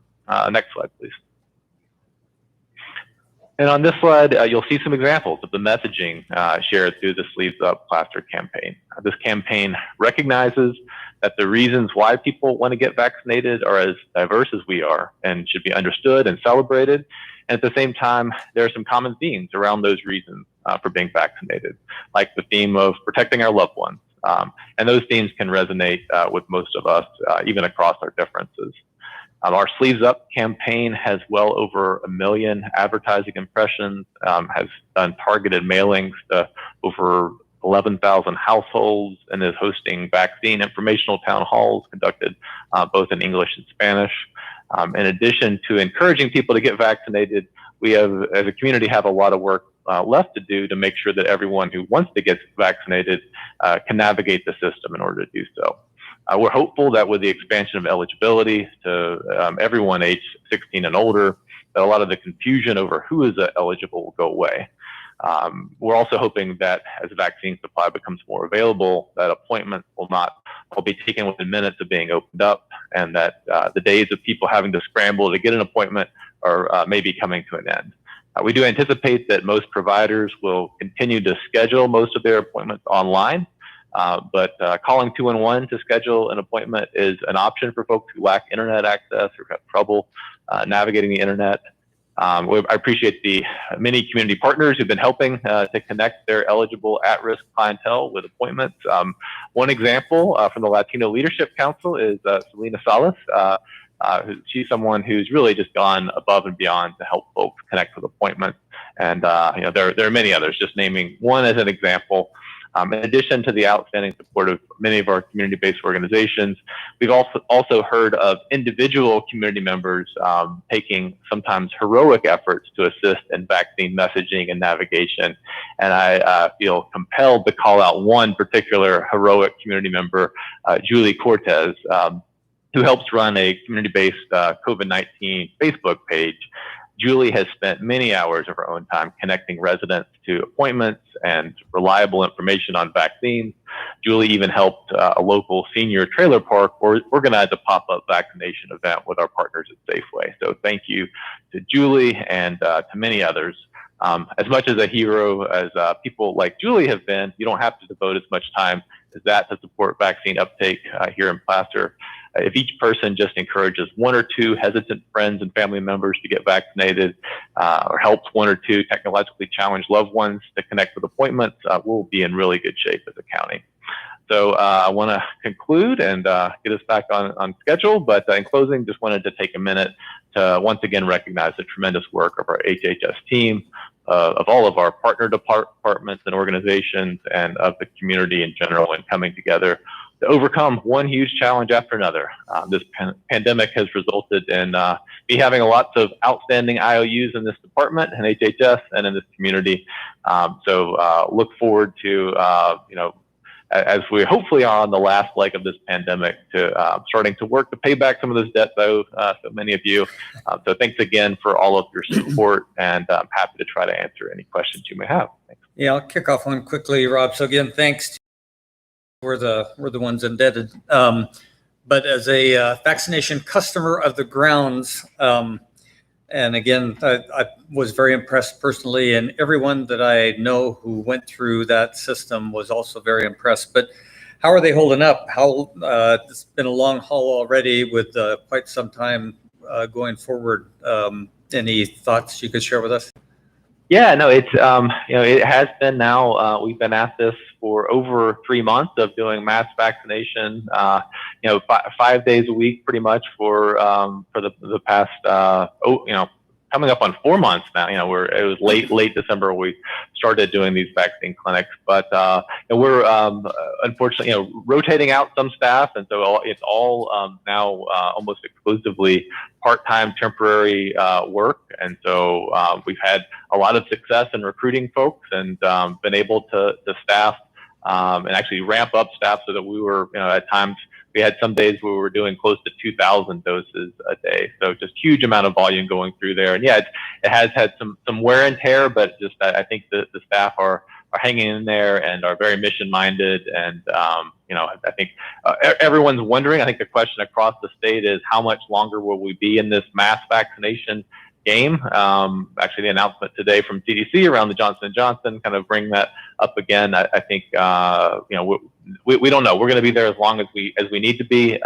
Certainly, as other healthcare providers build more capacity, our role may change, and we may be doing less mass vaccination and more targeted, outreach into some of the hard to reach communities. So, trying to keep things fresh and moving. But yeah, that group, they've been tremendous. The folks at the grounds, but again, all of HHS and all of our partners have really been tremendous and very mission minded. And so this pandemic has provided lots of challenges, but also lots of opportunities for people to come together and do special things.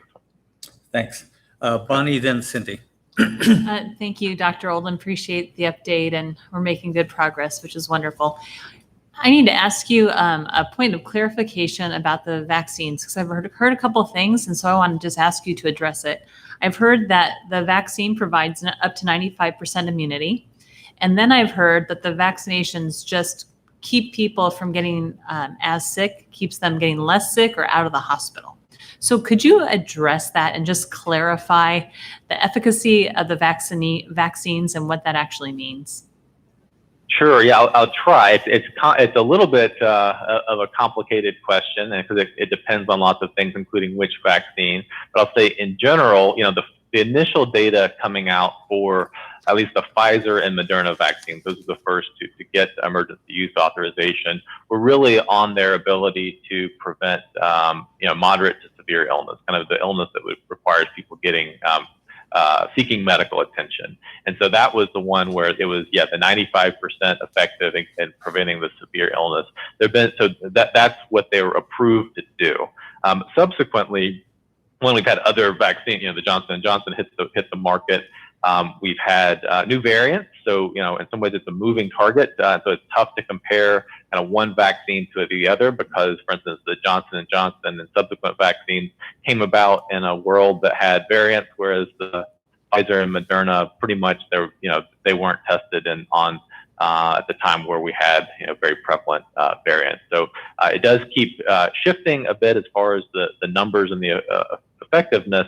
And then also, as more data comes out, we're finding that not only are the vaccines effective in preventing kind of moderate to severe illness, but also in actually preventing you getting enough, having enough vaccine, enough virus in the system to transmit to someone else. So that's really the most encouraging data from a public health perspective is that not only is success in vaccination curbing hospitalizations, but maybe to a lesser degree, but still to a significant degree, is slowing the spread of illness as well. So they're not quite as effective at slowing the spread. So they're but they're certainly are effective at that and are highly effective, some of the most effective vaccines that we've seen in stopping severe illness. Thank you very much for the clarification. Appreciate it. Cindy. Thanks, Dr. Oldham. And I ditto what everybody said about incredible staff and the efforts at the grounds. And so I hate to ask more, but here it comes. based on Dr. Parsonet's comments, as well as some of the our more disadvantaged communities, transit-dependent communities, our Latinx communities, have we considered any pop-up clinics in any of those pocket areas, or have we mobilized a mobile potential? Yeah, so far we've actually had, and by the way, some of the data I may share, from our most recent report. We have the monthly report from our epidemiology team.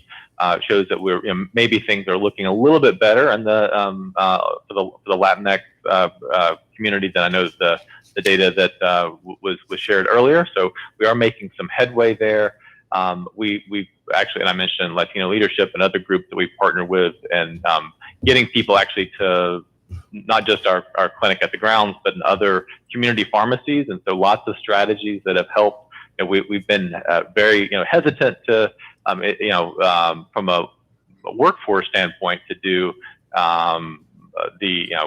a mobile clinic where we go out.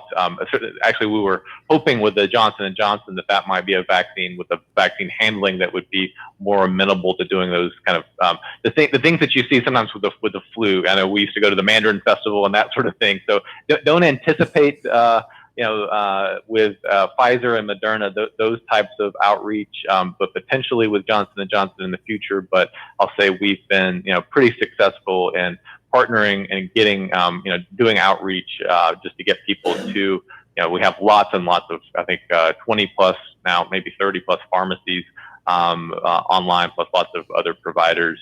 We've been supplying vaccines to our pharmacy partners like Safeway that have also stood up some community-based clinics. I mentioned the one that Julie Cortez helped to stand up. So there are some of those through the pharmacy partners, and I do anticipate public health doing more of that in the future. But right now, I think there's still a huge demand for us to stick to the mass vaccination for a little bit longer.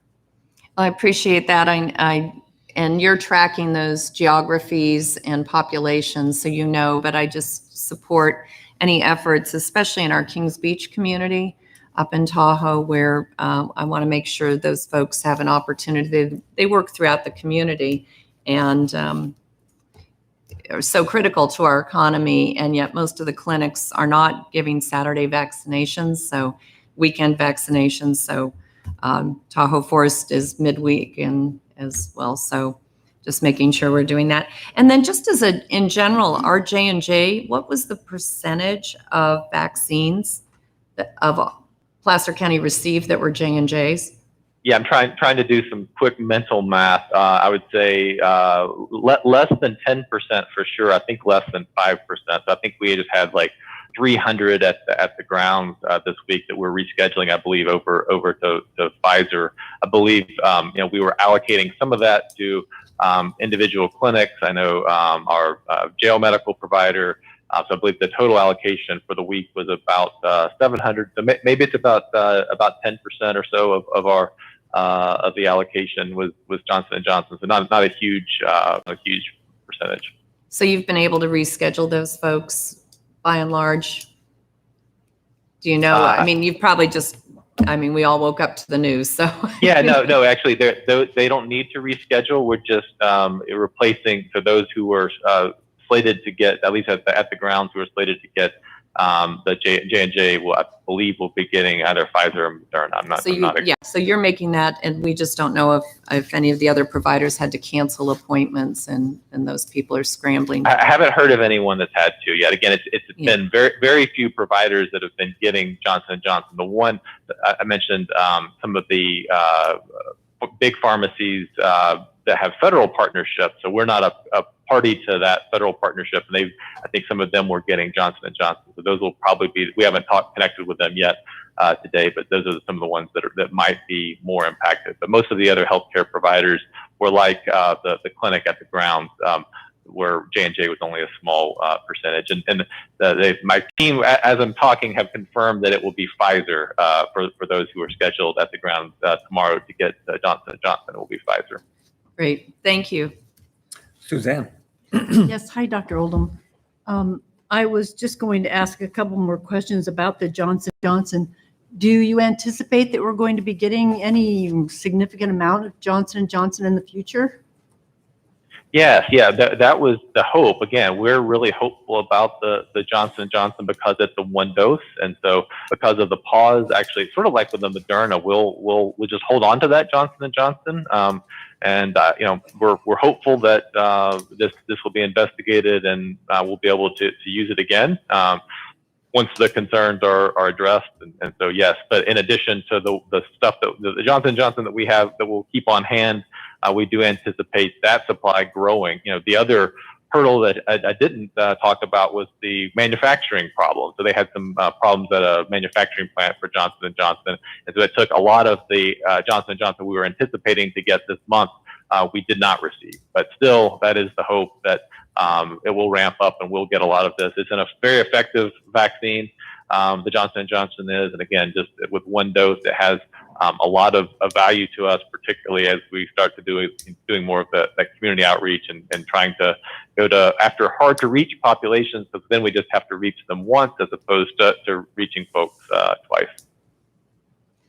I know when I saw that appointments were available, so I went online to see if there was the option of getting a Johnson & Johnson, and it didn't seem like it was an option. It looked like there was only the availability of Pfizer. So does that kind of preclude people from being able to pick and choose for themselves which one they want?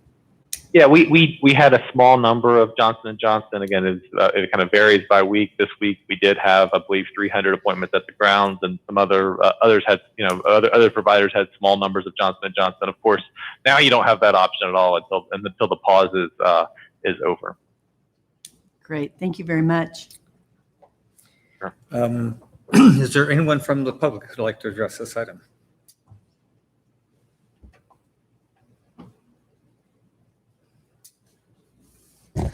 Caller with telephone number ending in 8252, please unmute your mic and give your comments.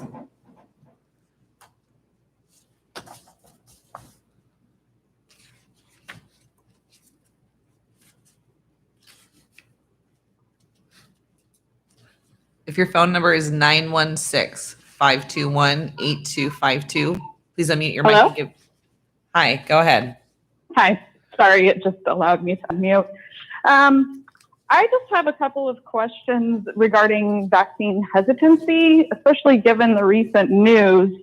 I think it's understandable that people could be hesitant. So if our metric about opening is based on that, I'm kind of wondering how the board is going to address that. Pardon? We need one. If one of the metrics for reopening in 2 months that the governor is allowing us I'm sorry. If one of the metrics.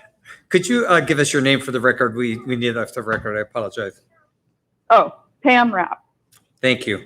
Yeah, so the board has not specifically addressed that issue, but I'm presuming that to the extent that our staff comes back and says that they're dissatisfied with their ability to encourage people to be vaccinated and they needed some help with that, I'm confident the board would be very aggressive in trying to do that. Okay. Because my thought is, this falls in the realm of personal choice, and the individuals know their health conditions and their risk factors potentially more than people that are working in the government. And if we can only open if we get so many vaccinations, or we have so many cases, which we'll never have zero cases.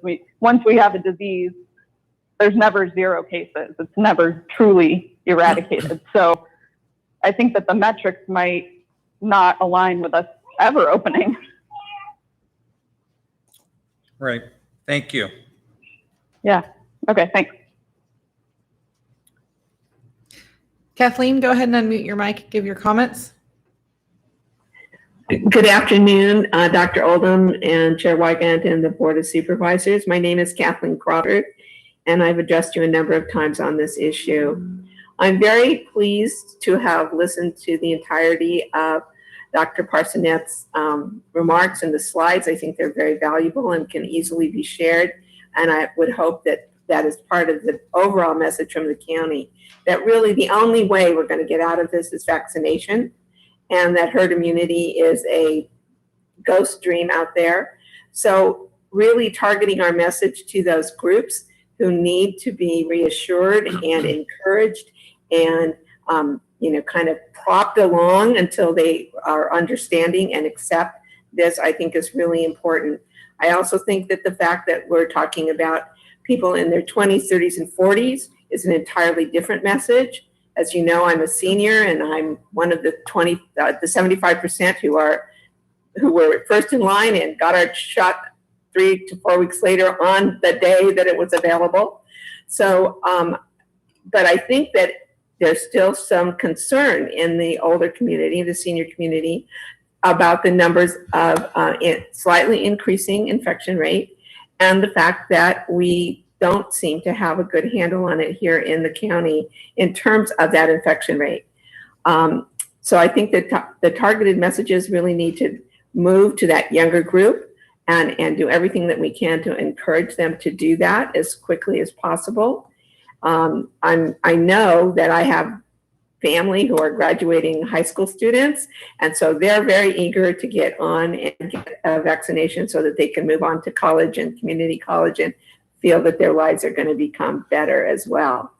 So I'm really pleased to see that we're where we are, but there's still a lot of work to do. And I don't want us to get overconfident that it's going to go away because as we see in Michigan, there's a big problem out there in some places.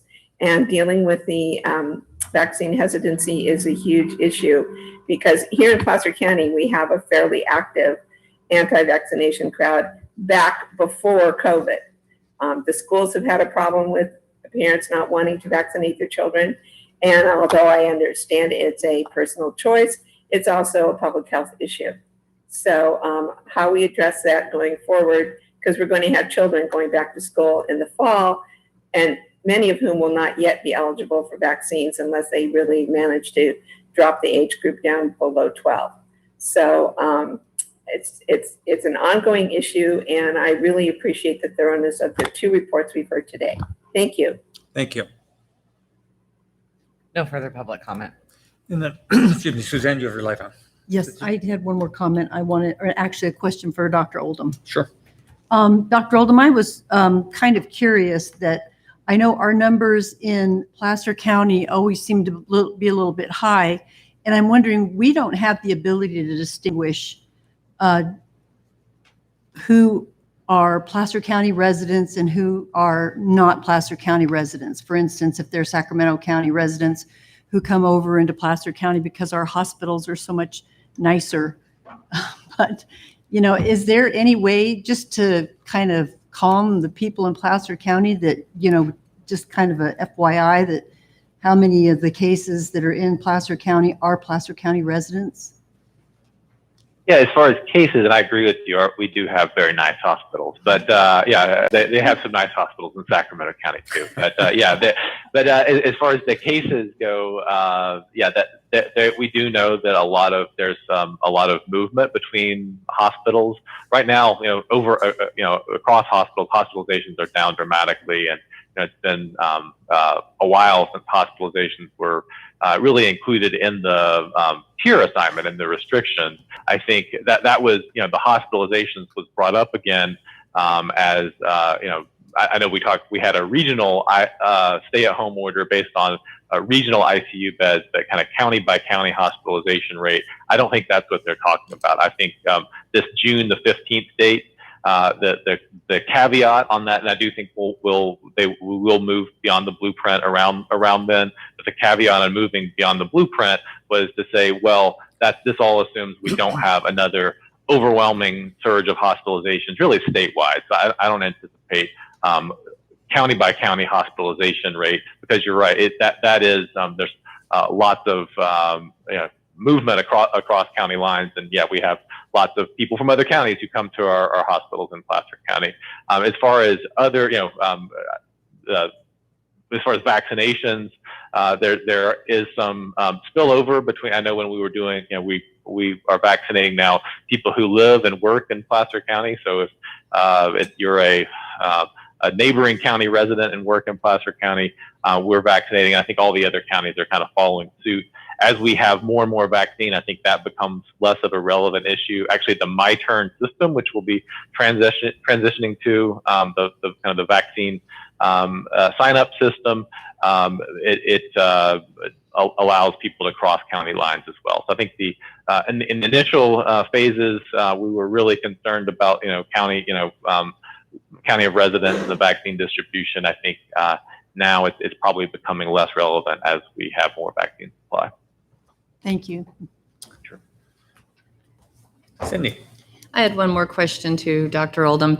And I have such a basic understanding of this, so forgive my ignorance, but the issues with those who choose for personal choice not to get vaccinated, they become likely, or the more non-vaccinated people there are, the more likely we are to see variants develop. Is that correct?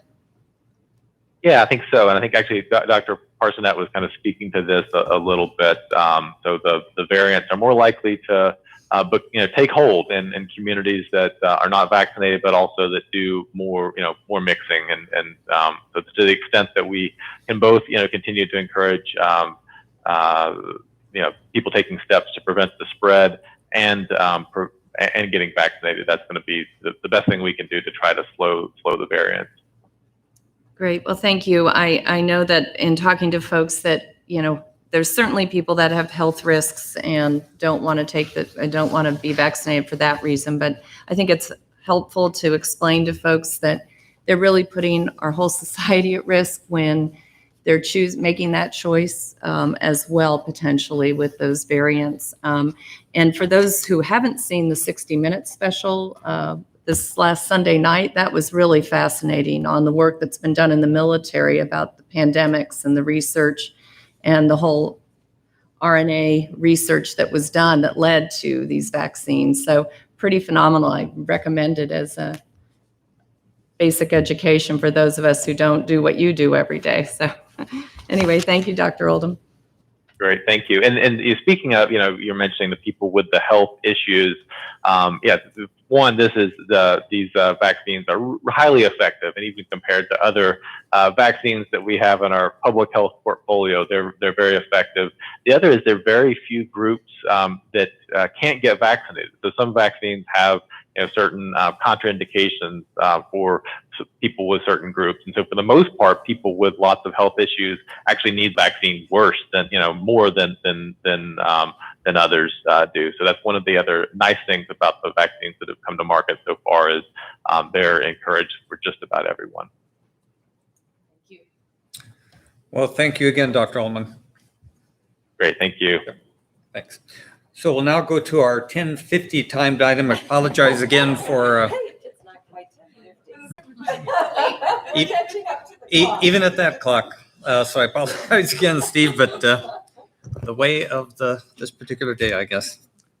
And it's a code compliance program update. Yes, Steve Pedretti, Community Development Director. Once again, confident you're saving the best for last, or near last anyway. This is a status update on the code compliance program. The code enforcement, I think, as you're well aware, is a tough gig. The folks that do this work have to try to balance property owner rights versus the rights of their neighbors or even the community as a whole. Tim Wegner and I were talking yesterday about building, but about the differences of a purely academic review of building plans or of code enforcement versus more the real life and all the nuances that you have to deal with, because there are a lot. It's not just strict black and white. And so really kudos to the staff that do this work. And I'm sure when Tim gets up and speaks, he'll speak to his folks. We've had a lot of growth over the past 4 years.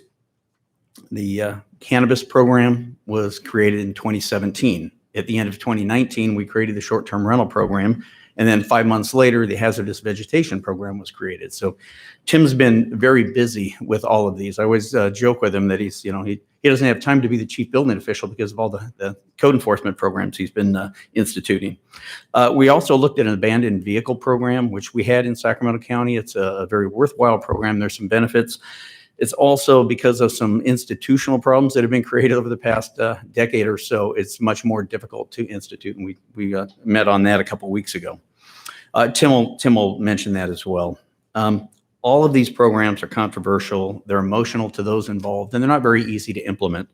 There are a lot of partners: the sheriff, the fire marshal, environmental health, and a lot of others. And so, as a result of that, these programs have been evolving, and we put some of them together pretty quickly. The HAZVEG and the short-term rental definitely got put together quickly. We had a presentation on short-term rental a couple of weeks ago, so I won't dwell on that too much, other than it was impacted by COVID.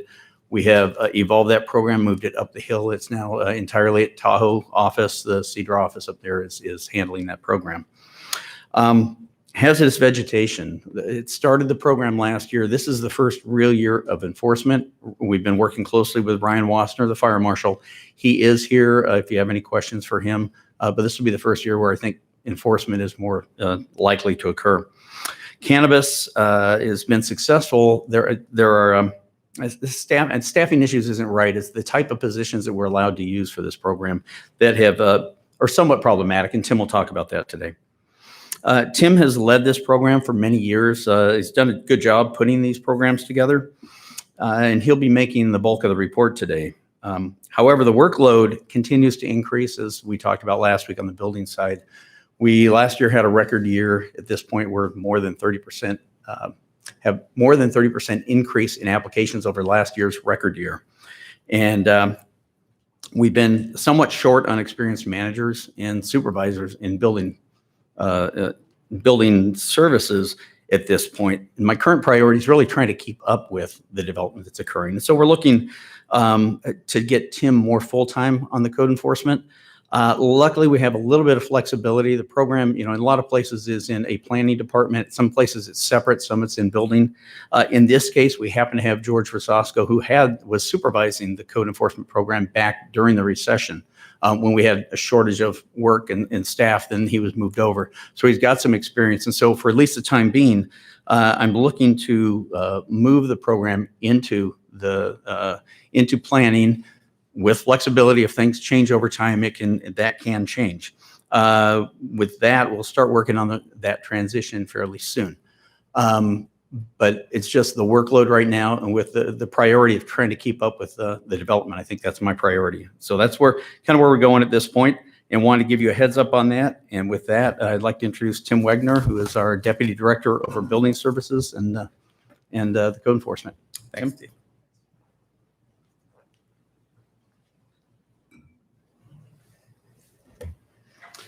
Well, good afternoon. Good afternoon. Formerly was going to say good morning, Chairman Wygant and members of the board, but appreciate it. Understand you have a busy schedule and lots of activities going on. Tim Wegner, Deputy Director at Cedra here, just to give you an update on really the great things the men and women are doing over in co-compliance and the things that they're accomplishing these days. First, I'd like to compliment the team on a job well done. Their dedication and commitment to the community is outstanding.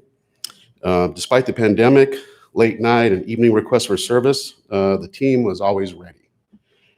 With the STR program, co-compliance has become a 7-day-a-week operation.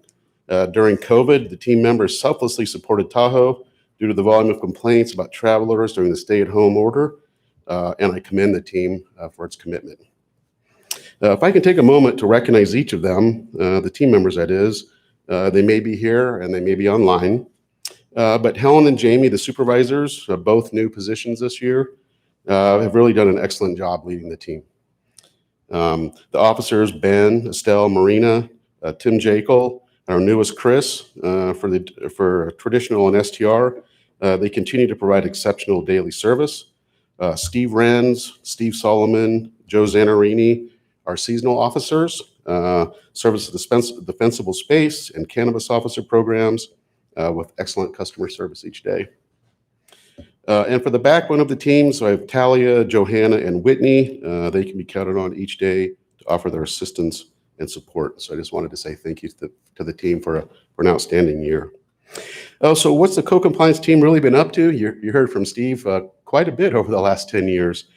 The administrative hearing program in 2010, the cannabis enforcement program in 2016, the short-term rental program in 2019, hazardous vegetation update in 2020. And so I'll share a bit about each of these programs, really starting with traditional code. Traditional code consists of zoning, building, grading, and dangerous building enforcement. The traditional code compliance team continues to receive approximately 600 complaints a year. Of those, about half are referred or unfounded, so the team really services around 300 complaints. 2 supervisors, again, as I mentioned, lead 4 officers in this effort, 3 here in Auburn, 1 in Tahoe. Each officer services about 75 cases, and most complaints fall into 4 categories. And last year, there were about 43 incidental and camping, homelessness type cases, 41 improper use cases, and that can be businesses in the wrong district. It can be noise, it can be other incompatibilities. 74 accessory storage or hoarding cases, and 64 building without permit cases. These cases are typically neighbors calling to complain about incompatibility and the loss of community harmony.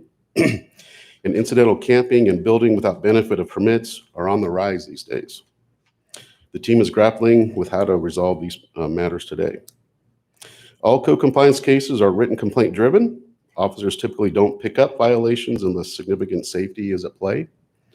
And we are required by law to protect the reporting party in all cases. So we do encourage folks, if they're seeing something that they're not sure of, to call into code compliance and file a complaint, and we can get a look at that.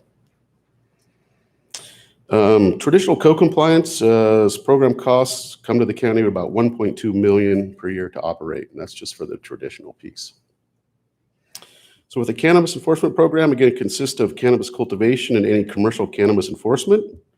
The program adopted, your board adopted cannabis regulations again in 2016. The team was developed in 2017, and they receive around 200 complaints a year on average, with the majority of cases relating to outdoor grows. The team curbed approximately $78 million worth of street valued cannabis in 2019. And last year, quite a bit less at $18 million, but that was mostly due to the pandemic because we got started late in the year with the stay-at-home order and no contact. So we had a very short condensed season, as you could imagine. Again, this program's 2 extra help officers or consultants, along with 1 shared permanent senior clerk. And shifts in employment law and practices, as Steve mentioned, encourage the team to look for 2 permanent officers this upcoming budget cycle. I'd really like to thank the sheriff and his team for their support, especially for the deputies on site assistance and risk mitigation. The sheriff's office also handles the riskier complaints or those where a criminal component may exist, and we really thank them for that.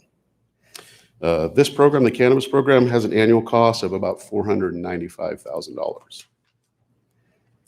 The short-term rental program, again, I won't talk much about this. Your board just received an update a couple of meetings ago. But generally, the program is underpinned by a shared code officer, a shared code supervisor, a full-time officer, plus the assistance with a traditional code officer, a full-time clerk, extra help consultants and officers during peak and holiday seasons. We have developed a new module in Acela that's better handling our cases. It's interfacing better with the public to do renewals. And we're hoping to offer some better reporting to really bring out the ground truth. The program's fiscal cost is $453,000. That's for short-term rentals. Hazardous vegetation, again, this is a countywide program with the exception of the unincorporated cities and towns. The program works cooperatively with Placer County Fire Department and the fire districts, intending to reduce the risk of wildfire by mitigating high-risk conditions through the development and enforcement of defensible space and fire hazard regulations. Again, my thanks to Placer County Fire and the fire districts for their support in this updated standard and for their assistance out in the community. The county's team is comprised of 2 extra help defensible space inspectors, again, seasonal assistance by the cannabis senior clerk, and is technically led by the county's new fire marshal.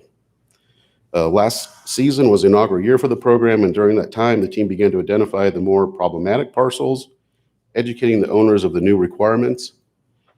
In addition, 9 MOUs have been approved, giving the fire districts the authority to resolve county's hazardous vegetation ordinances and complaints within their district. Your board should know, under SB 190, requires cities and counties to develop and enforce defensible space rules, and we've done that. In addition, Assembly Bill 38 requires the following for high and very high severity zones, and we're just catching up to this legislation.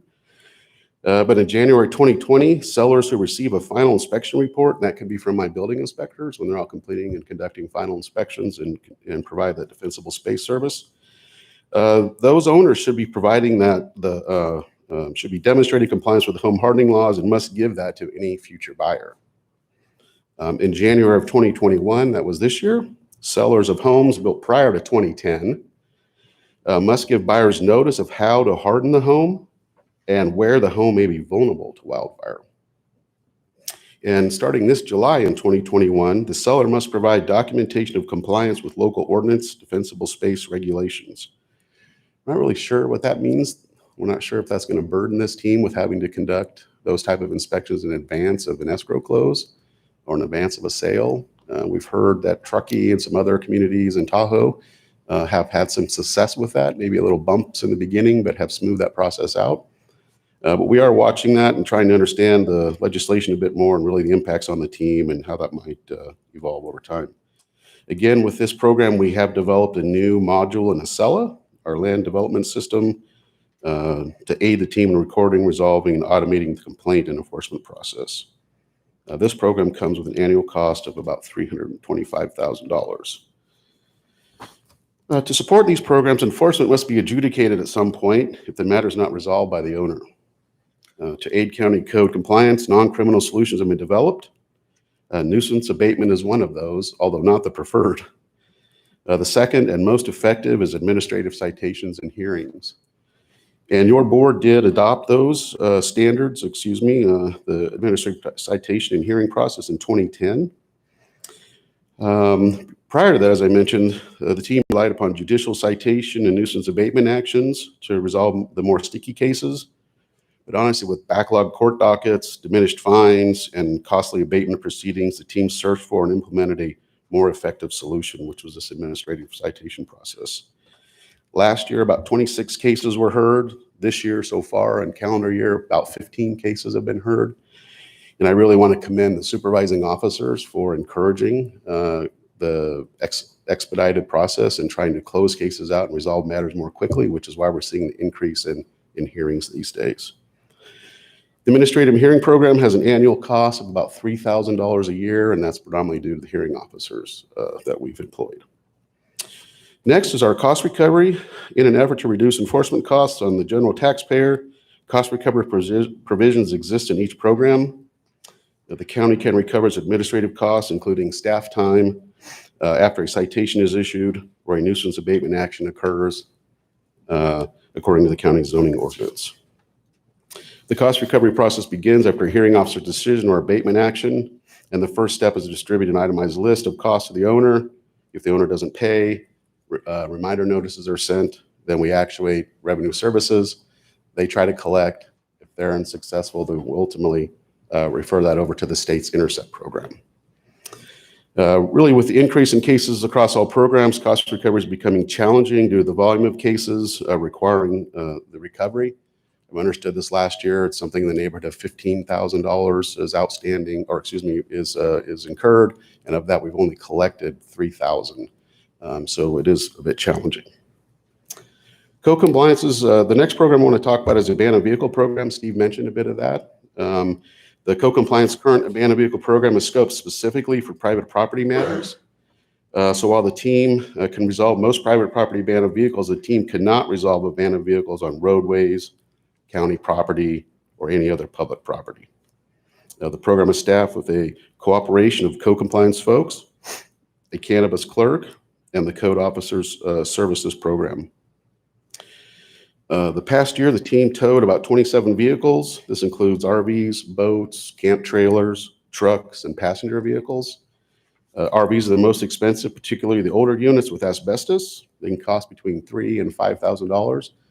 Many times these are abandoned with no idea who the owner is. They're full of junk. We have to have them towed off to a yard, have the junk removed from them, and then they try to dismantle it at that point. To assist with this ongoing problem and to reduce the general taxpayer contribution to the matter, the team is reviewing, as you heard from Steve, the state's abandoned vehicle abatement program, and that's in cooperation with the California Highway Patrol. This adds about a $1 to $5 fee to every vehicle registered in the county, and those funds are distributed to the county for the purposes of the program. It does include public and private properties, but part of the issue we're finding about today is this Prop 26 that may define this as a tax. And so for that reason, we've pulled back a little bit. We want to look more closely at it and try to understand what that looks like. The county has about $50,000, code compliance has about $50,000 today in its budget to accomplish abandoned vehicles, but we would not be able to do that on the roadways or any public way unless there would be an ordinance change outside of that program. So I say, who knew code compliance would evolve this way in such a short period of time? I guess it's testimony of the county's growth, changing demographics, and sophisticating community expectations. Not much rural anymore. Many of these programs are stabilizing and performing well, and I give kudos again to the supervisors and their teams for a lot of great work by great people and supporting an amazing place. I think I heard Chairman Wygant remark about his life passing before his eyes after listening to Planning Commission projects. And I have to tell you, Supervisor Wygant, Chairman Wygant, this resonates with me. Looking back over the past 10 years with code compliance, I think we've all earned a few battlefield stripes, better known as gray hair. And with that, I'm here to answer any questions. So is the team. I just want to say thank you to you and the team for really 10 plus years of amazing support with this operation. Thanks, Tim. From my perspective, your work and the staff is greatly appreciated. All the years that I've been around here, not to mention growing up here when it was a much smaller county, the kinds of conflicts that you have to deal with, obviously it's pretty thankless level of work with ornery neighbors, et cetera, but we have more of a demand for it. And if we're going to do things which we think will be beneficial overall, like adding wineries to the mix of things, and there are going to be complaints.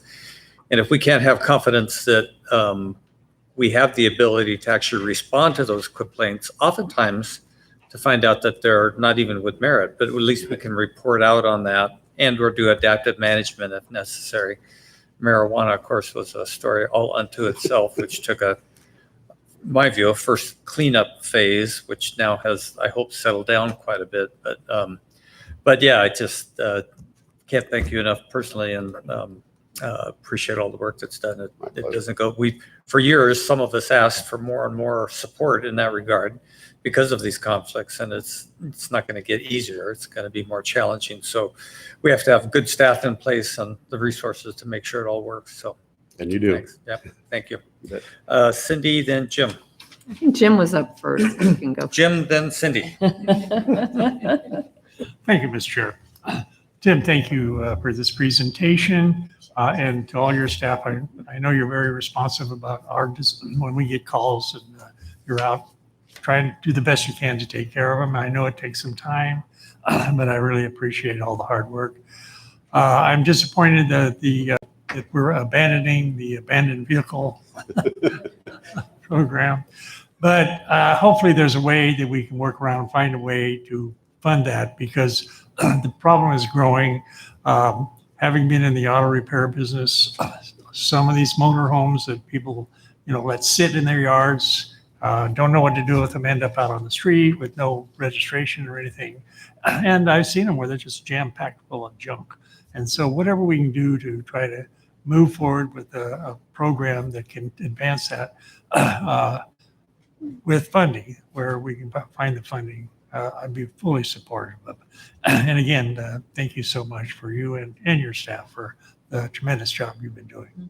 You bet, my pleasure.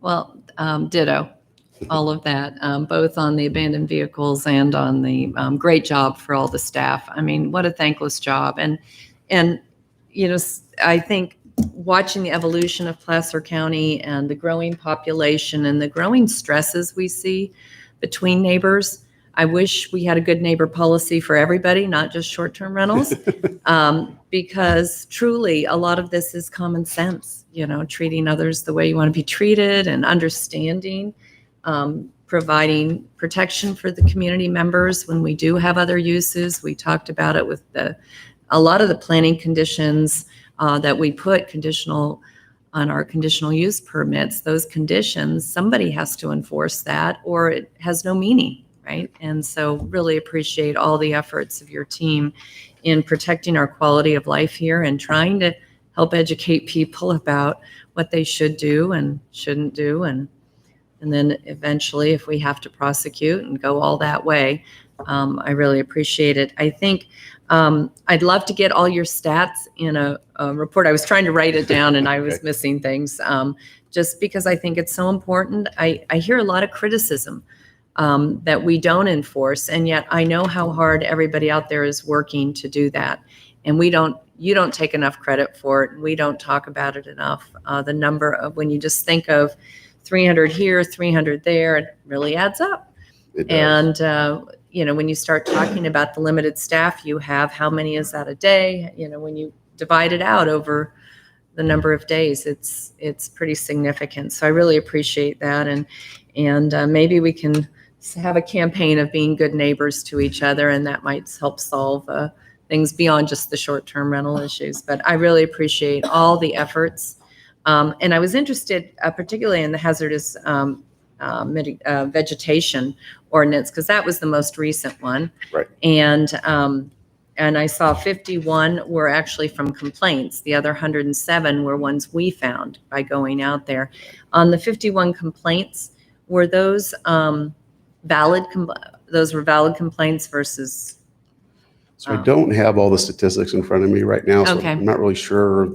And honestly, we didn't enforce last year. Right. We did a lot of education, really just trying to prime the ordinance Being a and get good the word neighbor. out, right? Cleaning out your fuels. Yes. Hazardous. Yeah, so I don't even know that we have even indicated if those were Yeah. legitimate complaints or not. This year, we're actually doing that, and we've built a good module, again, as I mentioned, in Acela. And so we're going to be able to track that and give you better reporting this year. Great. Well, I really appreciate those efforts because that'll protect everybody. And unfortunately, that's what we need to take care of those that are choosing not to, so that we protect everyone else. So thanks. You bet. Thank you for your comments. Jim? Yeah, I forgot to mention, when you go and inspect these complaints, you're not enforcing, you're more educating and trying to work cooperatively, give people time to correct their mistakes, make them understand what they have to do. Yes. And sometimes that takes some time.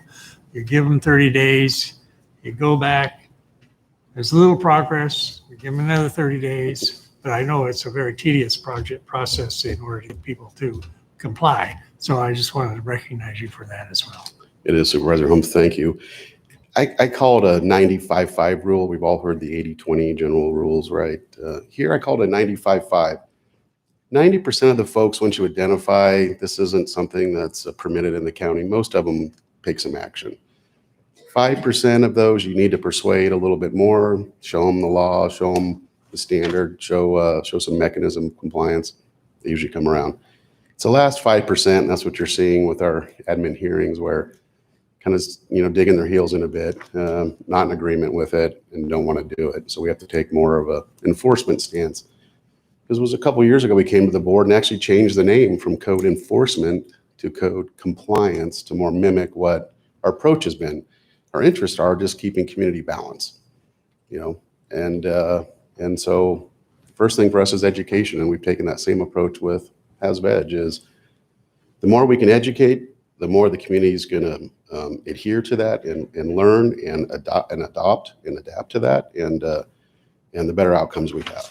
And so that's the approach we're taking. Unfortunately, we'll have those this year where we will have to abate them, but we're hoping education's our and will be our primary focus.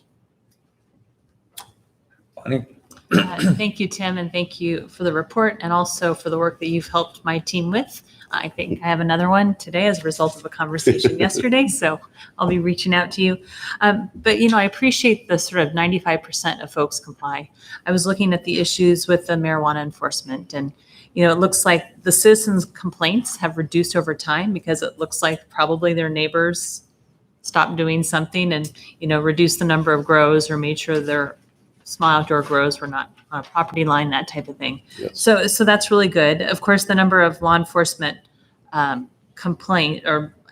enforcement activity, seeing that there were issues in different parts of the county, have increased, right? And that's because we're working with our deputy sheriffs, Right. which is terrific.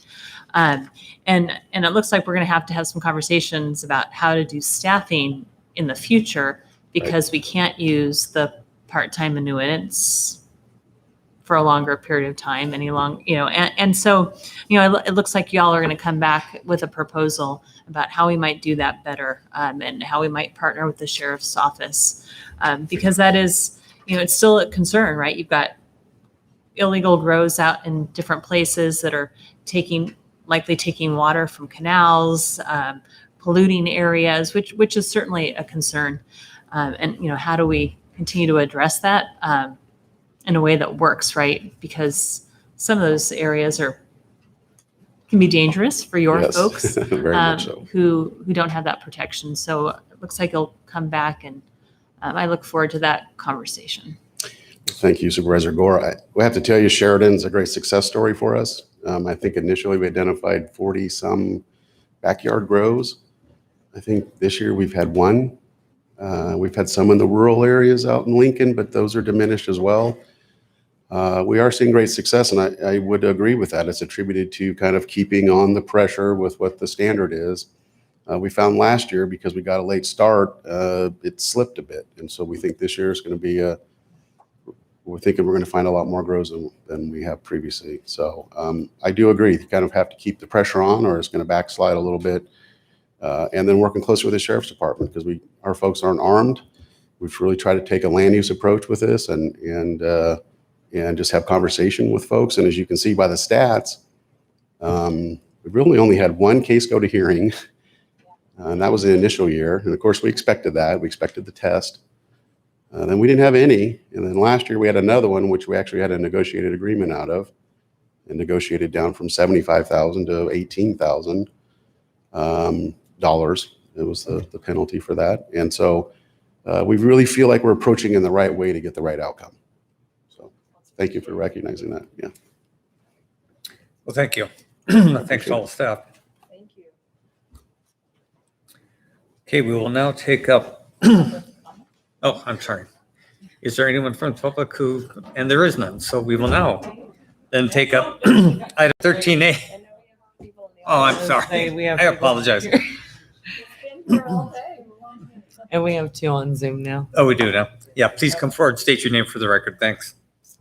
Hello, thank you for the opportunity to speak today. My name is Jim Dion, and I own Golden State Patient Care in Colfax, the only legal cannabis business in Placer County, and I've owned it since 2003.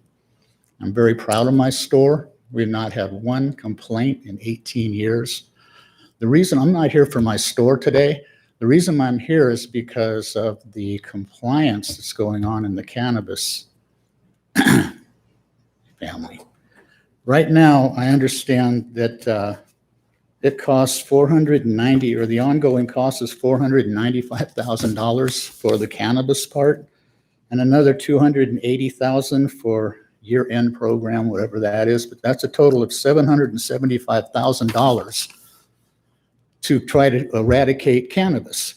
And I don't have a problem with spending that money as long as you go after large gardens, not my friends and family and neighbors who have small gardens. This 819 complaints that were lodged, 136 were citizen complaints. 684 were law enforcement complaints. Now, the flight plan, is, the way I see it is, get a complaint, code compliance goes to the property, they can't get in because the gate's locked or the dog's there, so they go back to the sheriff, who, I'm not quite sure who's funding the sheriff, but it can't be the Placer or the federal money. But anyway, so they come back and they say, hey, we can't get in, would you mind checking on this garden? So they go, okay. They'll go out and they'll check on the garden, and they'll come back and say, yeah, there's a garden. Okay, so they're not just going there and back. Obviously, 684 complaints by the sheriff, that's the helicopter. going back and forth and back and forth and go, oh, there's one, and then there's one, and then handing it over, and then they go out and get it. That shouldn't be the way this works. You're going after your constituents. This is Placer County. These people aren't gangsters. They're not out there in our woods in District 5 growing thousands and thousands and thousands of plants and funding the black market, which is what we're supposed to be against. So I've made a few calculations. You had a total of 40,152 plants that were what they call resolved, which means you made these people destroy their garden. Okay, they had to rip up their plants. That's 819 families that were upset financially, emotionally. Now they don't get their medicine. They have to go into my store. I hope I can get a little bit more time if I run. I'd like you to keep your minutes to 3 minutes, please. Is this 2 or 3? That's almost 3. Well, let me try to hurry then. I apologize. 40,000 plants that were resolved, that's less than 50 plants per garden. That's a small amount. Can I get somebody to give me their time?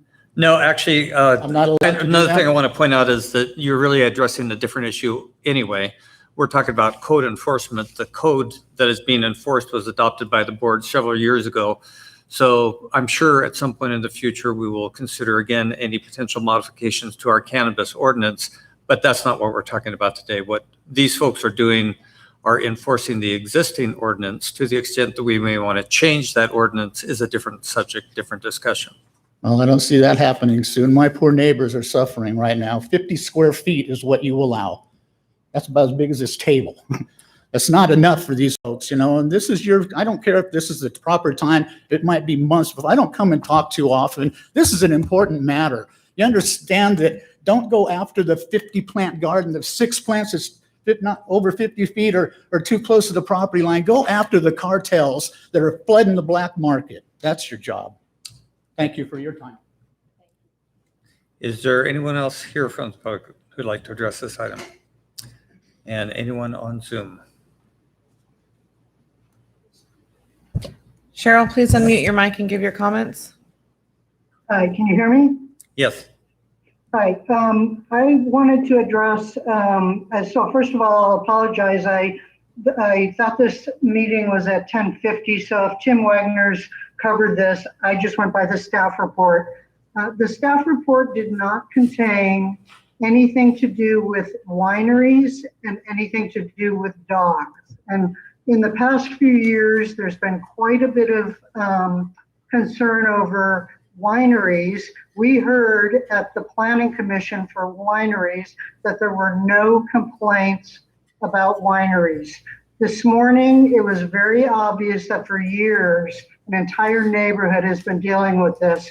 There's been multiple letters received on wineries, and this is just the beginning. It sounds like there's going to be a lot more. Enforcement was a very big issue that was raised, and so I hope Mr. Wagner can internalize what we anticipate to be a lot of complaints. I know in our district, having Sarah Winery, and they said they weren't going to have events, and now there's going to be events. This is just the beginning. In addition, in reading through this, it said that zoning and building codes were what basically the enforcement is on.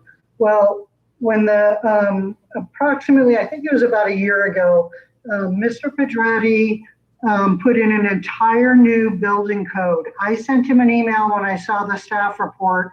There was no notification to the public that this entire building code was going to be replaced. I checked the Sacramento Bee. No notification. I got no response from Mr. Pedretti. So apparently he thought that he can just change the entire building code by himself, and then your board adopted it. The problem with this is that many of us living in unincorporated are grandfathered in on lots of code. To change the entire code without socializing with the public, going to the max, I personally take issue with, but I think a lot of unincorporated residents don't even know that the codes have been changed. And I think that was an illegal adoption of an entire building code. There are going to be people out there that are going to be getting dinged that had no idea that the code was even changed. So I hope that gets corrected in the near future. And I hope that the anticipation of a lot of the winery ordinance gets taken care of, because I think that was severely underestimated, and it was not reported by, it should have been reported, and it should have been reported today. I think it's being swept under the carpet. So I apologize to Mr. Wagner if he if he did mention it, but thank you for your time. Thank you. Tim, did you want to respond to any of that? If I may, Chairman Wigand, thank you very much. We didn't really address anything specifically. We didn't address wineries, breweries. We didn't really get into homelessness, the things that the code team's involved in. I just really kind of brushed on what the kind of the high level attributes are of the team, and really just wanted to recognize them for just years and years of hard service. You know, relative to the building code, that's a state mandate. That would have been mandated on the county regardless.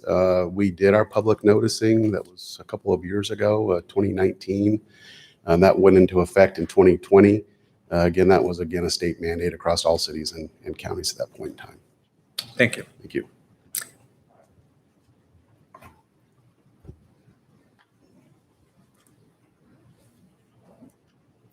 Marilyn, go ahead and unmute your mic and give your comments.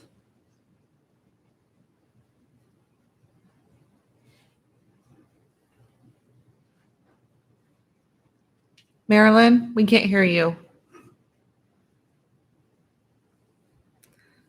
That's unfortunately a tech issue on her side. I apologize.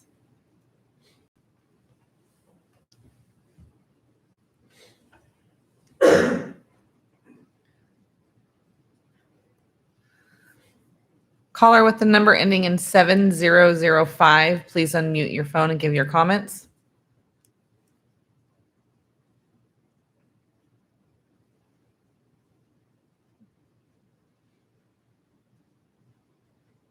Caller with the phone number 7005, please unmute your mic and give your comments.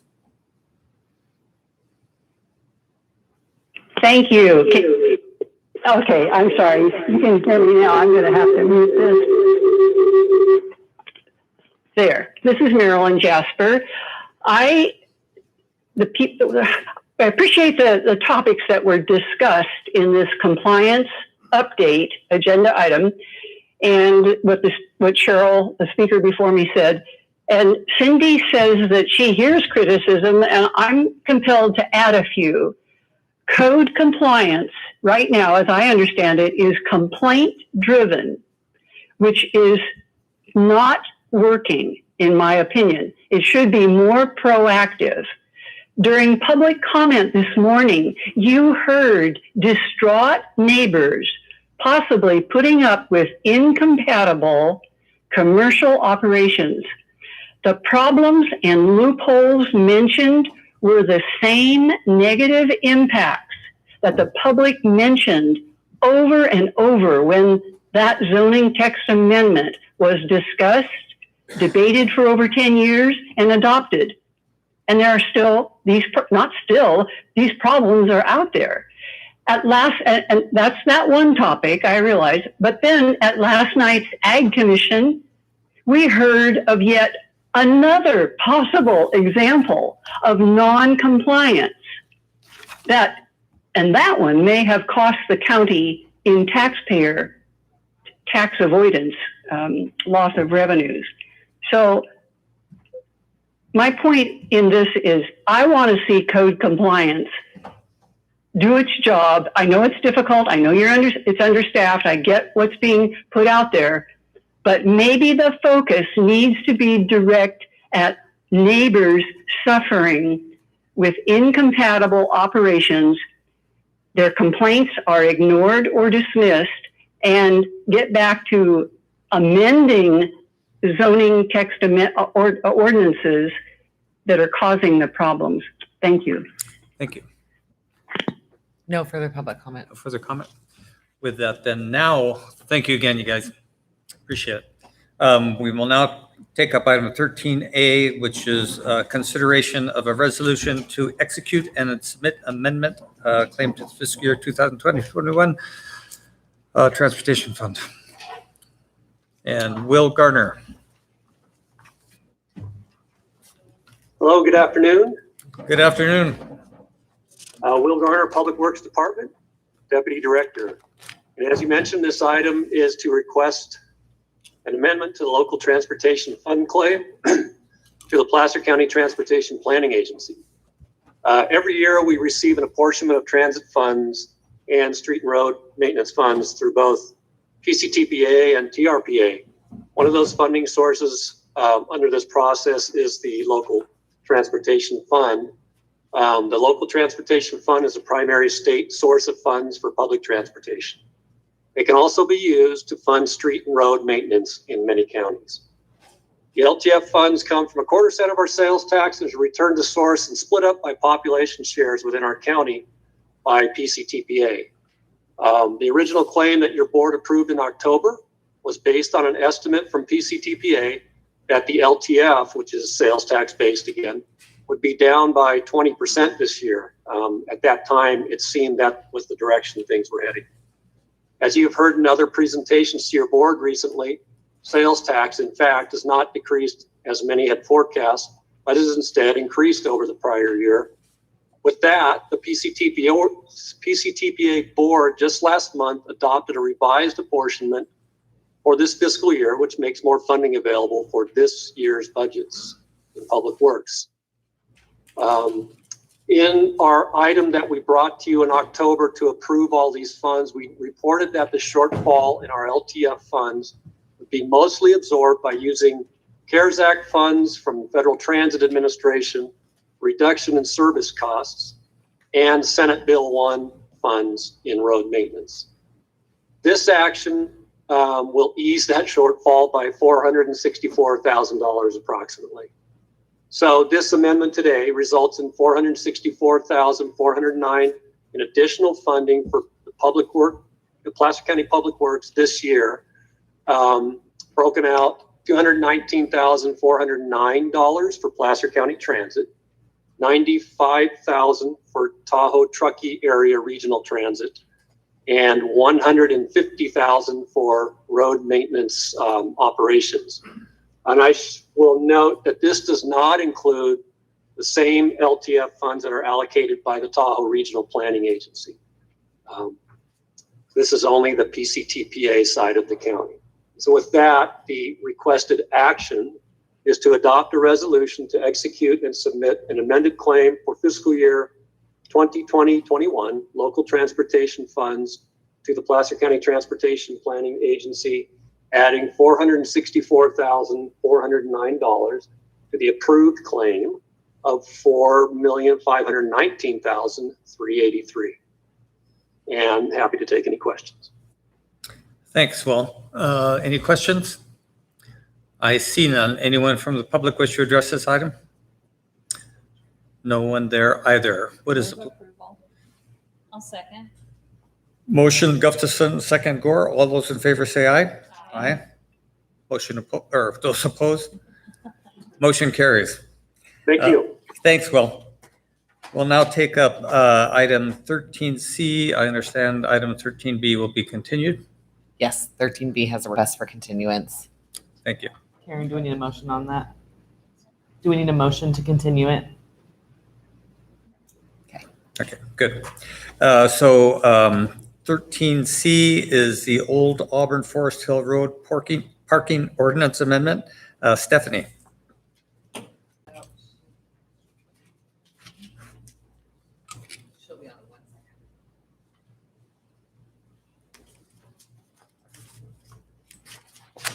There I am. Good afternoon. There you are. There I am. So good afternoon, Stephanie Holloway, Senior Engineer in the Department of Public Works, here with you this afternoon to introduce an amendment to the County Code Section 10.12.120, which is our no parking ordinance. And the request is really to add additional no parking areas on Old Auburn Forest Hill Road in the vicinity of the American River confluence and the Auburn State Rec area. So let me just start by saying that I think it's no secret to all of us here that outdoor recreation has seen a significant increase over the last year due to the COVID pandemic. For the state rec area, these visitors predominantly come and recreate via the personal vehicle, resulting in an increase in parked cars along our roadways. The good news for this area is there are a number of opportunities for people to park on the shoulder outside of the travel lane. But really with the increase in visitorship that we're experiencing, we're finding that people are parking in areas that don't have shoulder and they're parking in the travel lane. So we're finding, just a growing concern for public safety and emergency response as the roadway gets narrowed and the area gets congested. So you have been provided a map of the areas that we are recommending additional no parking. Thank you, Megan. Myself, the road department staff, state parks, we have met to discuss the extents of the no parking that you're seeing on this map and really feel that this proposal addresses some of the initial safety concerns that we've experienced over the last year. We do coordinate with state parks on an ongoing basis. And really, they are our eyes and ears on these emerging situations. This request initially was presented to us by state park staff, and we've responded. We are continuing to monitor the situation and communicate with state parks, and really see the need to pivot and more adaptively manage this. It's obviously an increasing trend, like I said, I think that the areas that we're proposing to you today really address some of the initial concern, but it is an ever-evolving situation.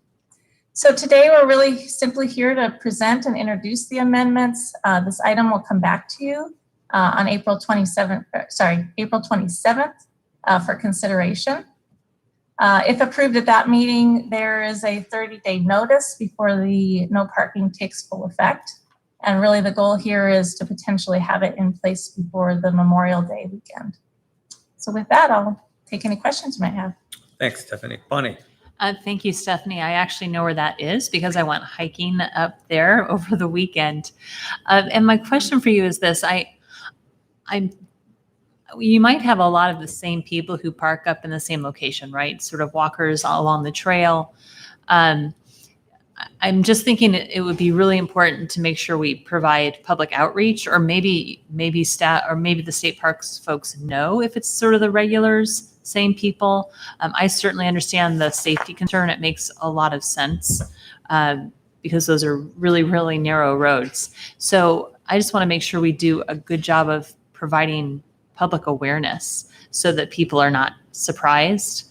It's just I guess it's not a question. I guess it's a 2 cents. Let's make sure we provide some awareness in conjunction with state parks as we move to do this.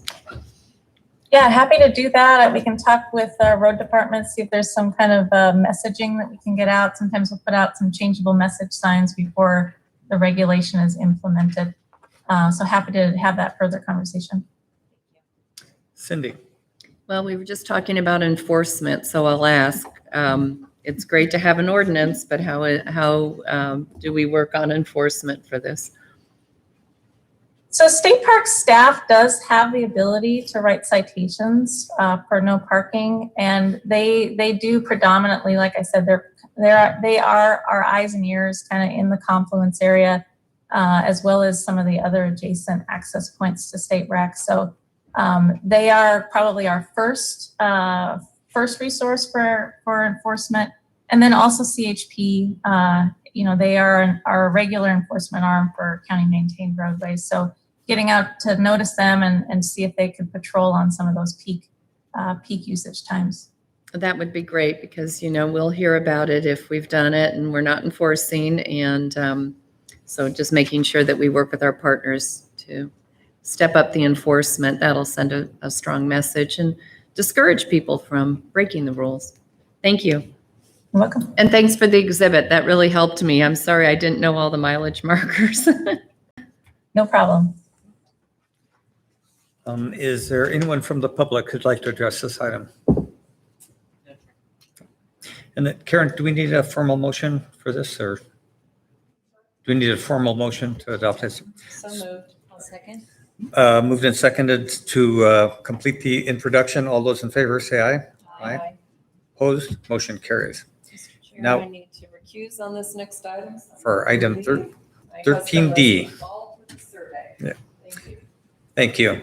The 13D easement abandonment portion of North Street, Tahoe City. Sarah Williams.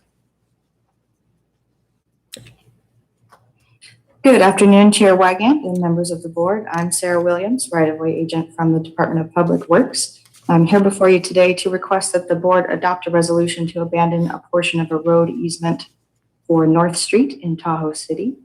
The abandonment was requested by the owners of 555 Red Cedar Street, who have asked the county to abandon a 25-foot wide portion of the unimproved North Street road easement south of the center line adjacent to their existing northern property boundary. The North Street road easement was offered for dedication for public use, but not accepted by your board on the original 1941 Tahoe Terrace subdivision map.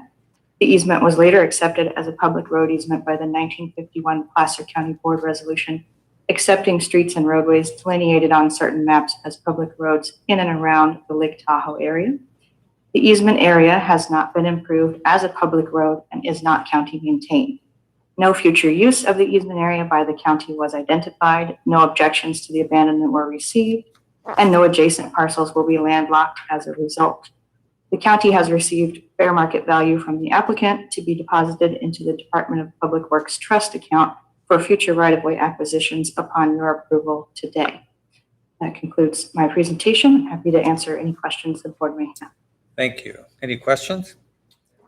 I see none. Anyone from the public? No. What is the pleasure of the board? Second. Motion Holmes, second Gore. All those in favor say aye. Aye. Opposed? Motion carries. And item 14, Parks and Open Space Department ordinance introduction. Todd. Yeah, good afternoon. So what I'm bringing forward to you today is a consideration about a reorganization as part of our continual evaluation. I think as every organization does, as opportunities present themselves, we look at the evolution of departments and services and programs. This is just kind of a normal course of business. As we were looking at our parks and open space operations, a couple things have come to light. One is, and you saw it this morning with the commendation from of Mark Rideout retiring. Mark was really instrumental in overseeing the parks operation up to this point in our public works department. And as was kind of attested to the things that he's done and the things that have gone on, our parks operations definitely evolved. We've moved from kind of, let's say, a sleepy little parks operation, but one that is honestly in the same vein as some of the major parks and open space operations around the country. And as we look at quality of life in this county, I think our parks operation is probably a key component of that. This is why people come here to recreate, and many times why they come and stay. And so as we looked at that evaluation with the retirement of Mark, we spent some time talking about the different activities that are taking place in this parks arena. As you all know, we have a number of unincorporated areas that are going to be building out, whether it's Placer Vineyards, Riolo, Regional University, Placer Ranch, all have major either CFDs attributed to the funding of the parks, and in some cases, kind of that recreation amenity is, as we kind of butt up against some of our municipal jurisdictions, those requests for those sort of services are going to take fold and be more conversations as we move on. At the same time, we have some rec districts. We have a number of park and development fees. And as I'd be remiss to say we didn't talk about the east side with all the trails and network connections in partnership with our public utility districts that do a lot of the services and in partnership with ourselves. This is just pretty extensive. And as I looked at it, I said, and really took the thought of not only are we grown up a bit, but we're also going to be growing. And so what we're really looking for is someone, and my recommendation is to carve out parks from being an actual division of public works to being a standalone department commensurate with the other departments that we have. From a staffing standpoint, it's really a transparent issue. We'd be reclassifying Mark's position to be a director of parks and open space, versus the division director under Parks. They would be able to handle all the financial aspects of it, as well as the master planning effort that'll be coming forward to you in the near term. There's over $100 million, and kind of the teaser for you all, over $100 million in different projects over the next 15 to 20 to 30 year horizons that'll be proposed and discussed with you when they bring forward the overall master plan.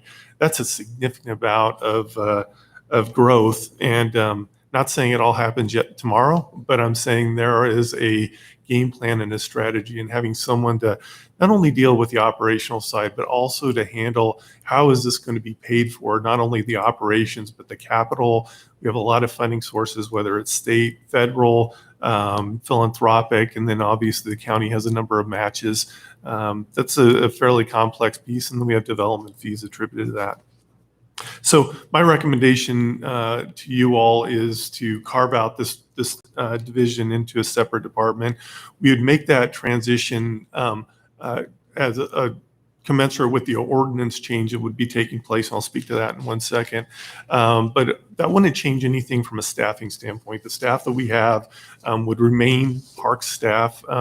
If you look at the financial and accounting aspects of it, we have some administrative staff that provide some assistance across Parks and Public Works, but they are really separate in their financial accounting for things as well. So I don't see that being significant change. It's more about the management and administration and having someone really targeted on the department side.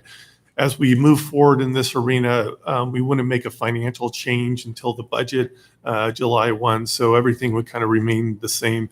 My general interest here is to go out and do a recruitment for a director position. It gives us the opportunity to identify someone that can really fit the bill and be here commensurate and prior to the adoption of the budget for the coming fiscal year. And it gets that person off the ground and running, and just gets us kind of in a good mode. So we have two items before you as attachments. One's an organizational chart. The only difference that's being proposed here is where that individual or that department lies. The way our structure is laid out, Dave Defani, who's in the audience, handles really more of our land use related things. He's handled public works, overseen public works for quite some time. So this transition to Parks as an individual department just has a lot of primary sense and structure to it that makes a lot of sense as we move forward. So that would be overseeing under Dave's purview, and then the ordinance is the other attachment. Any organizational structure requires a introduction of an ordinance and a waiver of an oral reading, and it adds the addition of the Department of Parks and Open Space to Chapter 2. And that would kind of set the tone for moving forward. We have a formal adoption of that ordinance on the 25th of April, so our next board meeting. I'm happy to answer any questions you may have. Any questions? I see none. Is there anyone from the public who'd like to address this item?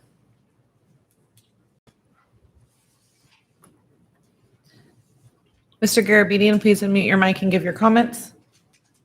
Thank you. Mike Garabedian, Placer County Tomorrow and Friends of the North Fork. 2 points, basically. My first exposure to parks was when 2002, approximately, when it was in facility services. And it seems to have been in various places in the county bureaucracy since then. I think it would be good in the staff report, written report, at least to give that background and see where it's been, how it's migrated over the years, if not now at that point. And secondly, the first exposure I had, it had its own CEQA process that was not in the county process. The documents were not listed with the county environmental services folks. And of course, the recommendation would be to have it part of the regular CEQA process. I don't know if that's known at this time, but if it's known differently, that would be good to know now, but I doubt it is. So I hope that it is a part of the regular CEQA county process, and look forward to the proposal. Thank you. Thank you. No further public comment, Chairman. No further public comments. What is the pleasure of the board? And I'll second. Motion Holmes, second Gore. All those in favor say aye. Aye. Opposed? Motion carries. We will now return to closed session. So Karen.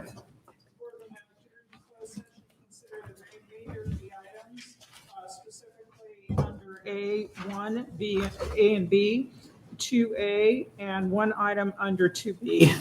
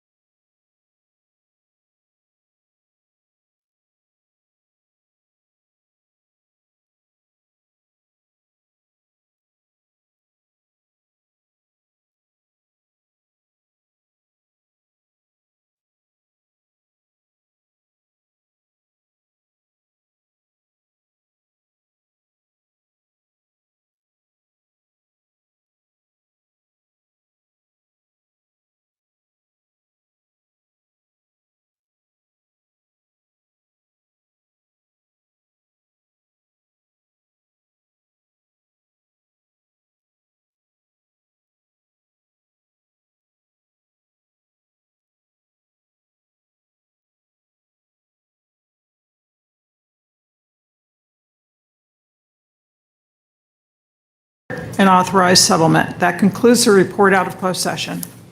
Thank you. And we are continuing public comment from our 9:30 this morning. So if there's anyone from the public who'd like to address the board on something not on the agenda, now is the time. Chairman, I see no public comment. With that, we are adjourned for the day.